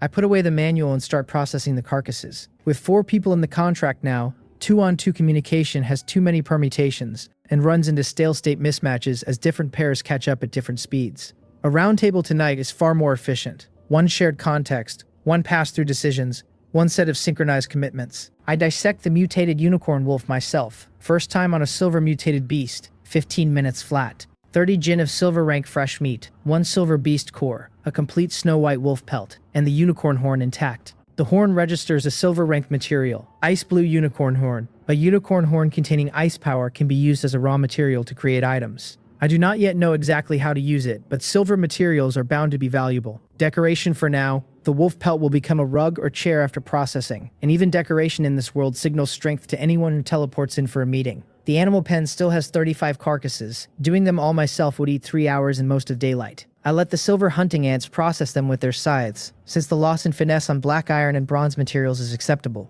They swarm in and start neat butchering, each scythe peeling clean meat slabs and stacking miscellany on the side. I watch the meat pile grow and start thinking about storage. Black iron mutated beasts yield more meat. Bronze and above carry beast cores and yield less. Even so, 35 beasts is over 1,000 gin of fresh meat. Piling it inside would smell and crowd. Cheongha's wheat outside is also exposed. I need a warehouse or a cellar. Warehouse is not feasible at this shelter level. Cellar, I have tunneling experts. The tunneling ants should have evolved by now. I head back inside. I expected the small tunneling ants would be hard to find. Instead, more than 20 earth-brown figures sit near the nest entrance. 1/2 meter long. From 5 millimeters to 1/2 meter. A drastic change. Fertilizer? Did they eat fertilizer? I am surprised, then pleased. Larger size means faster digging and structurally better chambers. The cellar can be done before night.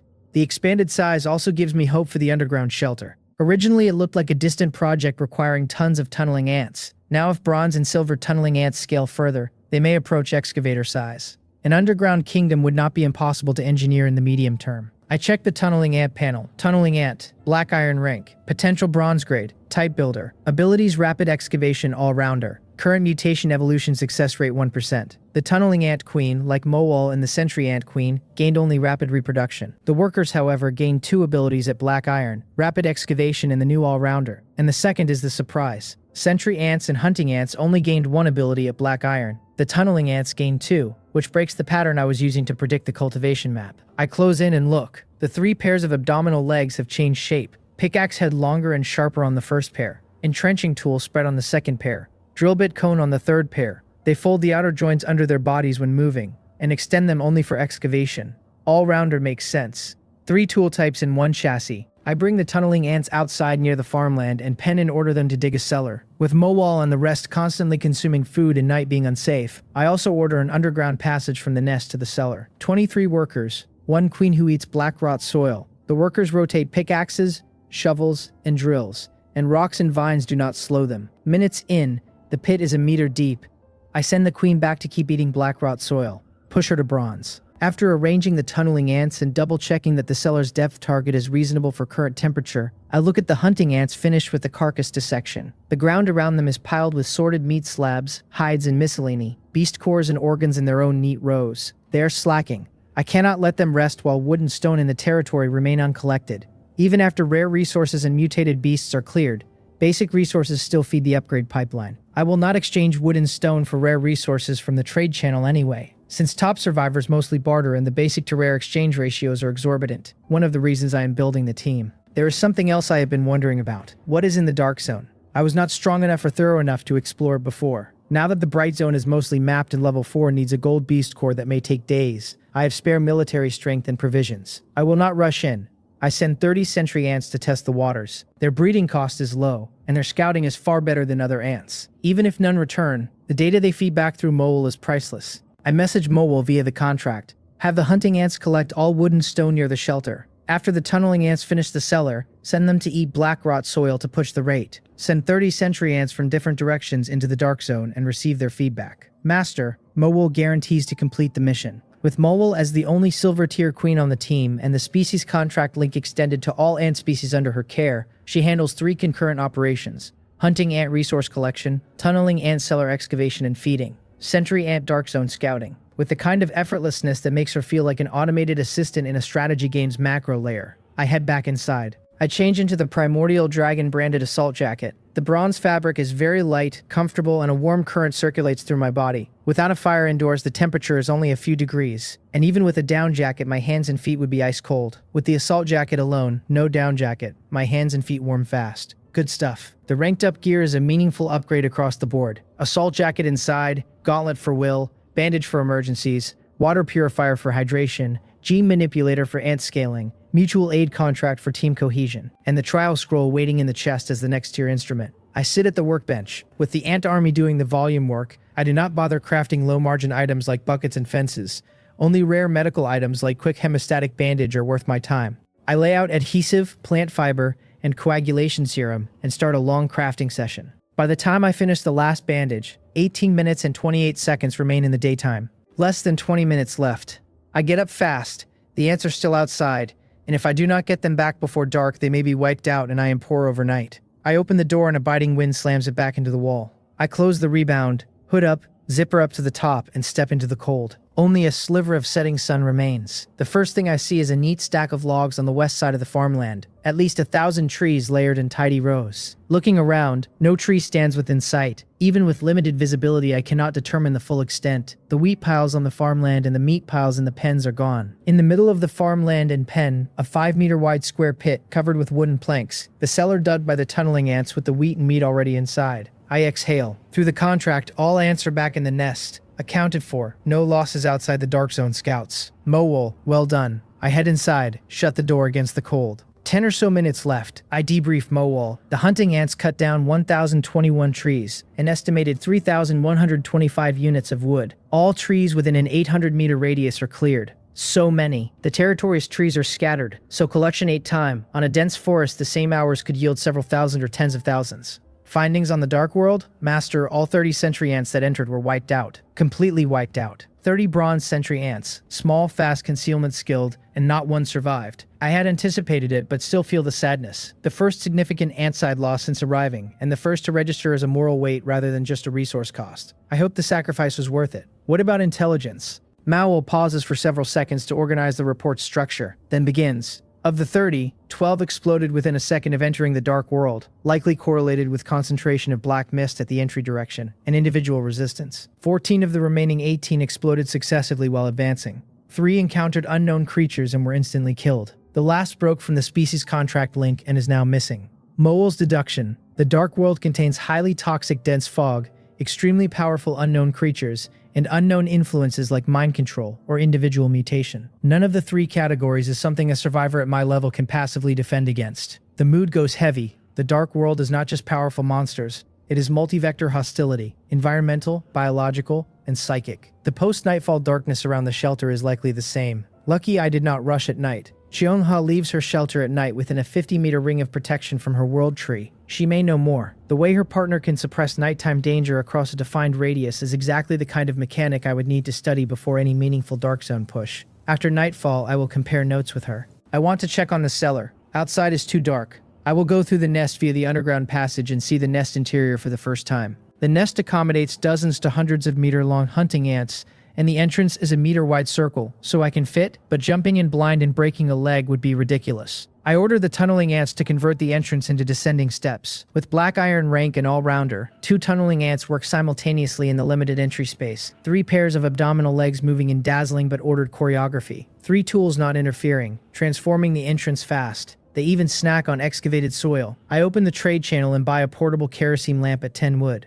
The tunneling ants are deep underground, traces invisible. The entrance is now a square shape with descending steps. A faint grunt continues from below. I light the lamp with the gilded heaven and earth lighter and descend, lamp in hand like an instant's dive. 2 minutes of careful steps, then flat ground. The grunting is louder and chaotic, not the step-cutting noise.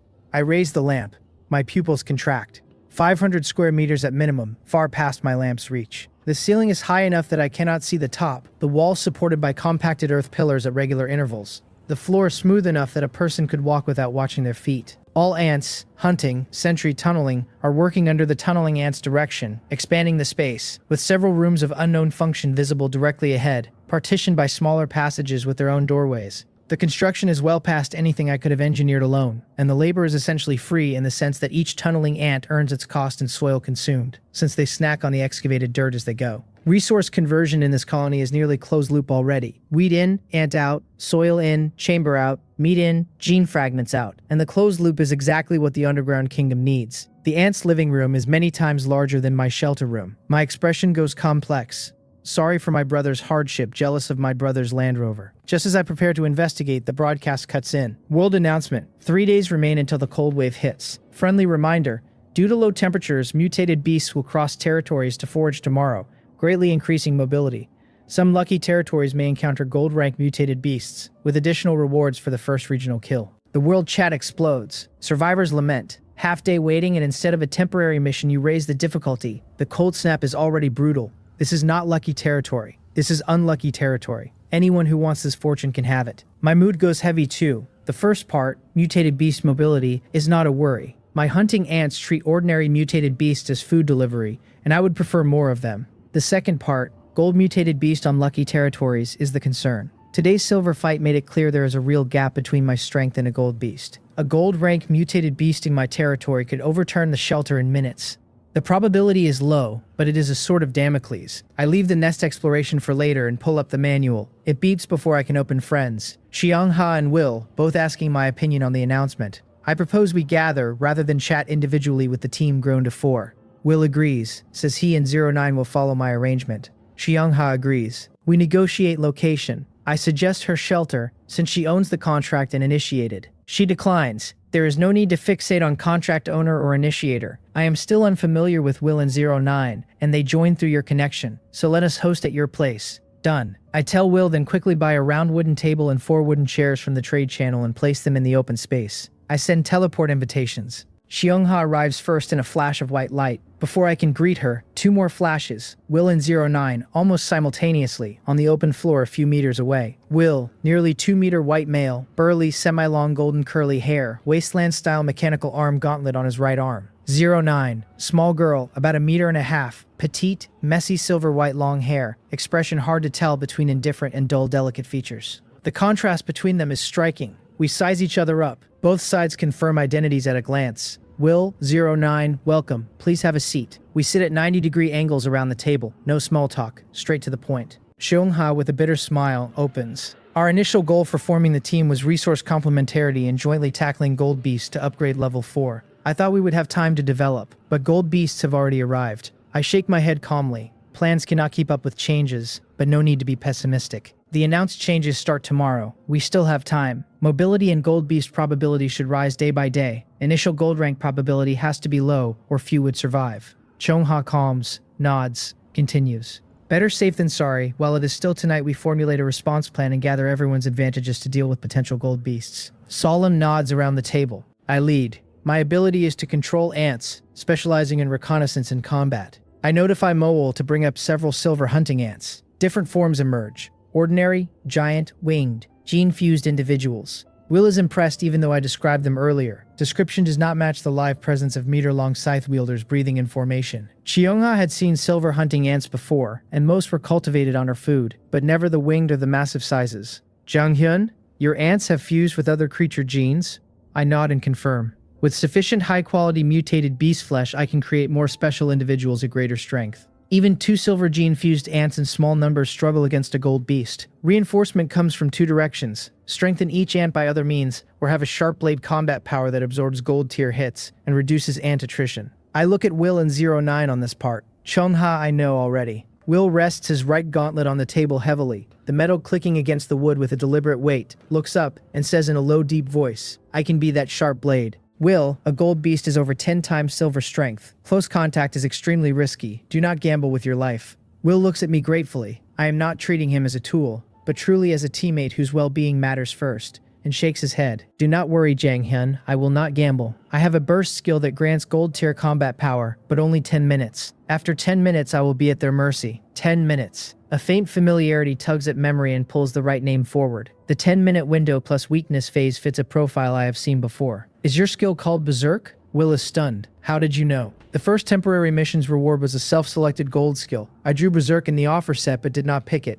What a coincidence, Will sighs. The skill fits my system perfectly, paired with a recovery skill that minimizes the weakness duration. A self-selected skill once chosen is not drawn again from the offer pool by anyone in the same wave. If you had picked it back then, I would not have gotten this skill at all, and the entire spearhead role would not exist on the team. I shake my head with a smile. What suits you best is best. With my smaller physique, if I had picked Berserk, sitting here at all is uncertain. Even with a few days of red heart fruit and ranked meat, my physique has improved considerably. The soreness from a hard day fading faster than it should, and my stamina ceiling clearly higher, but compared to a barbarian proportion frame like Will, I am small. My main combat power does not rely on my own physical strength. Will continues. Besides spearheading combat, I can also raise mutated beasts and provide a large amount of meat. Like the silver mutated beast flesh you mentioned for gene extraction, I can provide some. Cheonha glances at me sideways, thinking something I do not catch. Perhaps about the food split if Will starts contributing meat. Perhaps about the team's center of gravity now that Will offers both spearhead combat and a meat pipeline. I am openly delighted. Mutated beasts ferocious, yet he can breed them. Silver beasts rare, yet he finds them one after another. Whatever his methods, the proposal alone means he can do it. The peaceful coexistence in his pen earlier suggests a temperament management technique I should learn from at some point. Gene fragments for hunting ant fusion now have a steady source. Another piece of the gold-conquering puzzle clicks. Will exceeds my expectations on every line. Combat, breeding, hunting, processing, and now a berserk skill that aligns precisely with the spearhead role I was about to ask someone else to play. I look at 09, his highly recommended companion, who has been silent, and find her staring blankly toward my workbench, lost in thought. Not unreasonable to zone, but this is the team's first meeting on life or death matters. Will coughs to remind her. 09 emerges. She looks at me and says, water purifier, modify, enlarge. Huh. The leap is too big. Looking at the water purifier by the workbench, I gather she wants to modify it. Shongha watches my bewilderment with interest. First time she has seen me in such a state. 09 reverts to staring at the purifier. Will sighs and explains. 09 underwent biological experiments in the organization. Her intelligence increased greatly, but her height got fixed and her hair color changed, and she developed significant impairments in emotional and expressive aspects. Cheongha and I look at her with very complex expressions. We had assumed the organization was a violent group along the lines of a paramilitary cell or trafficking ring. We had not expected it to operate at the level of anti-human human experimentation. The kind that produces a 09 fixes her growth at child height, alters her hair color, and accepts permanent emotional and expressive impairment as collateral damage in pursuit of intelligence enhancement. The line, her intelligence greatly increased, hides a lifetime of surgical cost. The dark world is brutal, but Blue Star's hidden underbelly produced its own brutality, and 09 carries it visibly in her body. Will, sensing the pity in our eyes, shakes his head and says we do not need to worry. 09 is doing fine in her own way. She can fully immerse and do what she loves, and that is its own kind of contentment. He explains for her. As long as she has materials,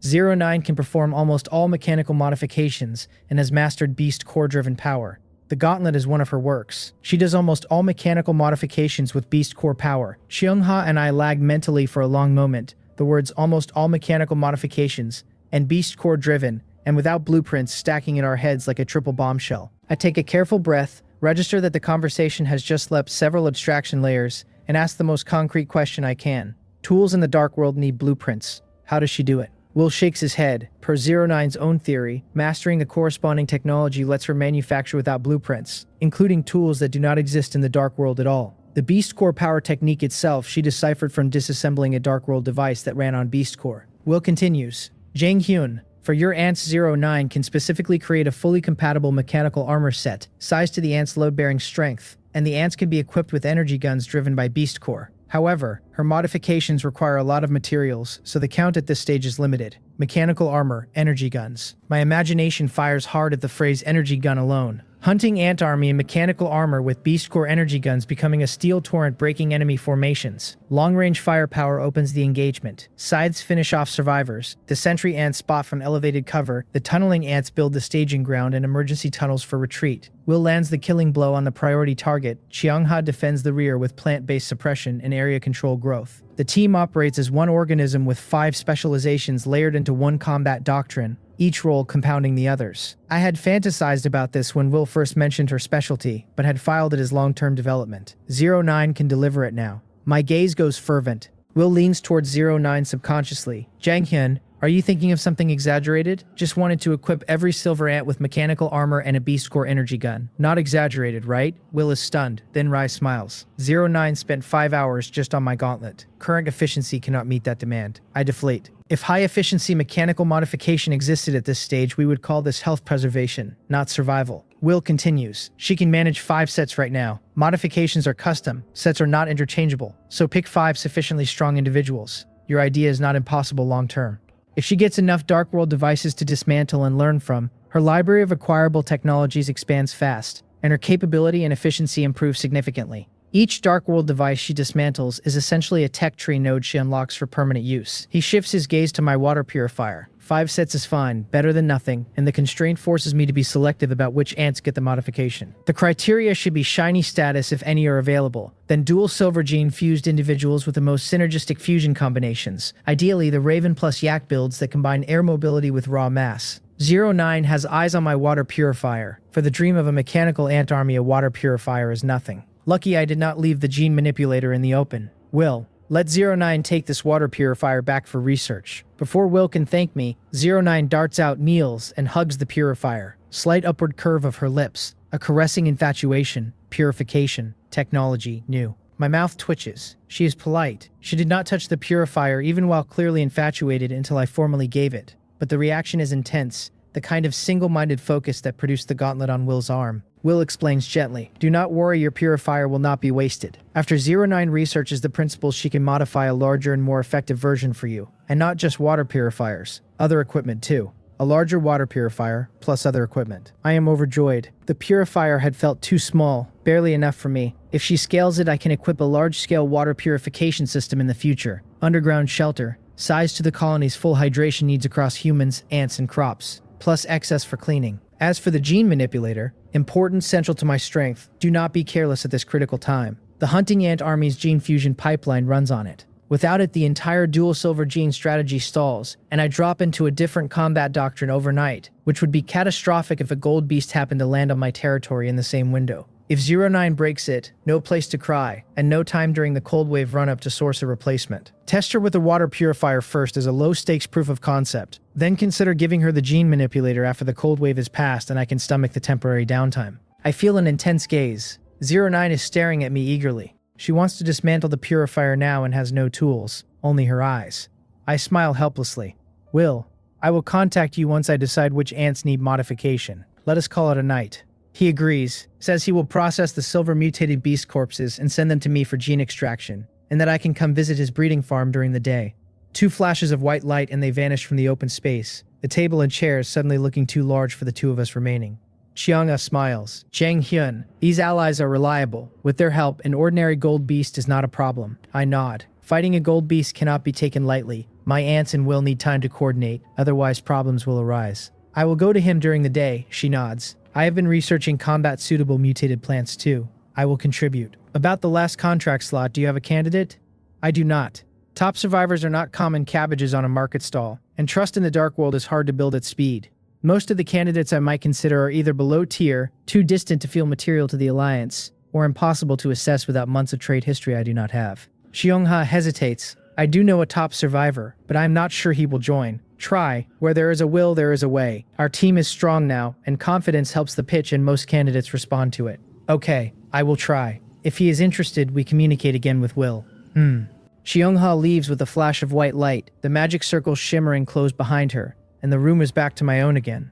I sit at the table alone, propping my elbows, frowning, pondering. 5 modification slots. Must be ants with strong enough combat power. At this stage, only silver hunting ants qualify, and dual silver gene hunting ants are strongest. Any other way to further enhance ant strength? After silver ants reach their potential limit, the mutation evolution rate field disappears in the panel. What if they drink mutated spring water again at that limit? The idea grows wildly like rampant weeds. My mutated spring water produces 100 milliliters daily, and aside from what I traded to Cheongha at our gift exchange, I have barely used any. The fountain has been quietly building up reserves I had not been allocating to anything. Test it. Hunting ant or sentry ant first. Producing a silver hunting ant costs heavily, 100 jin of wheat or its meat equivalent per individual, and a failed test would hurt the cultivation budget meaningfully. Hunting ants are large. 1 gulp consumes a lot of spring water, wasteful unconfirmed. The sentry ant is also at potential limit at bronze, smaller, cheaper to test. I order Mowal to bring up 100 bronze sentry ants. Under a minute they line up before me. I do not let all 100 drink at once. First one sentry takes a mouthful. 5 minutes pass. No change. Even a hunting ant's full mutation finishes inside 5 minutes. I check the panel. No change. Idea wrong? Ants do not mutate again at potential limit. Mutation evolution rate is for evolution. Without further evolution potential, no mutation. Plausible, but I am skeptical. Even if all 100 sip the water, it is only 10 milliliters. The first sentry showed no fatal danger, so I waved the remaining 99 to drink. Disciplined formation, orderly drinks, lined up again. 5 minutes. I scan twice and find no peculiar individuals. Just as I prepare to give up, I notice one sentry seems slightly shorter than the rest. Without the parade ground neatness, I would have missed it. I call it out. Slightly smaller with a layer of dark green grass leaf patterns on its body like camouflage. Placed in jungle undergrowth, I would struggle to spot it. Panel, shiny sentry ant, bronze grade, type scout, potential bronze grade, abilities intermediate scouting, intermediate agility, fusion gene currently 1 fusion available, flashing, an enhanced individual mutated to its limit, possessing stronger abilities than the original individual, cannot mutate, cannot reproduce. It worked. The gamble paid off on a tiny dice roll. My excitement surges. The shiny variant gains the prefix in the type name, and both basic abilities upgrade to intermediate. I run the shiny sentry through scouting tests. Mowal evaluates. The 2 abilities are at least 5 times stronger than regular. Stronger but also locked from further evolution and reproduction. A one-shot upgrade. Pity it cannot be inherited. The shiny trait dies with the individual. Accept and move on. Then the bigger question. Shiny hunting ants. Combat type, the upgrade should multiply combat power. Shiny plus dual silver gene fusion plus mechanical armor. Even short of gold beast, not far. Mowal has cultivated over 110 silver hunting ants under ample food, so based on the sentry 1% rate, a shiny hunting ant should be achievable. Hunting ants are large. Bring them up in groups of 10 to the spring water. Take turns. Group after group fails. Time creeps as group after group fails the dice roll, and the count of hunting ants who have drunk approaches 50. Group 5, 1 silver hunting ant begins to change. Originally 1 meter no fused genes. In 3 minutes it surges to 2 meters, equal to a yak fused individual. Carapace shines steel black, far harder than the ordinary bronze and silver hunting ant carapaces I have been tapping with my fingertips during fusions. The scythe mandibles change too, 1.5 meters normal for body size, but the inner serrations now move along the inner edge as a chainsaw. Chill down spine. Master that exaggeration. Even without fused genes the size is this. With size genes fused, mountable.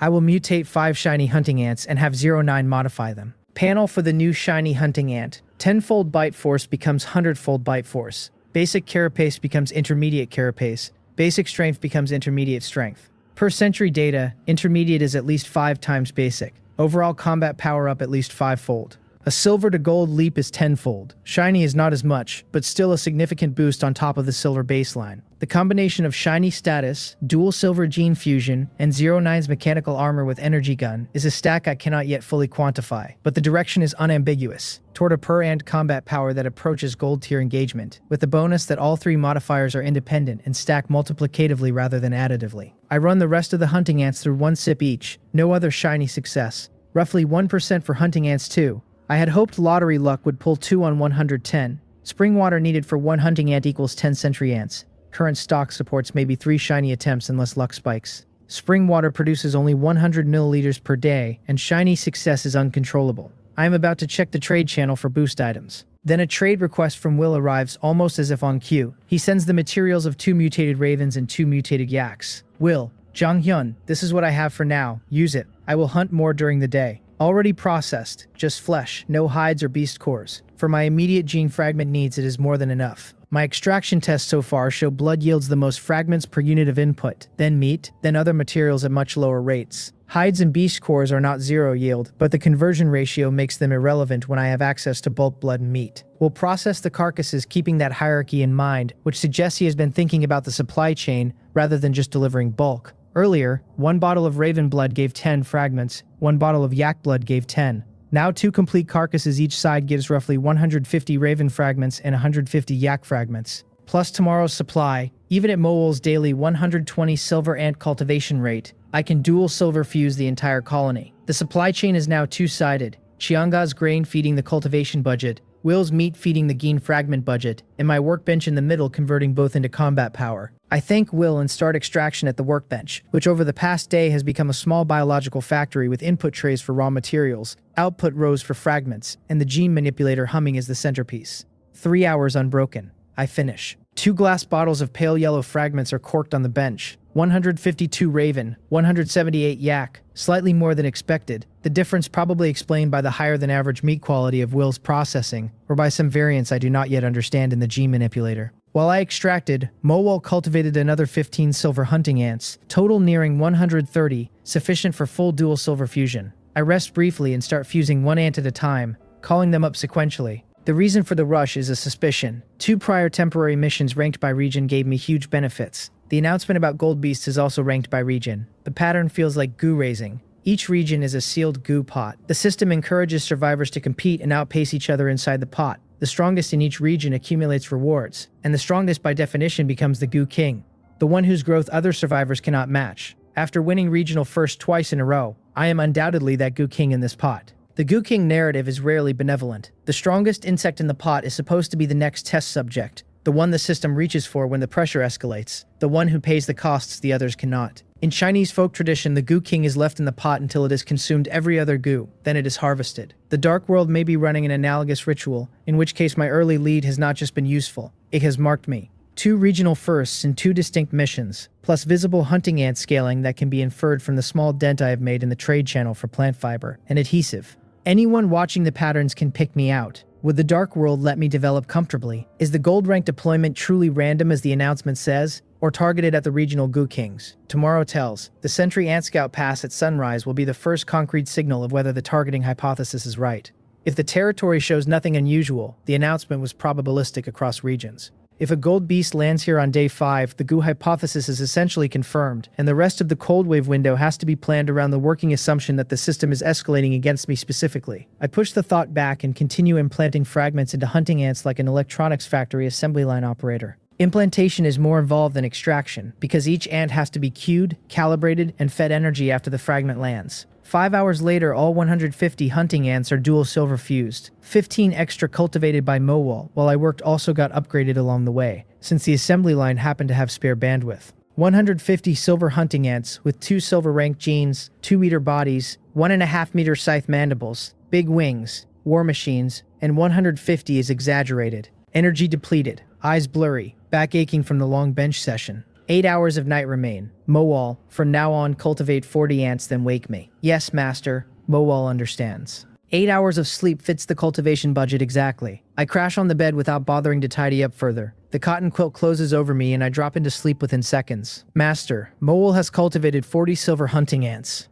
I open my eyes. 3 minutes until end of night. Mowol's alarm clock has small error and saves me having to set an external timer that might not fire reliably in the cold. I rise, dress, tidy, night ends. Day arrives as expected. Gold Beast time has arrived. Lucky one or unlucky one, soon enough I will know which side of the announcement my own territory is actually sitting on this morning. Whatever the Dark World's intent for this morning, no carelessness allowed on my side. The moment day arrives, I order Mowol via the contract. Send all sentry ants out to scout the shelter territory. Spread out. Look for anything unusual. Sentry ants pour out of the nest entrance one after another and gather at the shelter's door, a low rustling pile rapidly rising into a marching column. The shiny sentry ant stands at the front of the column.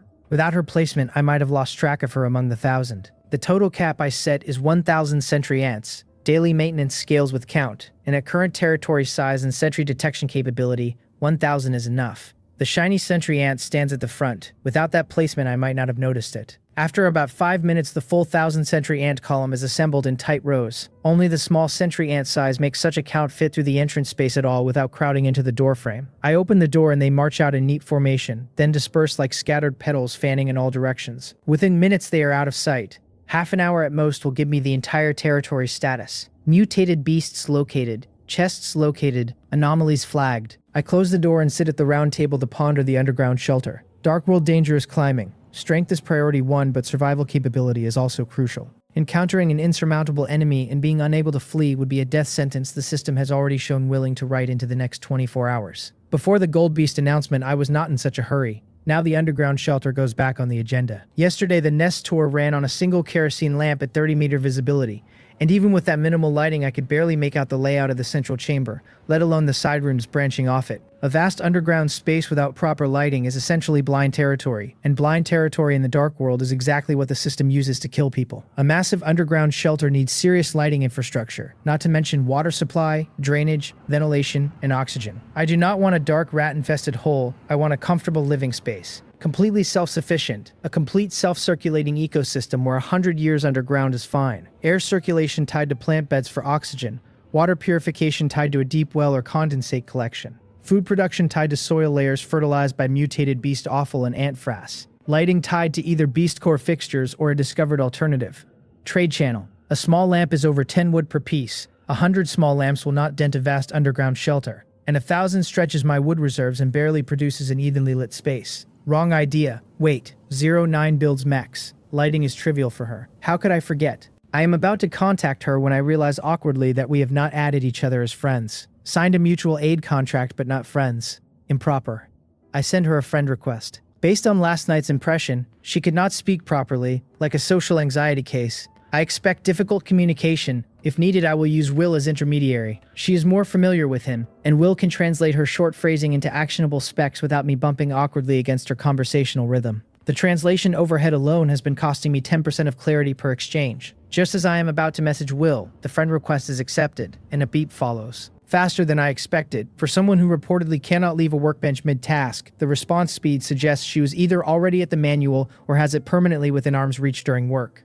I open it. 09. Hey, Jang-hyun, what is up? You are not asking me for the water purifier, are you? If it is that, do not bring it up. I have already torn it to shreds. But do not worry, today I can thoroughly understand its principles, and as long as you provide materials, I can custom make whatever kind you want. I look at the string and lose my place. Is this 09? Did I add the wrong person? Name 09, no mistake. Avatar, a delicate silver-haired little girl, correct. Reconfirm the chat recipient. Yes, it is her. Could it be that 09 is the timid, socially anxious type in real life, and a social butterfly online, hitting hard with rapid-fire messages in flatter affect than spoken language? Must be it. The biological experiments must have hit the speech and expression circuits without touching the typing motor pathway, which leaves her chat persona far more legible than her in-person one. Easier to communicate with in the stuttering in-person state though, and once I get used to the persona switch between the two contexts, the bandwidth jumps significantly. Manual chat with 09 is going to be the primary channel for technical specifications going forward. I reply with a smile. Do not worry, the purifier is yours for research. I will not ask for it back. I have something else for you. If you can help me, I have a more impressive device that I might let you research. On her side, 09 is sucking on a lollipop, sitting cross-legged in front of her workbench. She snaps out of relaxed lollipop mode at more impressive device, sits up straight, eyes burning, and replies fast, faster than anyone normally manages on the manual. What impressive device. You sly dog, you hit it well. I did not even notice last night. Quick, tell me what you need.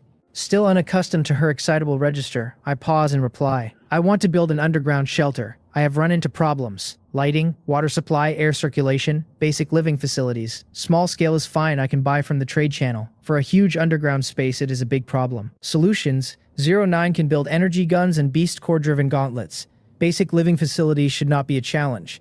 I send the message and watch the manual expectantly.